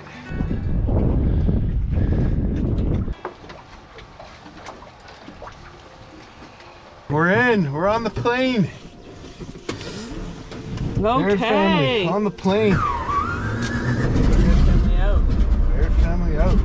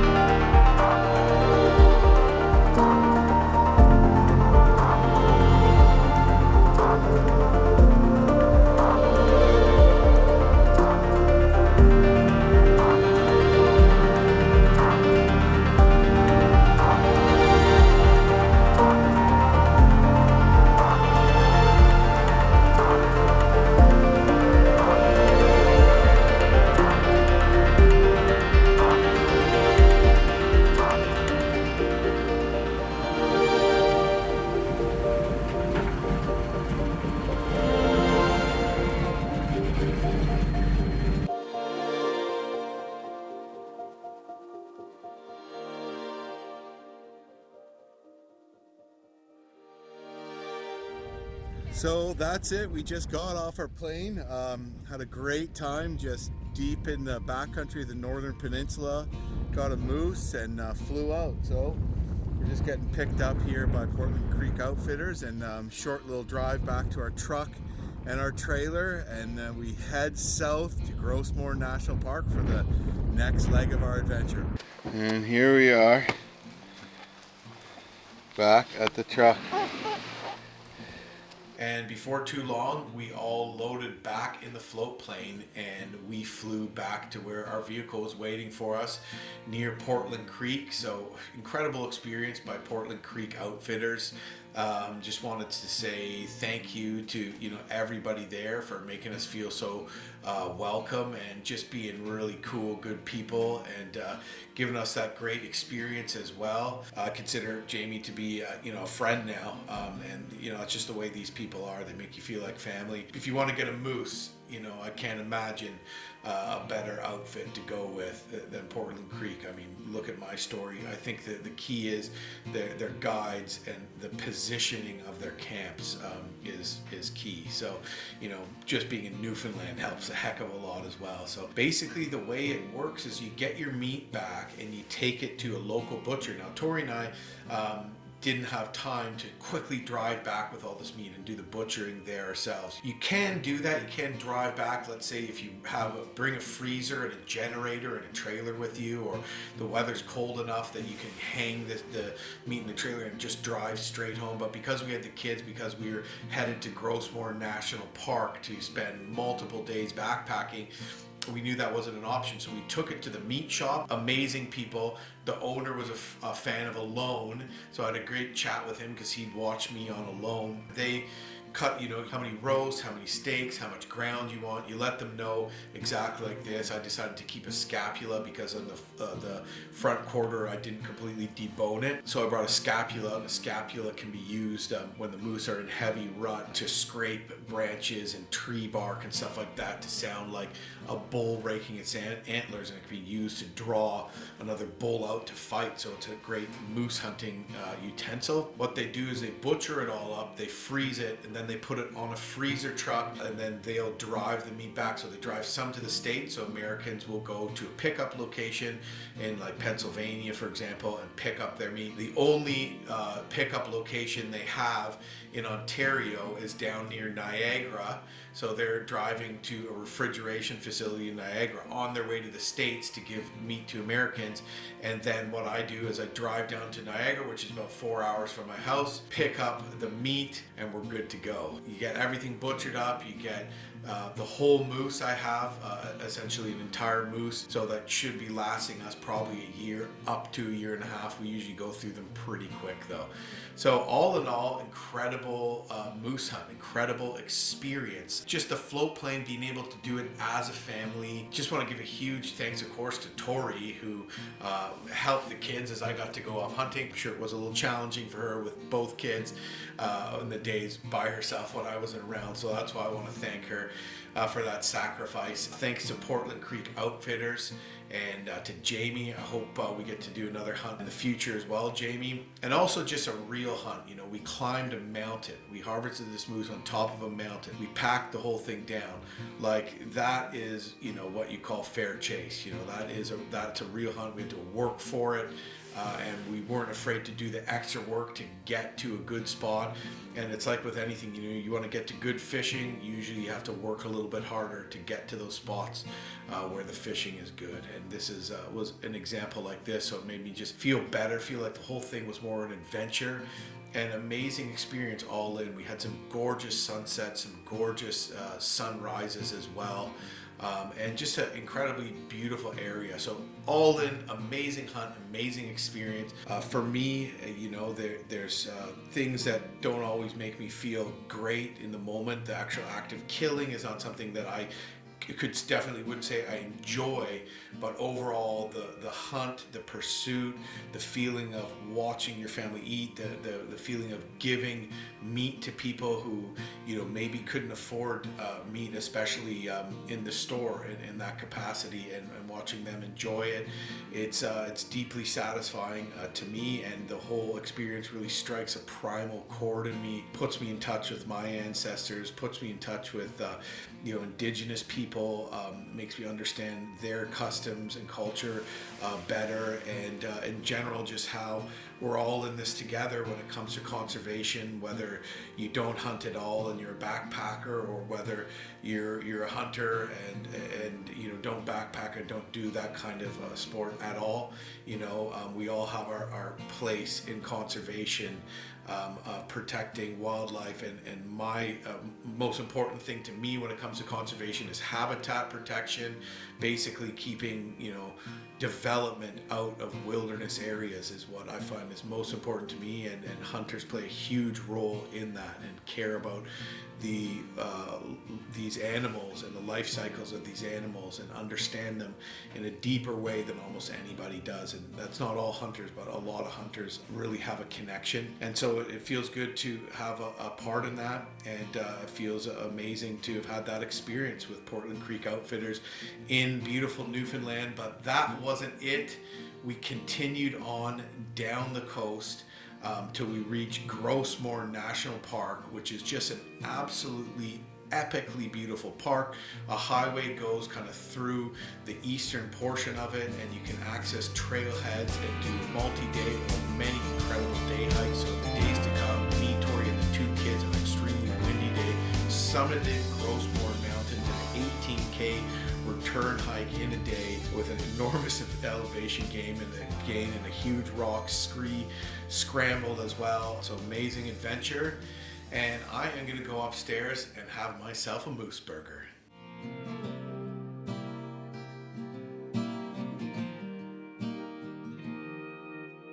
Gros Morne National Park. Woo! What do you think of that, Hudsters?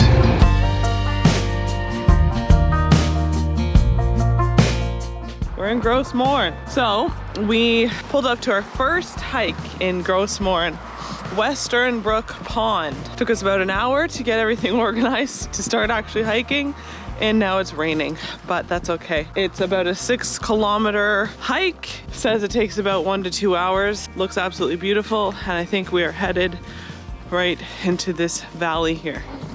Whoa. Yeah, this is gonna be pretty epic. Steep escarpment of the Long Range Mountains marks a crack in the Earth's crust. The fault was created when continents collided in Devonian time about 400 million years ago. The land on the far side of the fault was thrust up and over the land on this side, buckling the rocks of the lowland. During the last ice age, glaciers flowed off the Long Range Plateau more than 100 times. Forging down valleys, each advance removed meters of rock. Over a period of more than 2 million years, glaciers scoured the river valleys into cliff-walled troughs, such as the ravine of Western Brook Pond. Nice flat trail. I mean, I'm happy to be getting exercise, that's for sure. So this looks like it is a wheelchair accessible trail. which is really nice. Of course, we're not using Wesley's wheelchair, but they had a wheelchair rental at the beginning of the trail, which tells me it should be accessible all the way to the end, which is pretty cool.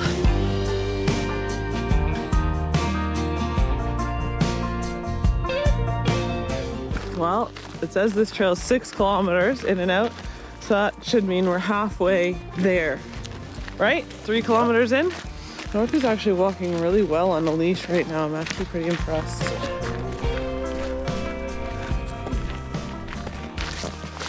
Hey, you sleepy boy? Wow. Wesley was getting a little upset in the front carrier, so we switched him to the backpack. And we figured we'd give Hudney a little exercise. Hudson, come on. Let's go. Come on, we're going for a walk, bud.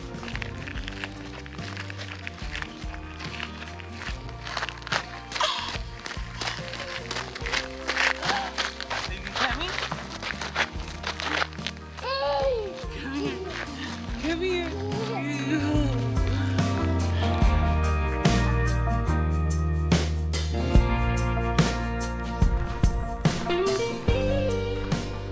Well, this was just a little warm up here for Gros Morne. Nothing too major, like pretty much a road that goes into this what's considered an inland fjord. It looks really cool, and in season you can get a ticket for a boat that'll take you deep into the fjord. So really the end of this trail is kind of like a tease, because you want to keep going but you kind of can't. So me and Tori are wondering if we should get a canoe and paddle into the fjord, but you know, we don't have our kids' life jackets here and stuff like that, and there's so many other hiking trails to do, so you know, you can't do everything in one trip, so reason enough to come back right there.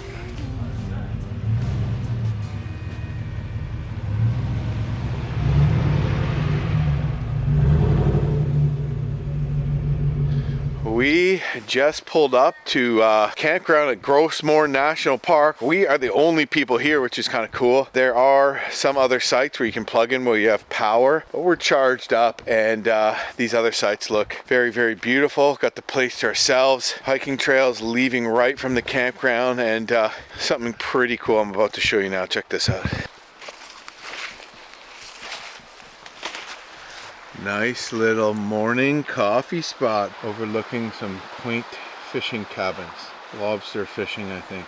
There are a lot of hiking trails around here, but we don't know if we'll get a chance to do all of them, but there's one coastal hiking trail that I think we're gonna do tomorrow. Gonna be definitely more rugged and wild than the one we did today, which was like a highway. It basically was there just so people could easily get into a little boat tour of this amazing inland fjord, but good thing to do to kill a little time today. But tomorrow the real hikes are gonna start. So this could be our home base if you want it to. I like it. I mean, you have to drive to all the different trailheads aside from this coastal trail, but we could just unhook the trailer and just go for hikes, check out the area without having to tow this thing, and then just have home already set up, you know? Love it. Great idea. So that's an option, or we could pack up and move. There is another site that's like a little bit further down the highway, but what difference does it make? It's like probably 10 minutes from here. Cool. Huddy, this is a fire pit. I'm excited to check out that coastal. Whoa, whoa. Huddy, that wood actually needs to come out here, bud.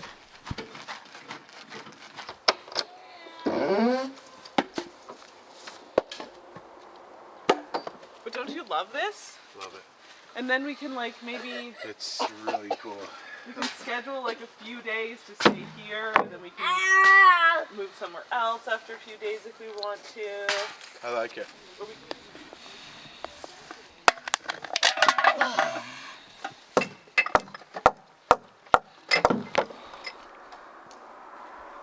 How are you gonna get that fire going, bud?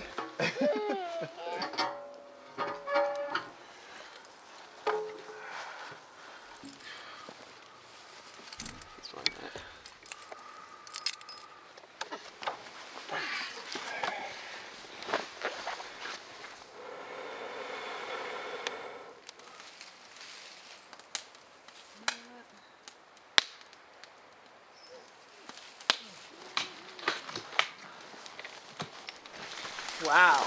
Look at the trail they have down to the water. What do you think about that, Wes, huh? And this is the view of the sunset from our campsite. Just incredible. Huddy, what do you think of that, bud? Hi. Hi. Wow, so awesome.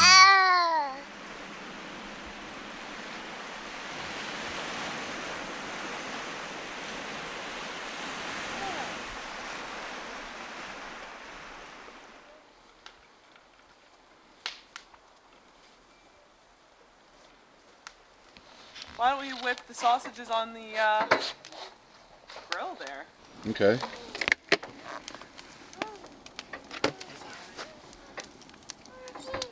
that what you wanted? You want to sit in your own little chair, Angel? Oh my God, how nice is it not having to be in a winter jacket? I know. This is good. This is a great little cooking fire thing too. I like it. Yeah, I do like it.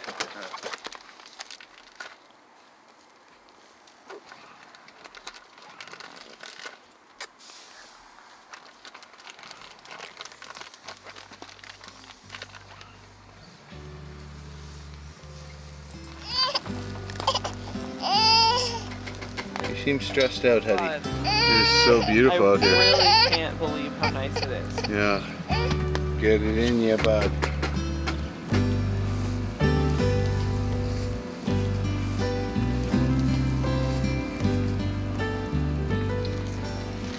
Well, I'm gonna do egg fried rice. To be honest, I've never done it before. So, how it goes.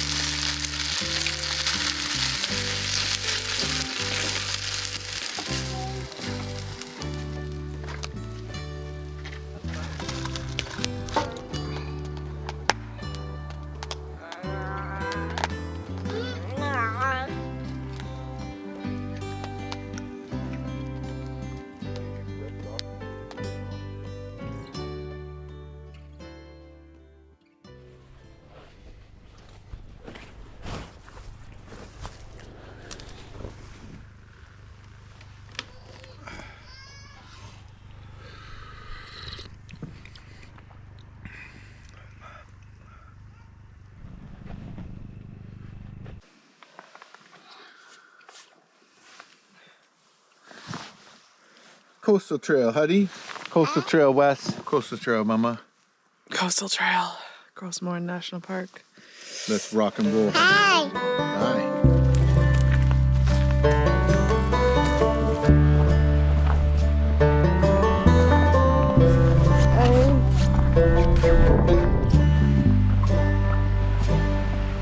Smell that sea breeze, eh? You can almost taste the salt.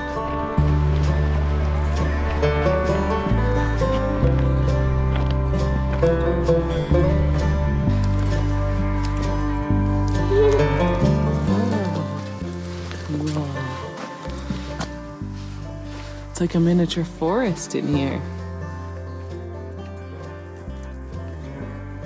Well, we are just taking a little break on the Coastal Trail here in Gros Morne National Park. One good thing about mid-October, you really got the place to yourself. Not another soul out here. Overcast, kind of wet day where we probably wouldn't have gotten the best views if we'd hiked into the high country anyway. So a good day to stick to the coast, I think. It's just not a super long hike. It's about 6K in and back. So not bad with the kids, and really enjoying it. It's pretty flat, but some beautiful views of the ocean. Not very windy today either for the coast. You saw those sculpted trees that are sculpted by the wind and how you can get under them, and it's almost like a fort in there. It's pretty cool, but you can tell that those are sculpted by by winds that are usually a lot stronger than this. So yeah, just enjoying a little stroll, carrying the kids. We're not camping in here overnight with a tent. We're heading back to our camper, and gonna move on to the next adventure tomorrow, but definitely glad we checked out this trail here at Gros Morne.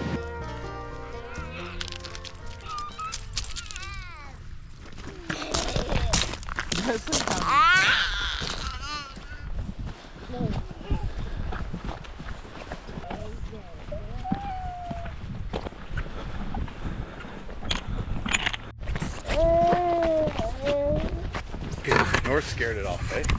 Was it north? Yeah. Yeah, so we just saw big old bull moose on the trail. And you know, this is the moose. The rut's late this year, so the moose are in the rut, and they can be a dangerous thing to encounter. And so we didn't get the camera out in time, unfortunately, because I was trying to get a bear banger out because it was eyeing us down, but I think North spooked it and it ran the other way, so it didn't try to come at us. But yeah, it's okay, North. It's okay. No barking. No barking. Yeah. What do you do if it charges us? I'm gonna fire this bear banger. Hide behind a tree? Yeah, probably. Yeah. Find a big tree to hide behind? Yeah. I don't think we're gonna see it again.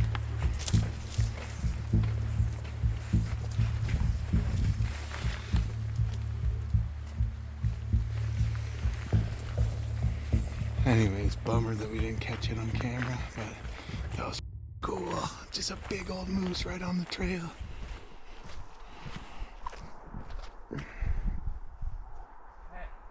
What are you up to, bud? Hi. Hi.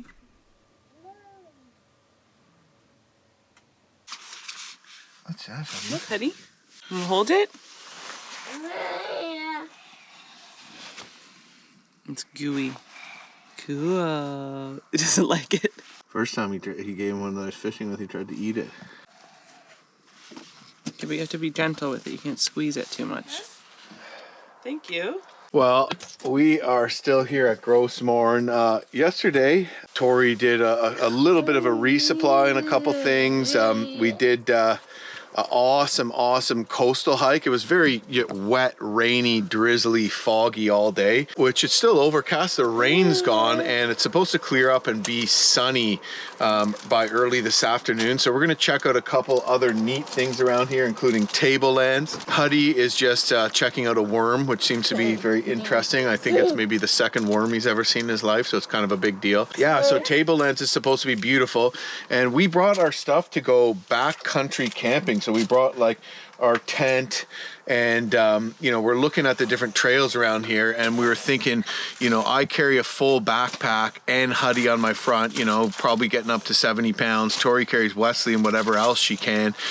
We go into the base of Gros Morne Mountain, camp there, day trip to the peak and back one day, camp at our camp again. That way we don't have to carry our full load to the top and then come back and all in at 17 kilometers. To be honest with you, my left hip is feeling a little sore and carrying that, you know, 250 pounds of moose meat out of the bush didn't exactly make it feel better.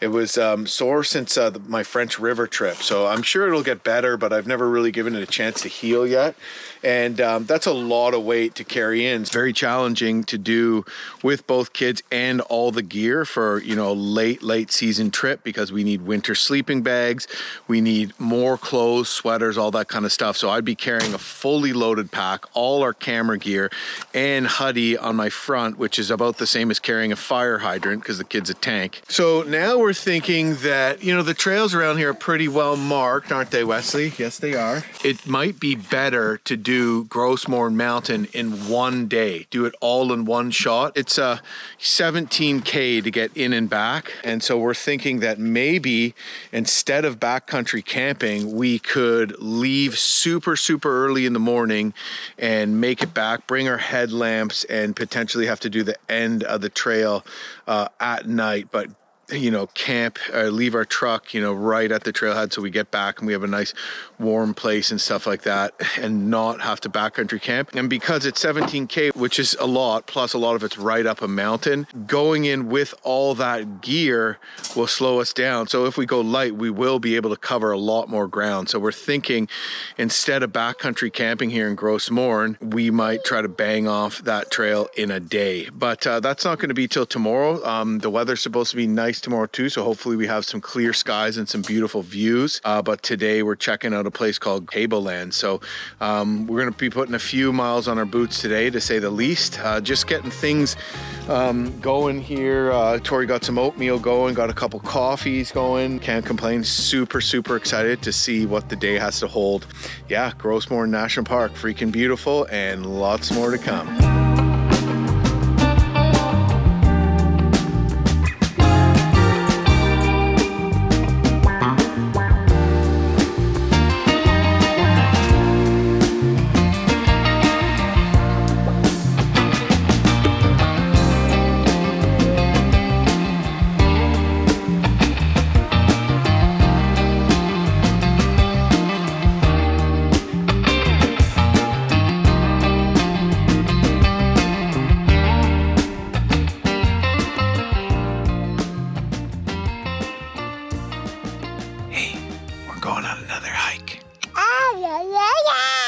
Okay, so the Baird family is heading off. Quite a late start. We grabbed a bite to eat on our way, and yeah, this looks like another planet, I think would be a good way to say this. They call it the alien land. It's called the Tablelands. It's really cool. You got to be careful in winter because apparently it's a serious avalanche zone. We got a lot of snow here, but look at this.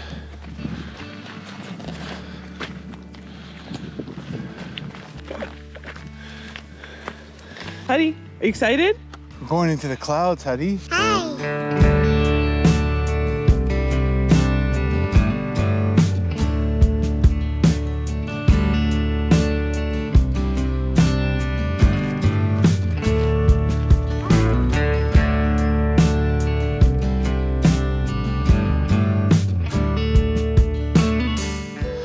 Got some blue skies. So we're gonna go up there. Up into the clouds? We're gonna go up into the clouds. Basically, we're following this creek and just going all the way up and getting a view. Yeah, this is a trail. Hey?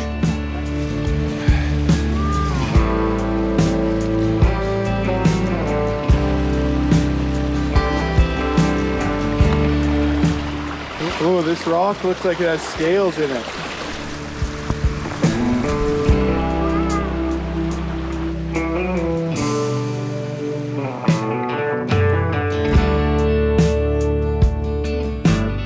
Interesting serpentine rock all around here. Yeah. Hey, I think we should get up here now.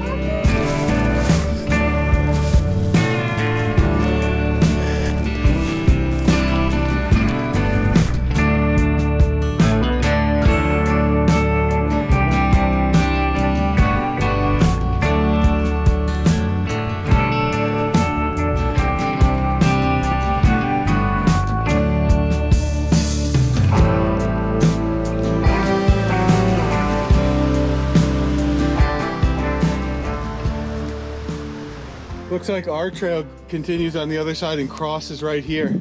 Well, we're making our way up this mountain here at Tablelands, basically climbing up beside a waterfall, making up this mountain, and we're just about to start the steep part now, and it's already pretty tiring, but what a view. Yeah, it's incredible. This is nice. I can see the main trail, and as beautiful as it is, we're off the beaten path. Like it's beautiful up here, and it's not that bad. It's, you know, it's a bit of a climb, but it's doable. Pretty easy to find our way back. Yeah. Just go down the mountain. It's so open, you know, right? It's so open.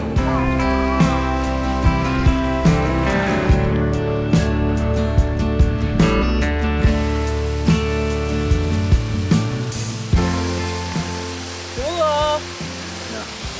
So we are just watching 3 caribou walking actually just close to the path down there, but I don't think we would have seen them if we were down on that path because there's too many bushes in the way. Yeah. Like those people just walked right by, didn't see them. They're pretty far, so it's hard to see them, but yeah, pretty cool. North spotted them a while ago. He was almost chasing after them. I don't know if North smelled them, but all of a sudden I saw him looking this way all intently. They're like probably like 800 meters away and down the mountain, but I look where North was looking. Sure enough, I saw this white thing and I'm like, what is that, a wolf? I'm like, is that a white moose? I'm like, no, it's a caribou, of course. But yesterday, there's a bull moose right on the trail, which actually startled us. I let out a call when we were crossing this pond, and then called a couple times in that area, and then half an hour or more later on the way back there's a bull moose right on the freaking trail. And now we're seeing caribou, so awesome wildlife here in Gros Morne National Park. That's Huddy saying wow.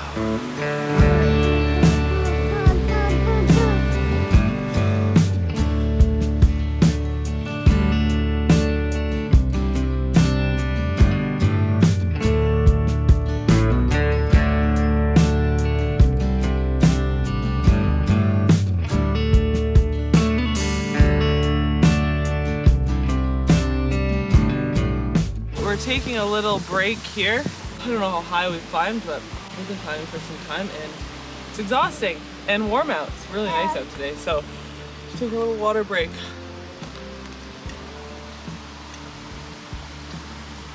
Does this count as lightening our load, or are we just carrying the same amount until we pee? Well, I'm gonna pee, so.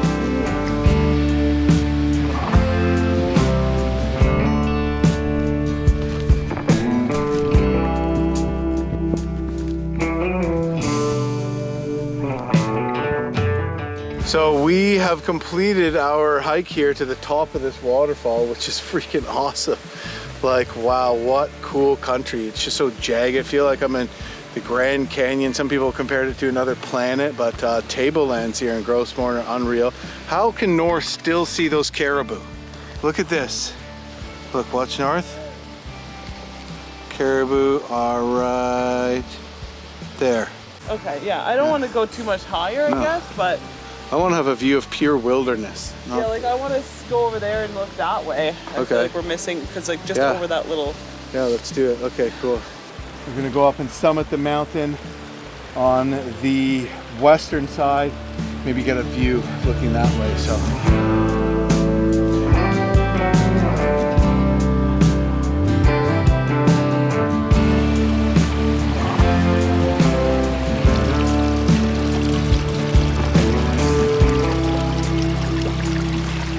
Wow, that looks refreshing.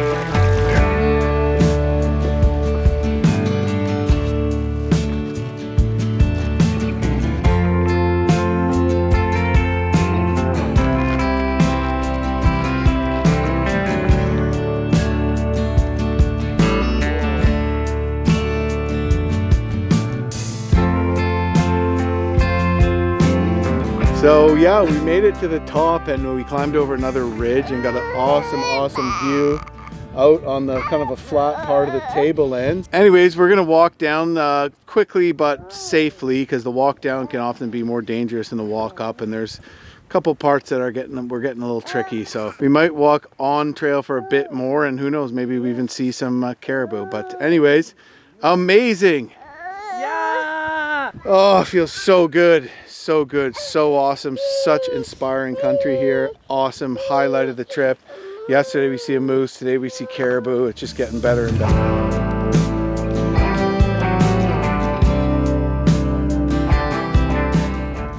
Overland caribou is right in there.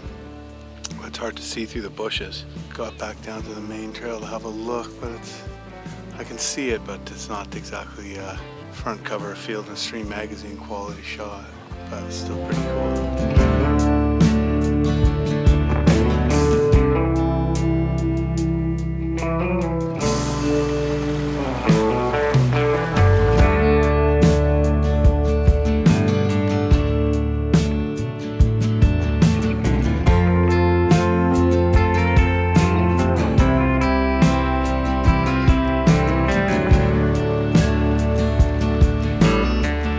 Making our way back past a pile of woodland caribou poop, and as a matter of fact, we did manage to get down to the trail and get a couple good shots of one of those caribou we saw from up on the mountain. So can't ask for a better day than that.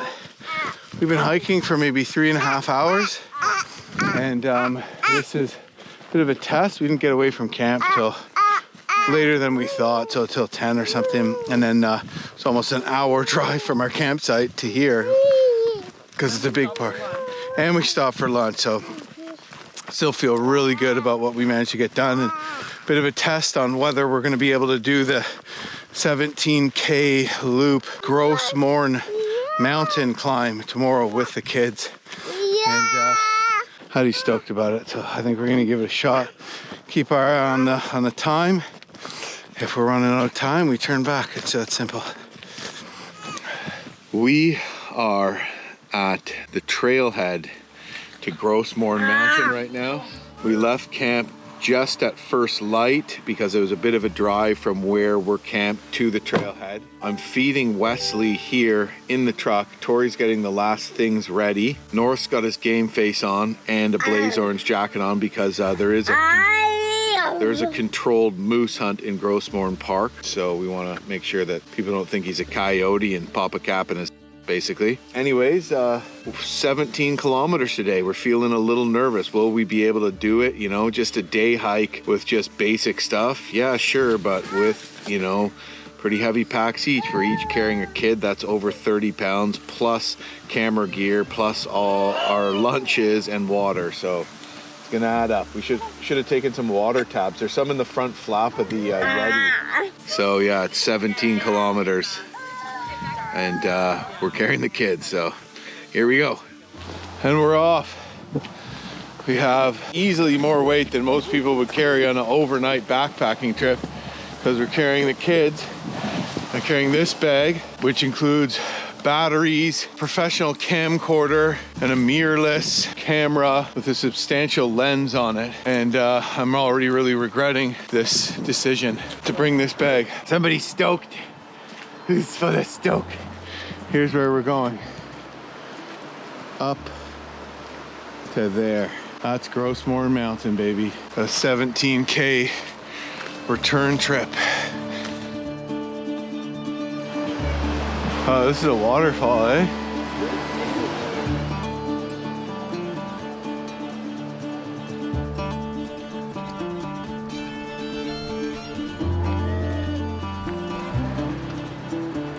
Come up in elevation a little already, but more or less just started to hike. What are you so happy about today, you little cutie? You excited to be going on another hike on a different mountain? For the happy boy. So far, we've been climbing. Gros Morne Mountain is gonna be a steep, long uphill once we really get to the base, so to speak. This is the approach trail. Really good trail. Someone's put a lot of work into it, so I imagine it'll get a lot more rugged once we get up to climbing the mountain itself. It's gonna be hard to top yesterday's hike, but already we passed, like, there's some hydro lines there. I bet you if I climbed up there, I might have seen a moose, and I was already too tired. Yeah, some fresh sign and some nose going, so some moose right in the area. So wouldn't doubt if we saw some more wildlife today.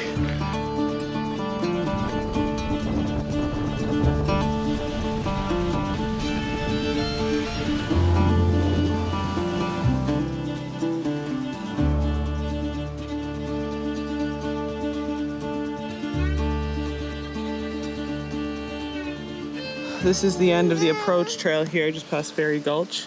And then, so we are here. Scroll up to the left, climb up the mountain. Whoa, look at all those contour lines you have to go up. It's crazy, Wesley. Why don't we keep pushing on until we get up here, because it should be pretty flat there. Okay. Yeah, it looks like it's going up. We're kind of side hilling though. Making our way through a pretty dense bush here. Big mountains. I can see through the bush this way. Kids are having fun. Huddy's napping. Wesley's quite content, as you see. Yeah, so we're just trying to, like, I guess, make some time, even though we're tired. This is the first rest we've taken. Just sitting on a rock. We've been walking for almost an hour. That's Huddy? Hi. Yeah, Wesley. Started the show today, eh? So yeah, kids are happy. Anyways, we're just gonna keep going. Trail's still good.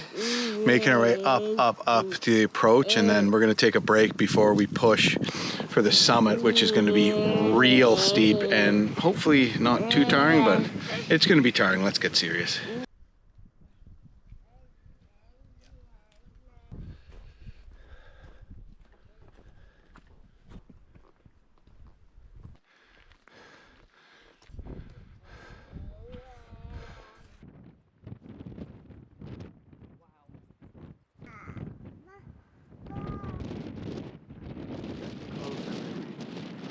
Whoa, just hit the alpine vegetation zone.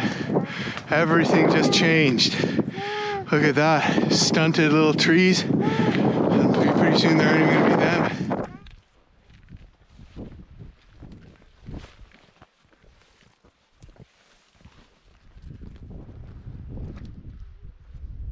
Well, as we approach the big ascent, the trail has gotten a lot more rugged. It's not maintained to the same extent.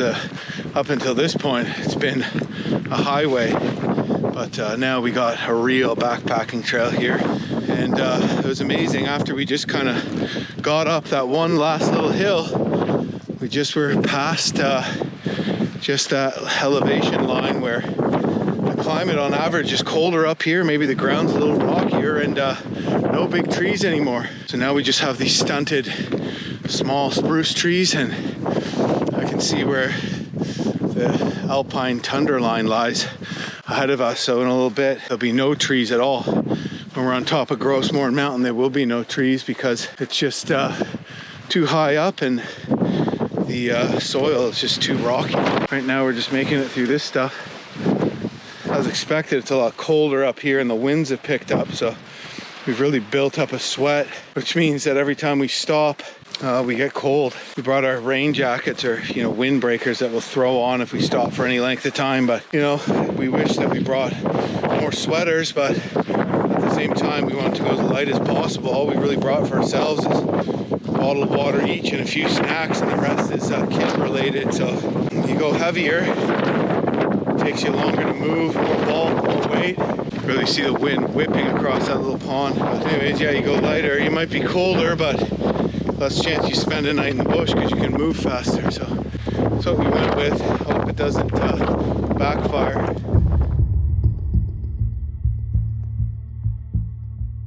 You ready? Yeah. Is that your game face? This is my I don't know what we signed ourselves up for face. So we only have about 1 liter of water each, so we're gonna have to just drink some river water. So we'll drink a good little fill and then refill our Nalgene's, and that means from this point on we'll have about 1.5 liters liter each in us. Should be okay.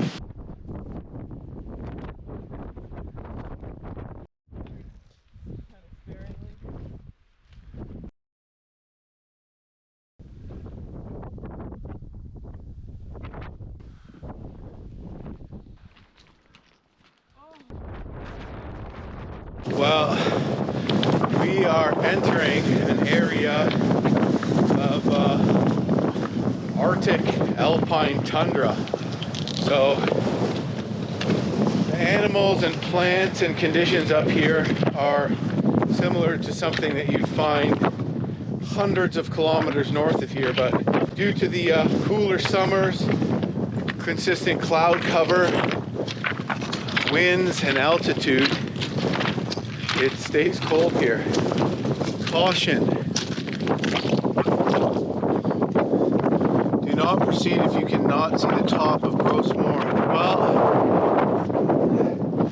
we can see the top, but she's a windy one. The sun has come out from behind the mountains and it's gotten warmer.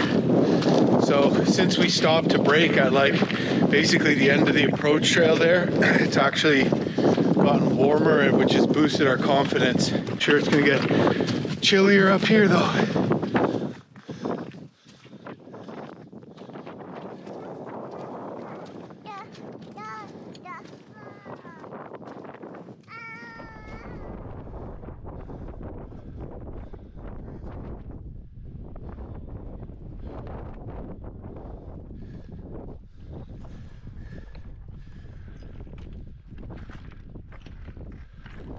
How you doing so far, hon? Tired? Tired. Very tired. But just don't look up. I just keep looking down. Makes me dizzy when I look up, eh? Oh yeah, we got a real steep part coming, but so far this isn't as bad as it looked from down there. Oh my god. It's incredible, eh? Yeah. We got a big steep part coming up though, eh?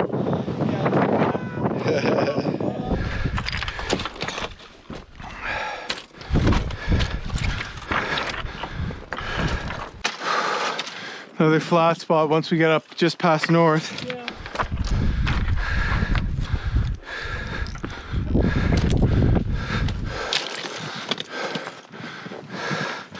I feel like we're blocked from the wind in here though, eh?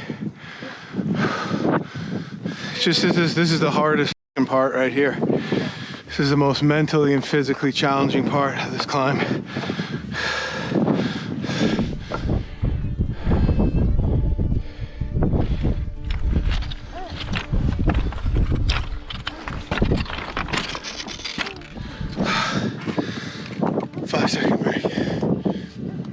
We're almost up at the top of this steep part, and it'll get a little flatter for a bit.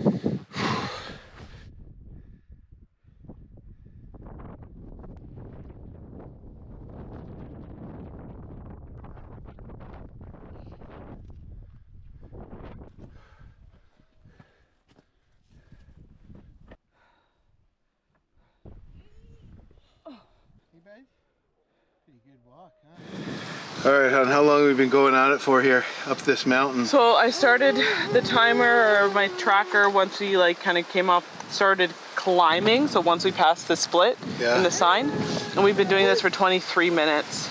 And we've made it up from down where that pond is there. 50.53 kilometers. Not bad, So half a kilometer. All right. But I mean, obviously this is going to be the hardest. Once we're on the top, it should be, you know, flat. Yeah, flatter. I think it's 8 kilometer loop. Okay. So.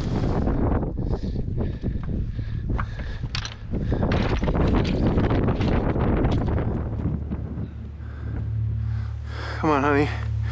You got this. Oh, the uphill is not over.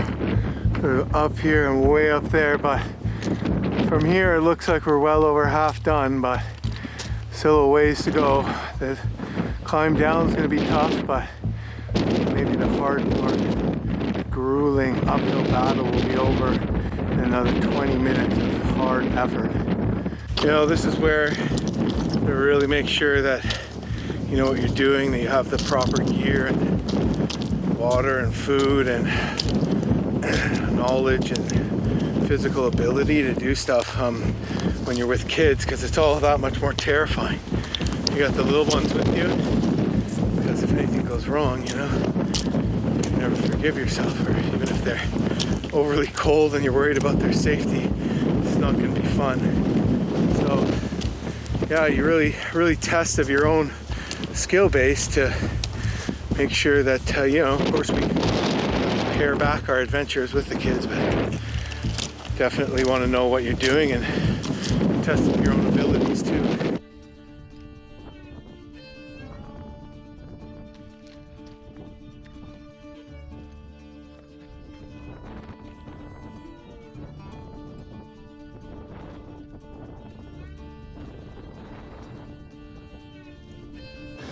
Oh, the last stretch, honey.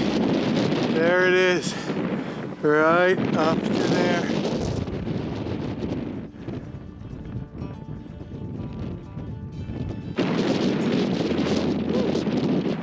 Oh my God.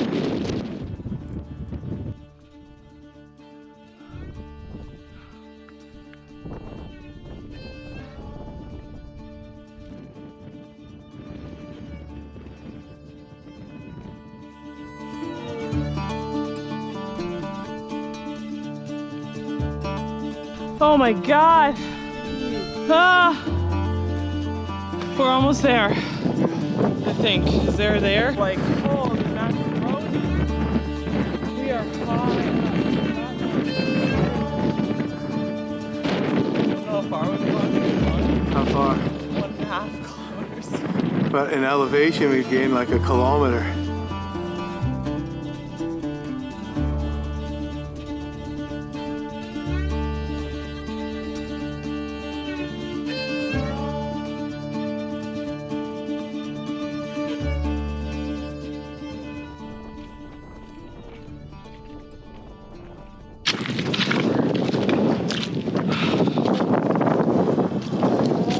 Above the clouds. Okay.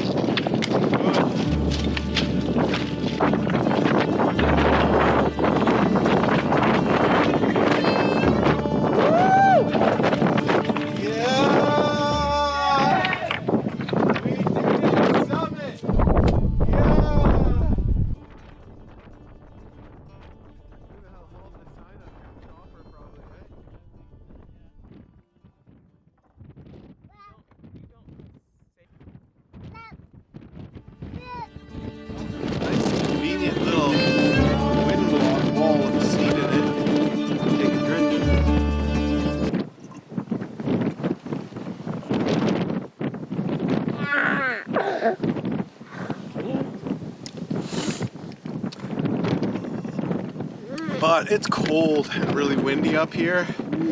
Kids haven't worked up a sweat, so they're fine, but I don't feel overly safe just hanging out up here without some more clothes and shelter, so we gotta keep moving. Awesome though. Nice summit, honey. Yeah! Oh, it's so cool being up here with these guys. Can you I believe we have our know. kids Hi, on a mountain? You climbed a mountain and you're only one. Yeah!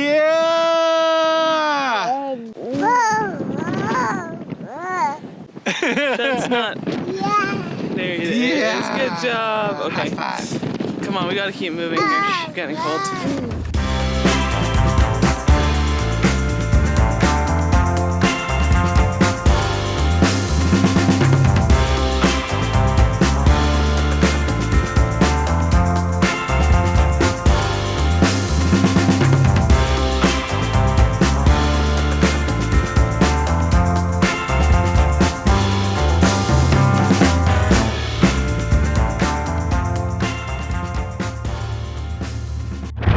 Well, this is just freaking incredible up here. Amazing views all around. However, we're getting concerned because the winds are getting so strong that they're blowing us off course. So, I mean, ideally it would be awesome to hang out up here, have lunch, and let the kids run around a bit, but now we're just feeling we need to get out of here. And it's kind of getting a little scary just because the winds are nuts. But that's okay. We're just kind of starting here, and we're hoping to get over the backside of the mountain. It won't be so bad. But then even like little pieces like that from my bag can whip you in the eye. Really hurt in this kind of wind. It's got to be like easily 90km/h gusts right now, so we just want to get the hell out of here.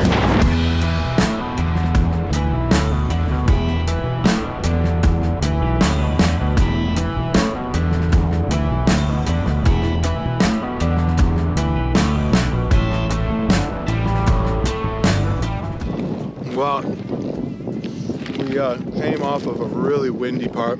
We're a little protected here. Stopped to drink some water, have a snack, feed the kids. But I see these clouds on the next mountain over, which is completely weathered in there, and then there's just clouds ripping by.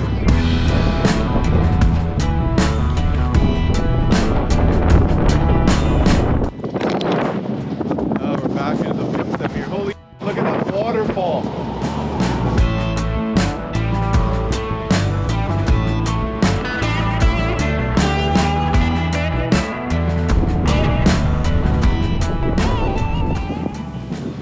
How convenient, a staircase. It's like a fairly wind-free patch here, honey.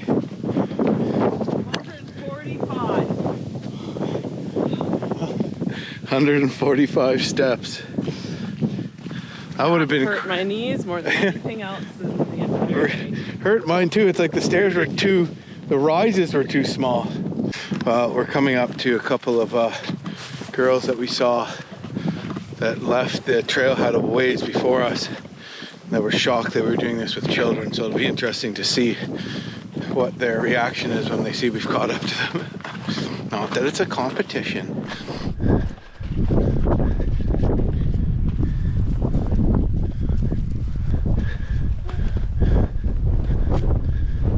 Picnic table down there. That's where we were, so some weather moved in and there's clouded up on top of Gros Morne at the peak, so looks like our timing was good. So far the downhill hasn't been so bad, but we're still gonna have to kind of get down the last part in a bit of a scramble.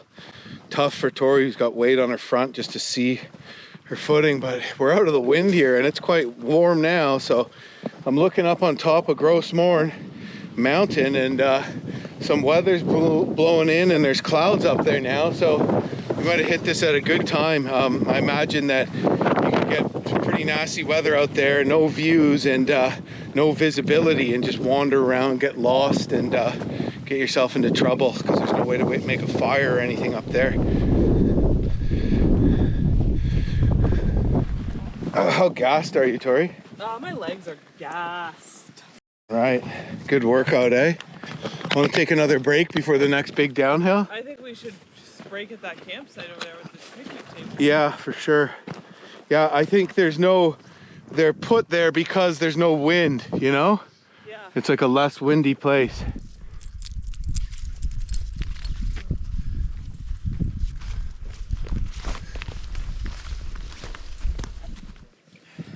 forgot a utensil. I figured you had your knife. Yeah, my knife. Yeah, that's a utensil. Look at Brought some scrambled eggs and these mini pitas. Yeah, good boy. So this is a backcountry campsite and a beautiful one too. As long as you're not getting a wind coming from that way, pretty sheltered. And we're out of the wind here, so it feels warm. I don't know what the wind's gonna be like when we get back over the next ridge, but this is pretty beautiful. We're definitely not home free. We probably have about 5K left, but we're feeling pretty good.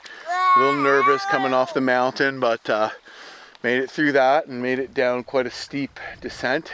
And you know, we're gonna continue going down all the way back to the kind of the main approach trail where we started. So just stopped here to grab a bite to eat, change some diapers, but we're making good time doing this with the kids. It's challenging, we're a little sore, exhausted at times, but we're doing all right out here, so making me feel pretty good. And man, I can't get over how beautiful this country is in here, just unreal.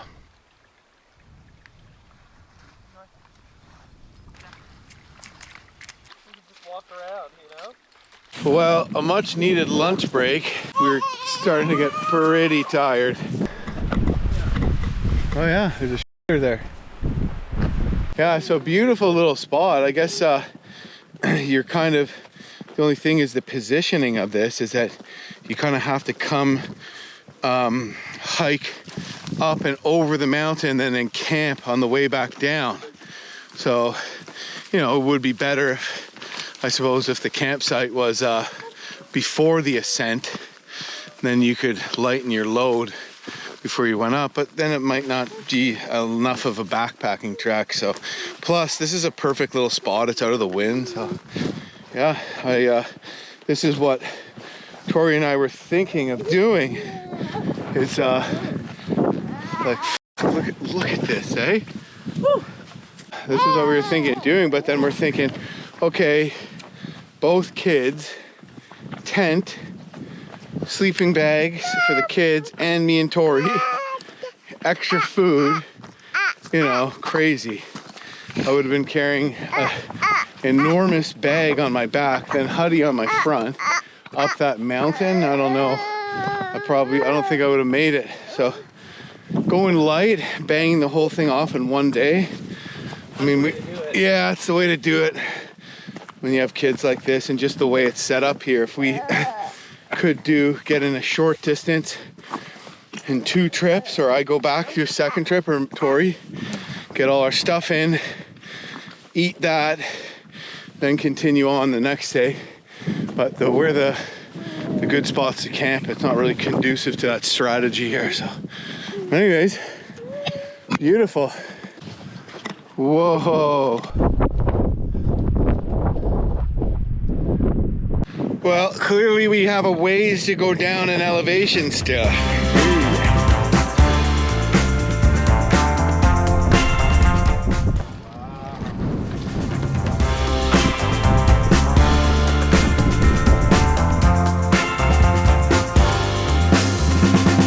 What do you think of this view?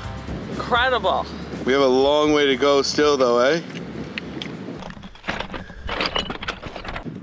Tori and I switched it up just to give yourself a bit of a different load. And also, I don't know, they're probably close, but this is a lot harder because you don't have visibility with the kid on front of you going down the hill.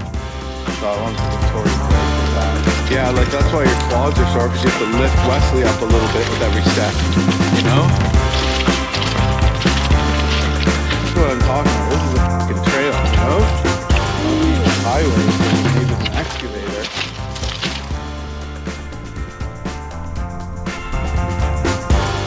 He's looking down there for animals, I think.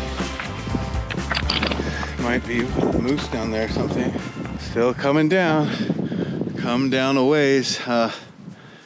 We're maybe a click out of completing the approach trail, or getting back to where the approach trail ends, so be smooth sailing downhill from there. So we're doing pretty good, but still a ways yet. Yeah, downhill can be tough on your knees, so so bad. Tori's having some knee pain, she's limping a bit. Fortunately, my knees are doing okay. My hips, not so much, but They're not hurting me as much as they were now that the trail's flattened out a bit. Oh, good. But like, yeah, something you gotta count time for, you know? Take time to rest, take Advil, take it slow if you have to.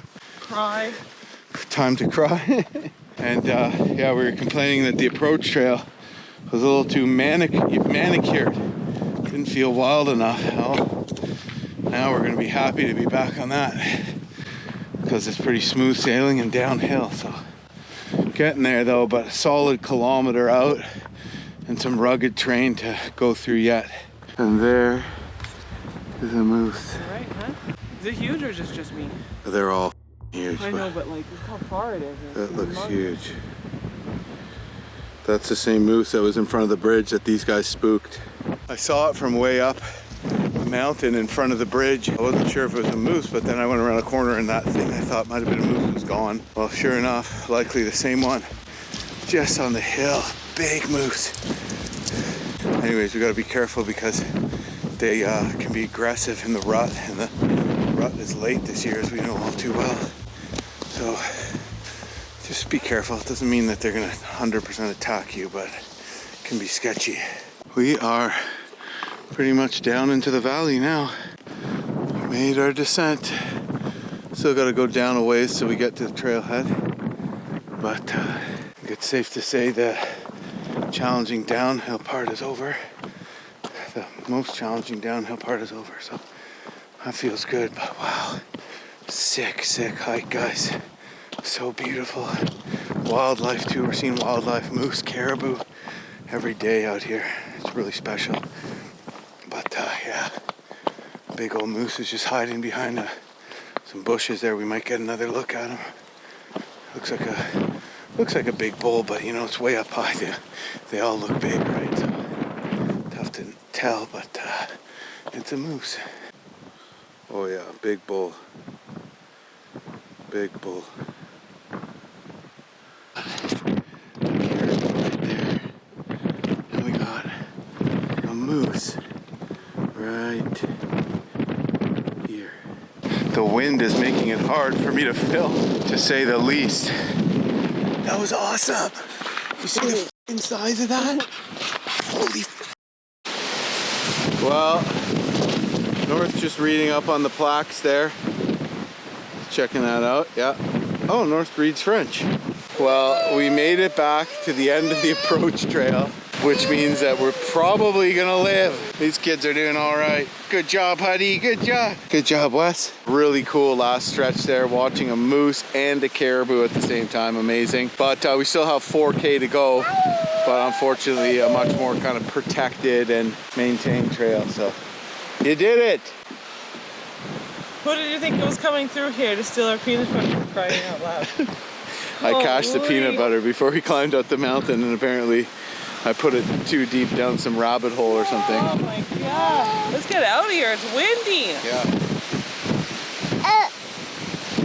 Hey. Downhills are terrible. Yeah.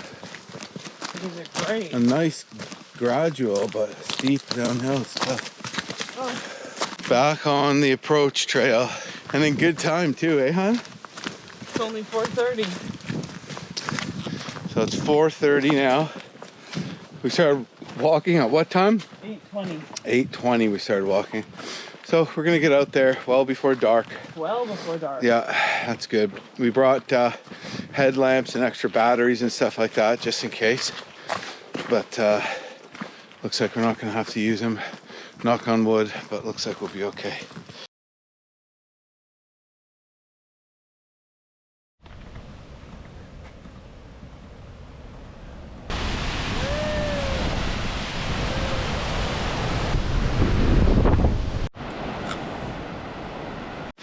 Oh my god, we did it. We made it back to the parking lot. I didn't think we were gonna make it.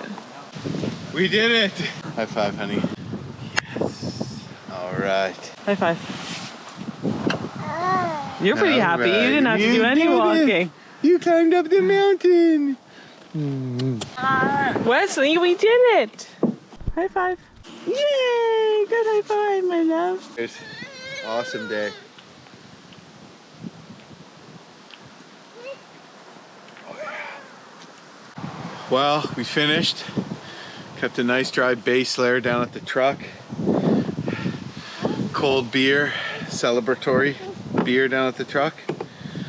And amazing. Just felt crazy, like some of the most inspiring and beautiful country I've ever seen. And to do it safely with the kids, be back in good time. See the caribou, see that big bull moose, and also just feel that feeling of being right up there in the clouds and that just rugged landscape. I mean, wow, what a freaking place. This is exactly what we wanted. We challenged ourselves. We wanted to get off the beaten path. We wanted a challenge, and man, doing it with both kids, it was a challenge. You know, something that a lot of people might not want to do. When I was climbing up that steep thing with the kids and the wind was picking up, you know, your thoughts on making sure they're safe, so it's more concerning. But you know, if worst comes to worst, we had to spend a night on the mountain, I would, you know, definitely confident that with what we had on us that we could have kept the kids warm and dry and we would have been okay. So yeah, you got to know what you're doing, but what an awesome experience. And it's so great to see Wesley in his stage of development. Even though he's developmentally delayed, he's at the point where he can see what's going on. So he can see the surrounding, like he's looking at the float plane and interest. He's looking at the view. He's happy. He's engaged with all the surroundings, and it's really great to see that. And then Huddy had a great day. He's having a little spaz out right now, but yeah, he did a great day too. So all in, awesome day. Cheers. Tomorrow's supposed to be miserable weather, so we might lay low, lick our wounds a little, and plan something for the day after. But amazing experience. Gros Morne Mountain. If you're up for a challenge, I highly recommend it. Sick! Gros Morne Mountain, baby. Woo!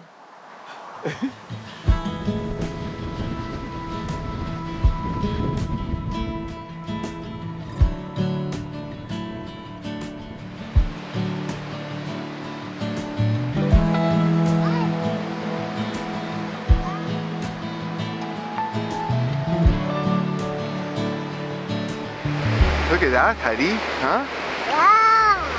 Wow. Wow.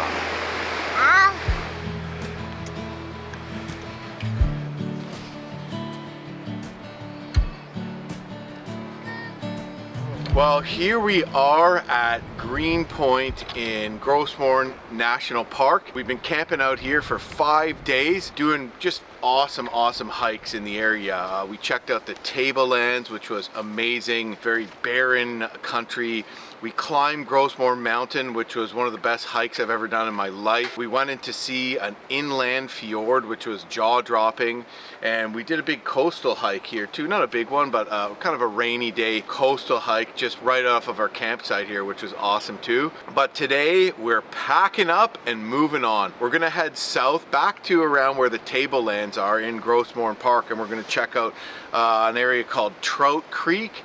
And we're also going to check out an area called Green Garden. Every hike, you know, we're seeing moose. One of them was almost too close. When we were doing the hike on the coastal trail, we took a little kind of like short little side trail off the main path and saw this kind of big pond there and looked like good moose habitat. So I was showing Tori, you know, how good my moose call had gotten.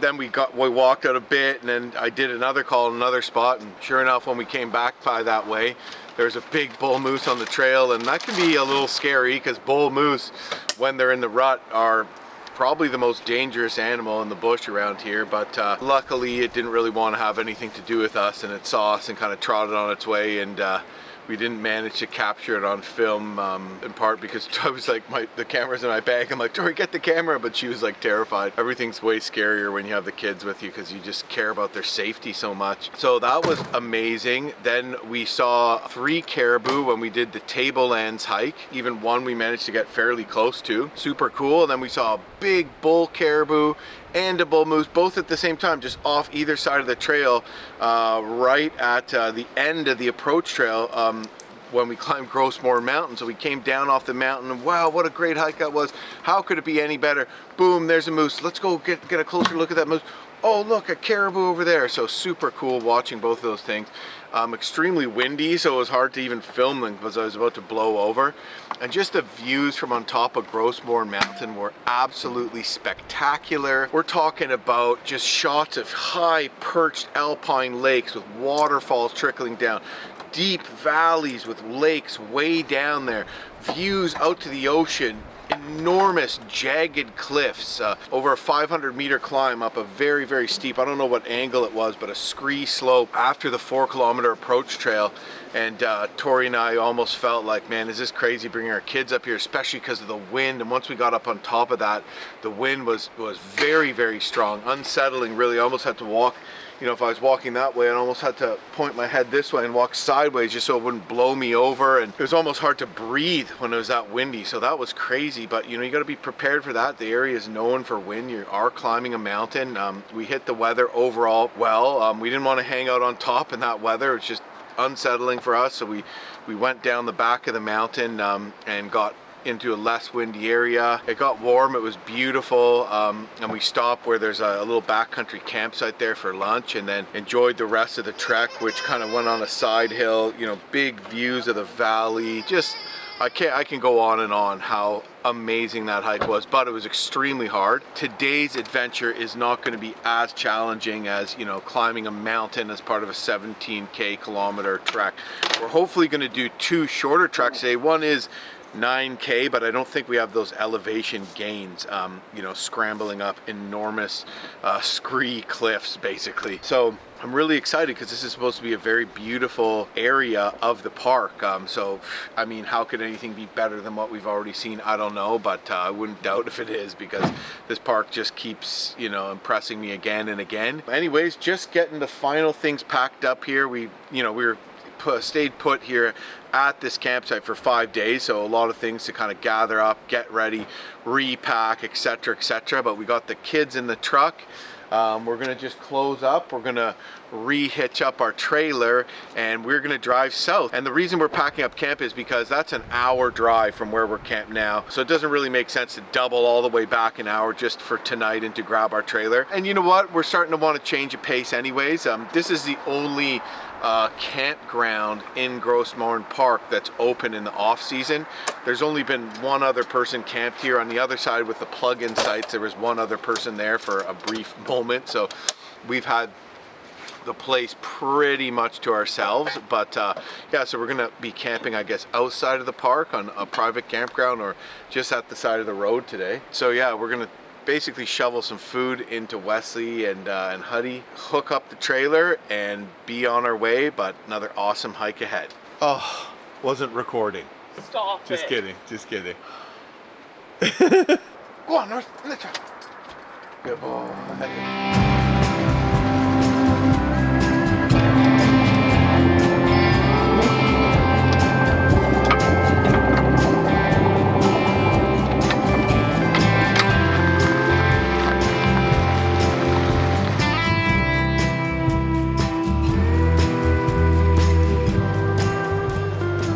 Tori, what's going on? Are you a little sore? Just sitting in the truck for the last hour or two, however long we've been driving, everything has stiffened up. So my calves are like this right now. They're so tight.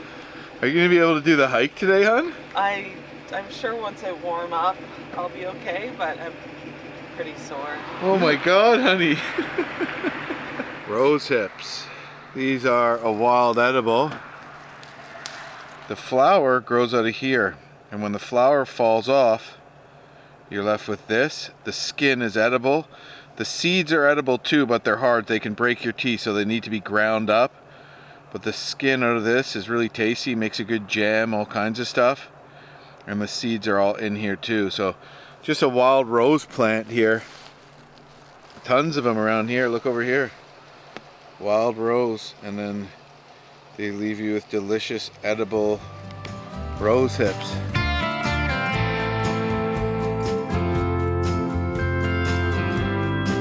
So we've driven about an hour south, and we're at the head of the Green Garden Trail. It's a 9-kilometer return hike, and it is extremely windy, like real windy.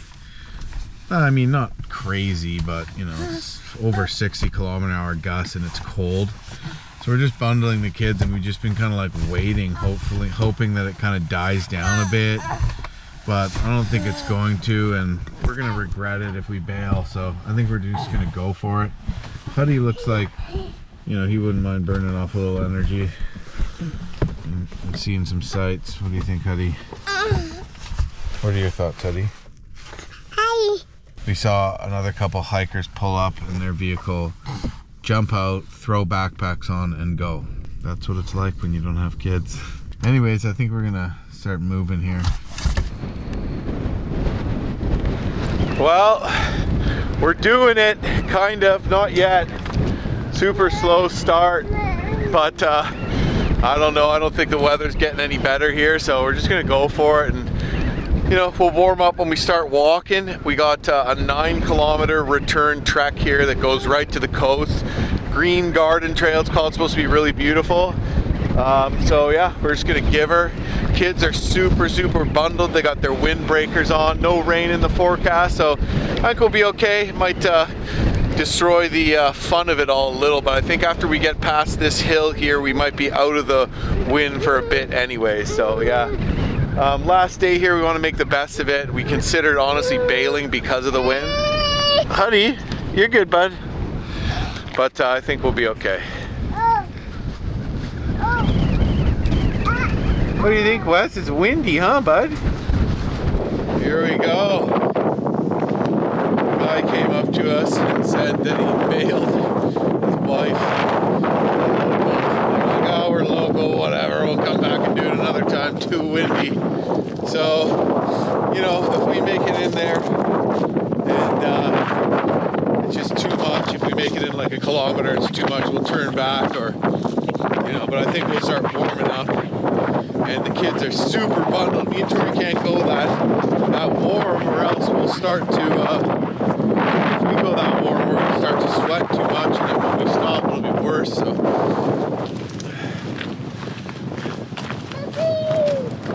Beginning of the trail looks like a cakewalk though, other than for the wind.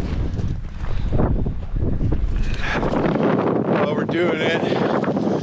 It seems the story of the day, once again, is the wind. Put our snuggly toques on, seems to help. But it's a little less windy here than in the parking lot. Really good trail here to start out with too. And you know, very open country, so not much protection, but this goes right down to the coast, and it's supposed to be really beautiful, so far so good. Tori's got a sore knee from our mountain climb the other day too, so that's another thing that might cause us to turn back, or I don't know, slow down or whatever. We've already traveled so far. Right?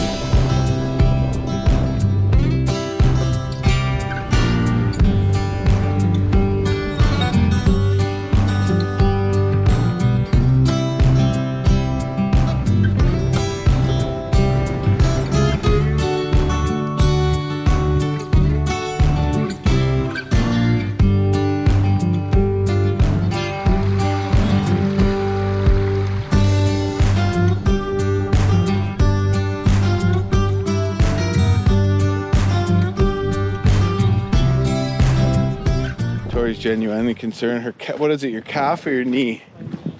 Your knee. Tori's knee's dickered. She's got a sports injury.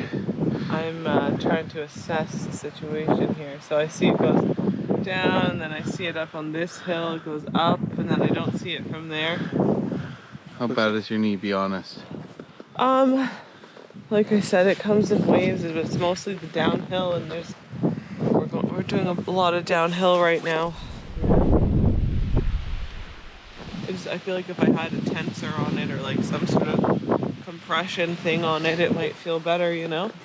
Maybe we should make you a walking stick, Bundolinis. Hold on.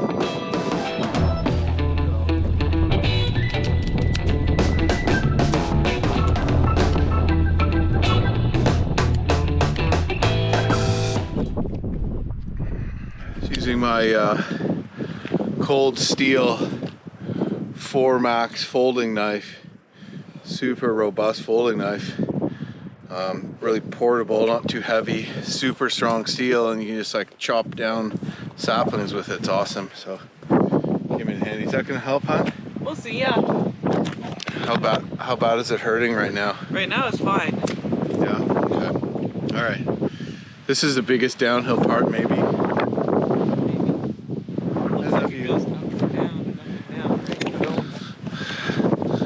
Well, I'm pretty worried about Tori, just because she's carrying one of the kids. I suppose I could carry both kids, though.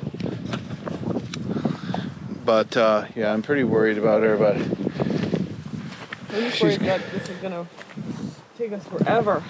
Yeah, she's worried it's gonna take us too long. So we didn't get started quite as early as we wanted to, but she seems to be a little better now that she has a good walking stick. So hopefully that does the trick. But anyways, beautiful hike so far is the good news. Really cool.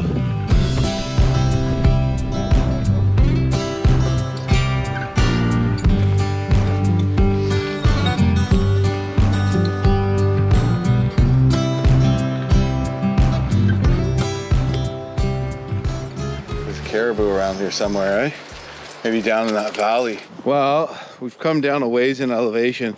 Tori's doing okay. She's basically turning the foot on the leg with her bad knee out, so her toes point out.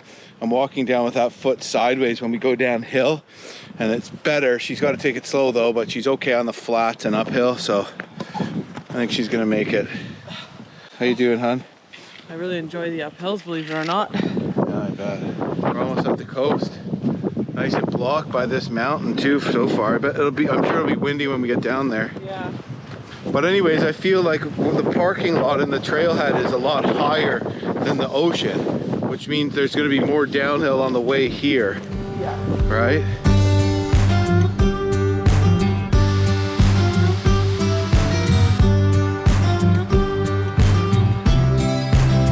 Well, gorgeous waterfall. Check that out right there. Just walking down the trail and boom, we hear it and then just see it. Gorgeous, and you can look at the ocean at the same time. Whitecaps breaking out to the horizon. And we got some sun now. Tori's doing okay. So things are going all right, but we got a little ways to go still and then back up the trailhead too, so.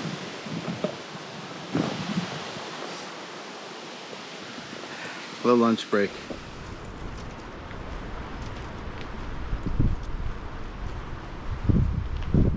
We've made it to the coast, and you know, already the scenery is incredible. And we have about 1 kilometer and a bit left to the end of the trail, so the weather seems like it's changed a bit. It's sunny, it's still a little windy, but much warmer than it was back at the parking lot, so things are looking up.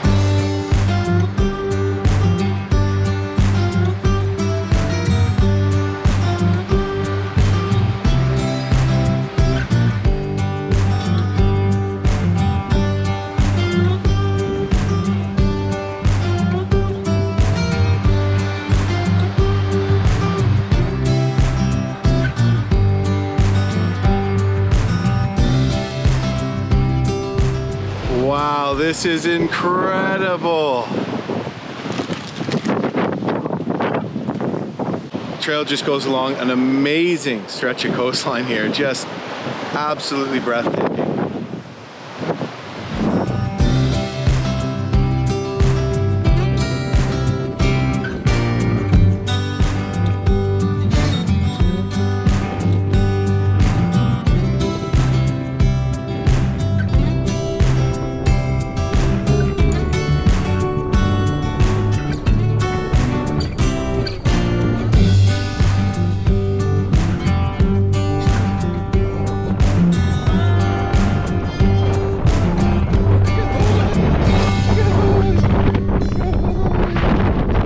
We made it to the end of the trail really for Green Gardens. Beautiful look out here.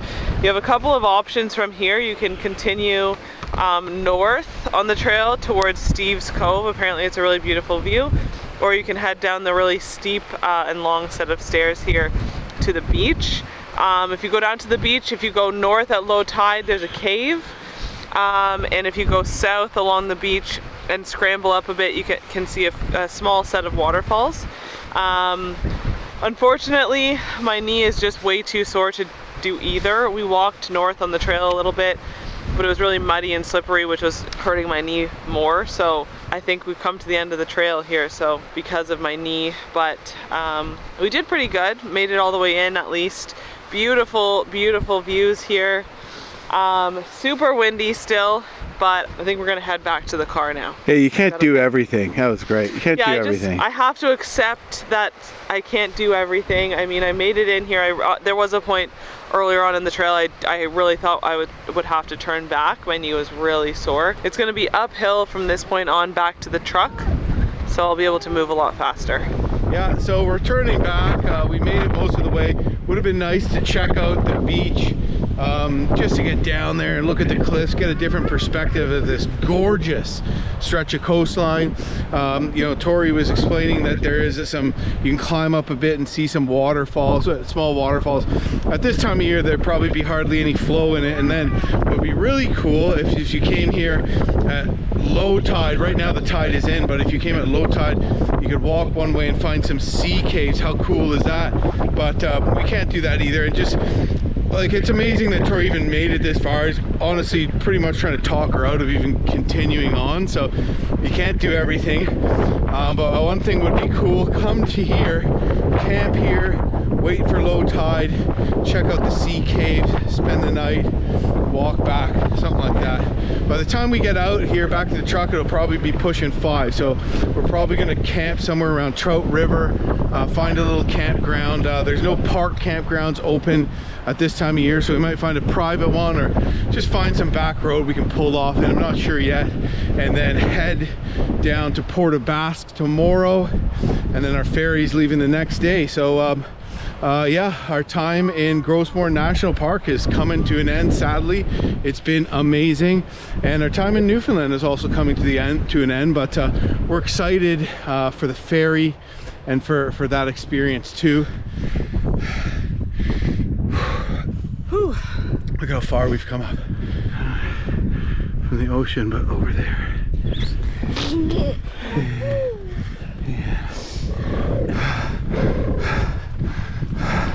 Almost on the top, and then we go down a bit, and we're back to the trailhead where the truck is. Whew. And there it is, parking lot.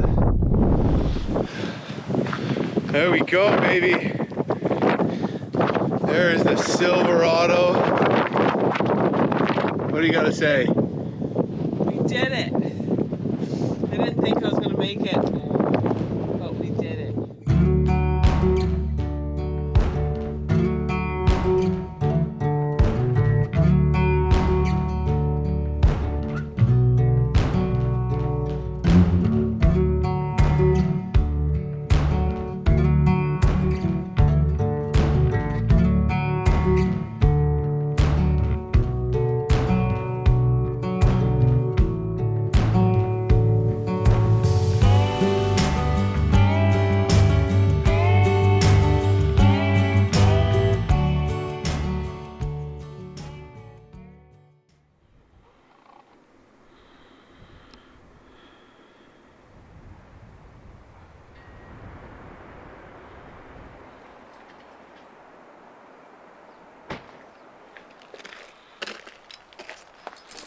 Good morning.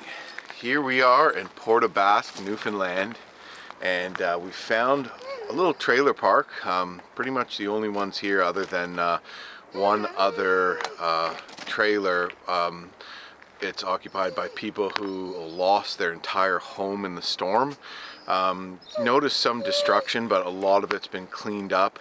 And people seem to be more or less, the majority of people seem to be more or less back to normal after that 1 in 500 year hurricane that hit Port Basque in this part of Canada. So super impressed with the resilience of the people here, but must have been scary. Anyways, we made our way down the western coast of the island and just enjoyed some incredible scenery along the way. Really enjoyed the last hike we did in Gros Morne at Green Gardens, into Green Gardens I should say. Very, very cool. And still just been doing our thing, you know, making our way with the Silverado and our off-grid trailer here, sleeping in the trailer. Sometimes all four of us, which is a little tight.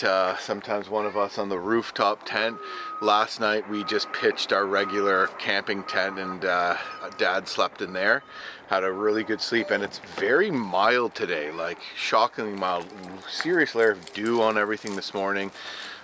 Beautiful, beautiful morning, hardly a cloud in the sky, and I think it's going to be an awesome day to take the ferry back over to the mainland. So we are going to have, I think, a 7 or 8 hour ferry ride. We've rented our own little cabin, and we will arrive in North Sydney, Nova Scotia. Well, I guess technically not the mainland, that's still Cape Breton Island, but it is connected by a bridge. So anyways, yeah, so you know, Port of Basque is kind of cool place, really narrow streets, a lot of turns where houses are just kind of fit in wherever they could fit them in the really rugged landscape. And it's a very old community too. I imagine a tradition, originally it was settled, or at least there was semi-permanent camps here by Basque whalers. Basque are a people of the Pyrenees Mountains and a seafaring people, and they speak they're either French Basque or Spanish Basque, because their sort of territory spans both countries. One of the reasons you hear a lot of French names, it wasn't you know, the French government, but the French never really had a great navy. France never really had a great navy. It was independent Basque people, Basque whalers and business operators going back you know, to the late 1500s even, so pretty cool.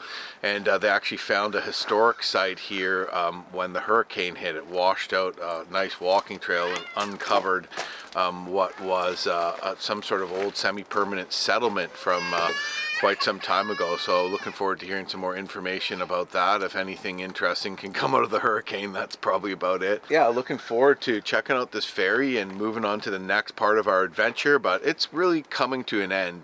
The main part of our trip was going to be Newfoundland and Labrador. So I don't know, as you know, we'll check out Cape Breton Island. We might make a side trip to the Bay of Fundy, but as far as, you know, backcountry adventures and multi-day, you know, of backpacking and stuff like that, that's pretty much coming to an end. So we're just going to pick our way home, and it is the end of October right now, so we'll be home probably before November, so probably before Halloween. And yeah, we're going to head home, you know, up through Quebec City, but maybe take a little more time in Nova Scotia. I've never been there before. Tori's never been there before.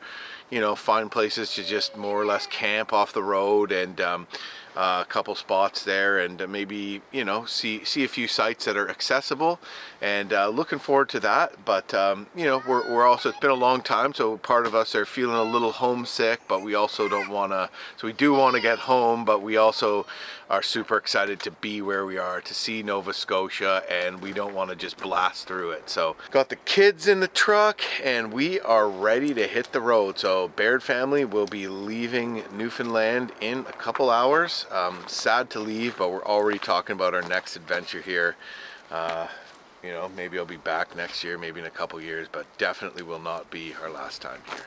Good morning. Hey, bud. Morning.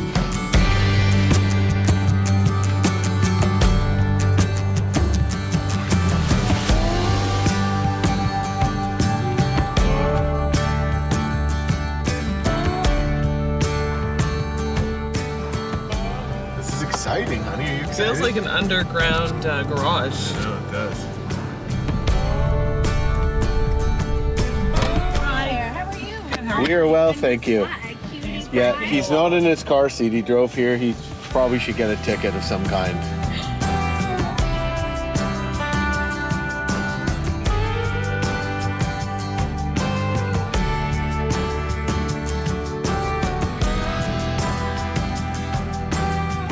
Well, that's it. We are on the ferry. We did it! Huddy's already enjoyed the window seat, and we're just watching waves crashing up on the shores of Newfoundland near Port of Basque. Really cool. It's a really neat experience already to be on this. What? Oh, I was gonna say soon we're gonna be watching waves of my vomit all over the floor. Tori's already feeling not so good. She does get some motion sickness. Ah! What is this? A biscuit? Dog. Yeah, so there we go. There's Newfoundland.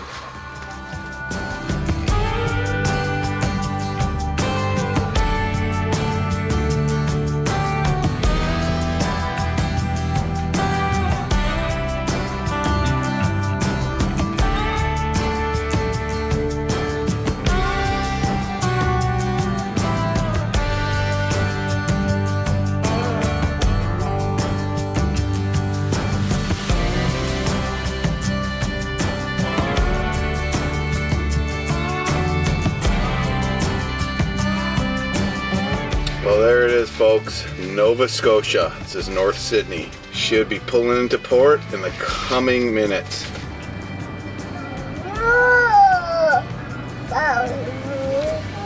We're in Nova Scotia, Huddy. Good morning, ladies and germs. Woo! It is 8:30 in the morning. Tori and I are hitting the Cabot Trail. Right, honey? Yeah! How stoked are you, 1 out of 10? I'm about a 9. Is that not high enough? I want big energy, big energy. We came across the ferry yesterday, just basically pulled up into a trailer park that was closed for the season, called the guy, and he just let us stay there for free because we didn't like plug into anything, because we were right in North Sydney. Anyway, so then we went over, well, do we just drive straight home or do we check out something in Nova Scotia? We flipped a coin. We're both, you know, we're not going to lie, Tori's knee's a little sore, my hip's a little sore from doing our backpacking trek too, so we wanted to let that heal up a bit, so we didn't know how much we'd be into like doing a big hike or, you know, where the hike would be and all this kind of stuff. So we looked online and we found the Cabot Trail, which is definitely famous. It's in Cape Breton Highlands National Park, much of it, and it's supposed to be one of the most scenic drives in all of Canada. And last time I checked, Canada is a pretty darn tootin' big place. So that is what we're going to, lobster traps. Hopefully it's not seasoned, but maybe we can get some like frozen lobster.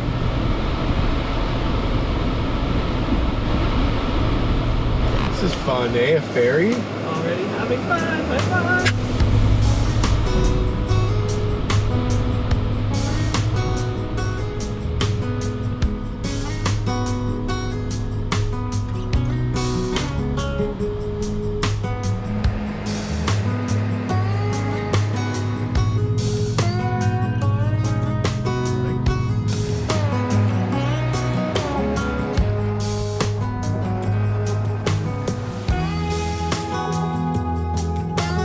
My ears are popping. We're going way up. This is a rest stop.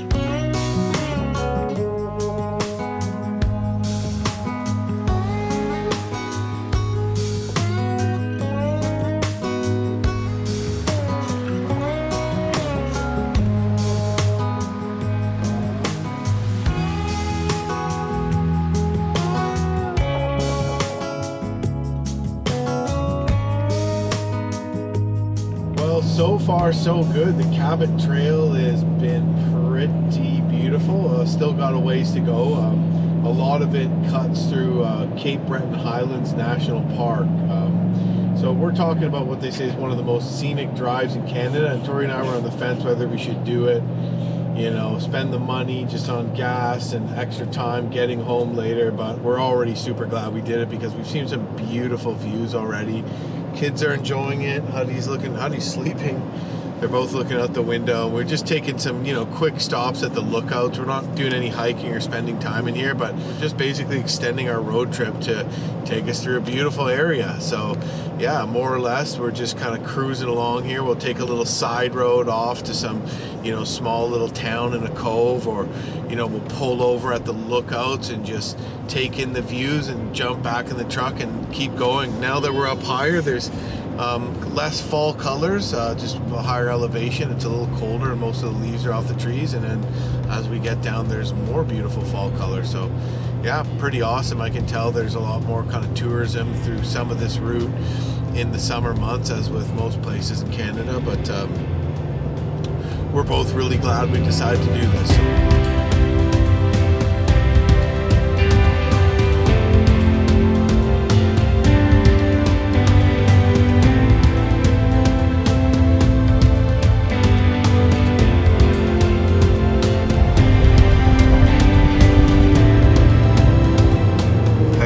So far, hon? I love this drive, the windy roads up big steep climbs.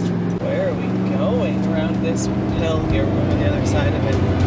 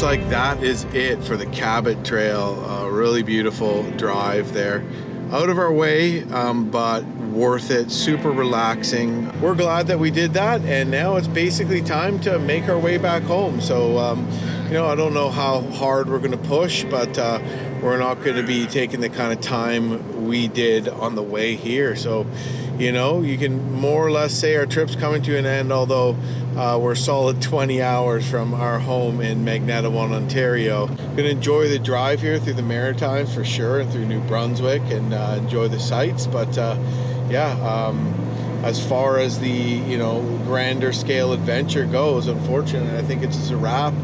Another successful trip, not an easy undertaking, especially with the kids and everything like that, and all the other planning and expenses and everything that goes with this. It's been a lot, but it's been pretty amazing, super worthwhile, and turns out we think it was a good time of year to do it all in too, because a lot of these places that, you know, we had all to ourselves would be busier in the summer and in tourist season, and so I think we were pretty fortunate with the weather we had for the most part, and you know, we got to basically miss the crowds in places that would have seen more people. So that was really cool, really special.